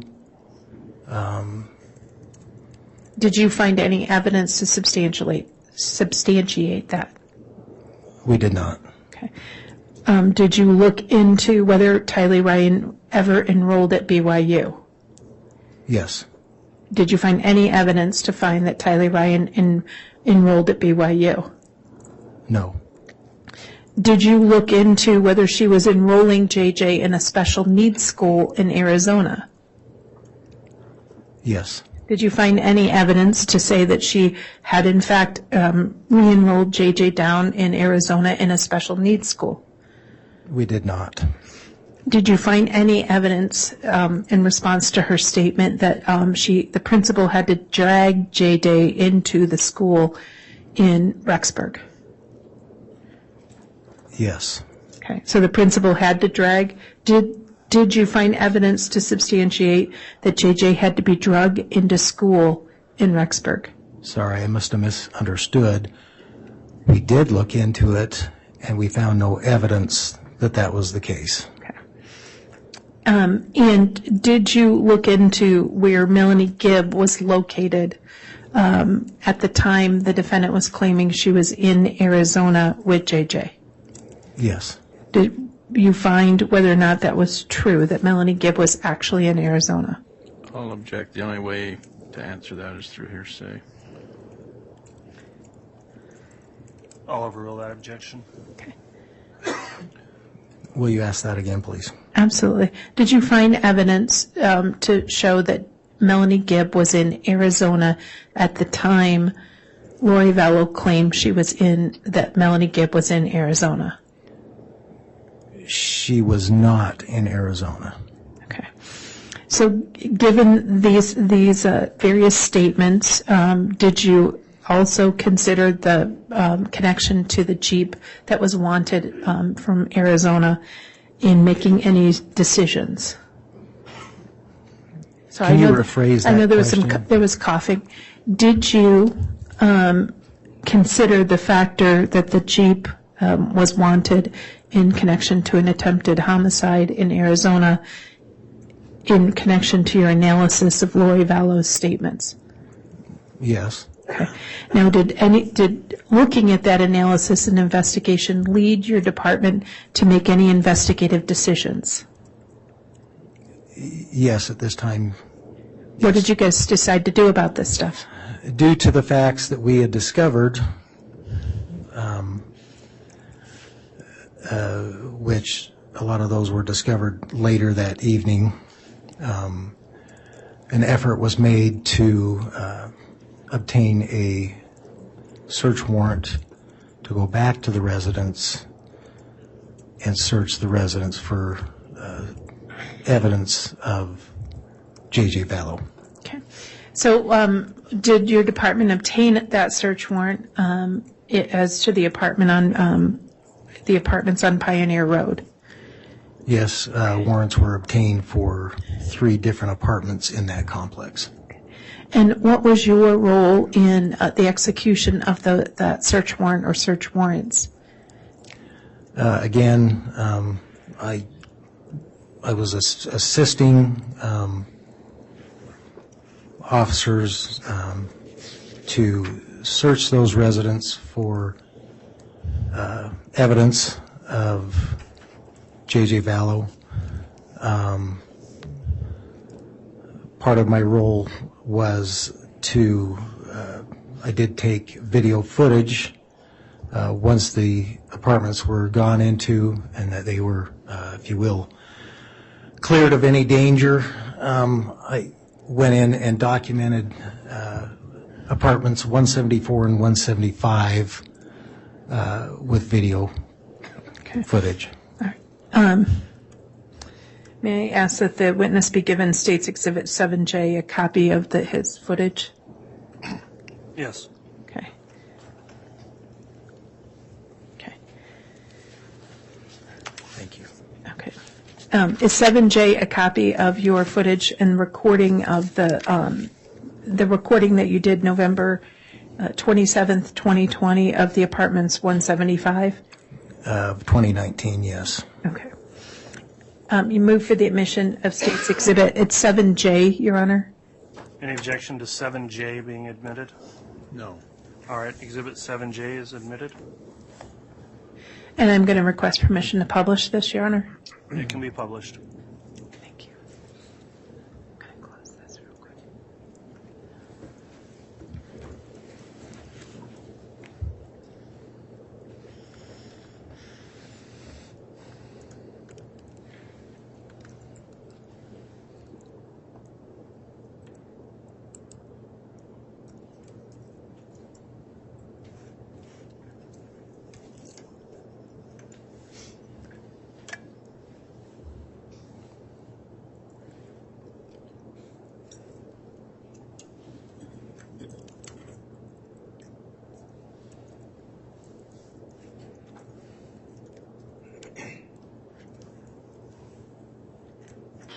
I'm videoing.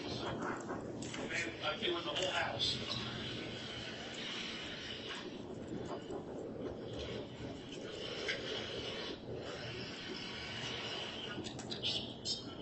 Okay, this is the search warrant on part number 175. 175.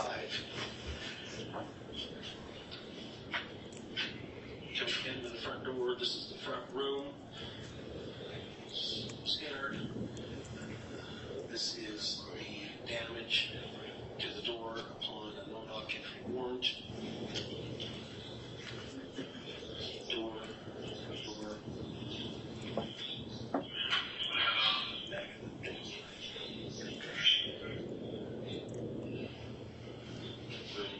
Here's the door jamb. The kitchen area. There was on arrival keys that had been left on the counter.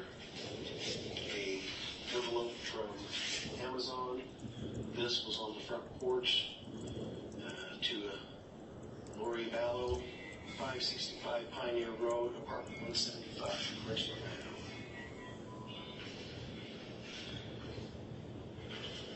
Kitchen, pantry, half bath, garage leading to, or door leading out to the garage. This area, couches, tables,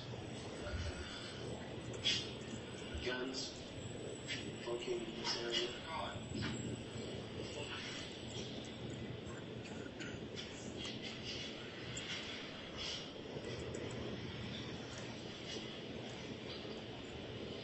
Sorry, John.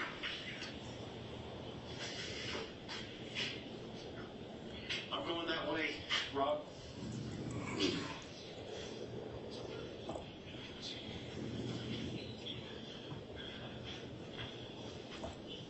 Staircase going up to the second level of 175.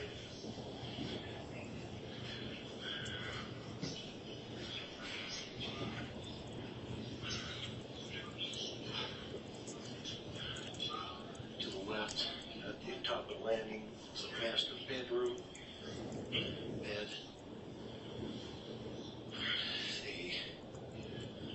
bath and closet area. On entering, no clothing left in this closet shower.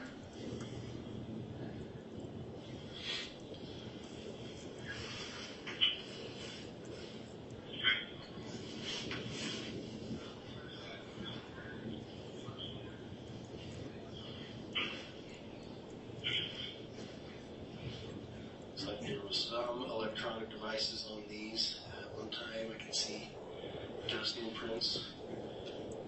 What appears to be computers. Here's a printer. On this printer is a lease agreement.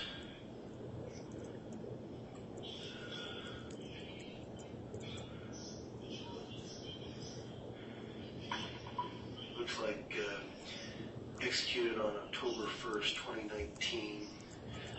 And it says a Lori Vallow, R-V-A-N, as the leaser.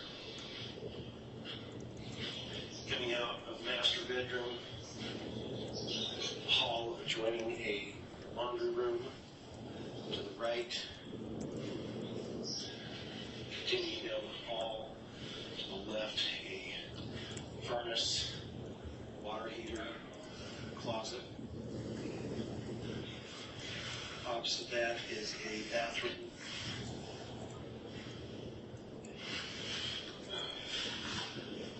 Continuing down the hall, 2 bedrooms. One to the south, one to the north of the hallway. This is the one to the south. A single bed, a double bed, a closet containing a couple coats, 1 empty box, a fan, some empty hangers, what appears to be a bedspread, and this box here that appears to have possibly winter clothes, female winter clothes inside. Continuing to the other bedroom, we have, this is the one to the north. We have a bed, appears to be some bedding on the floor. We have 3 cases here, all containing guitars. Looks like a duffel bag full of toiletry items that would appear to be belong to a male subject due to the cologne and so forth inside. This closet is also fairly barren. Looks like there are 2 samurai swords inside the closet, empty laundry basket, another basket containing some odds and ends of some sort. Nothing else in this room. That is the entire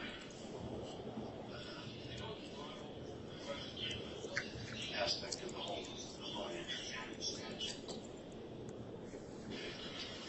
I'm videoing.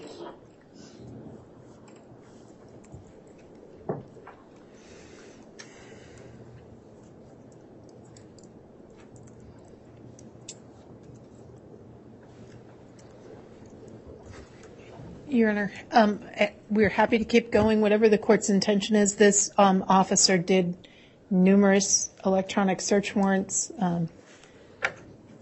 So you tell me how you want to proceed now. Of course, do it. All right. Well, I know we aren't going to be on tomorrow. However, I still want to keep with our trial calendar, so we are at that time. I would suggest we'll adjourn if this is a good time in your examination to do so. Yes, sir. Okay. So, ladies and gentlemen of the jury, then we will go ahead and resume again on Monday. And with the 3 days now, again, I'll tell you specifically, as I've told you every day before, Please follow the court's admonishment to not talk about this case with anyone else or amongst yourselves while you're on this break. Please do not do anything to investigate the case. Don't look up any of the news coverage of the case. Don't follow any stories that are reporting on the case. I very much appreciate how you have continued to follow this admonishment every single day, every one of you. Your jury service is greatly appreciated by the court and by the parties. So with that in mind, we will recess for the day and we'll resume again at 8:30 on Monday for what I believe should be a full trial next week. Full week of trial, I should say, next week. So with that in mind, we'll adjourn for the day. All right, please.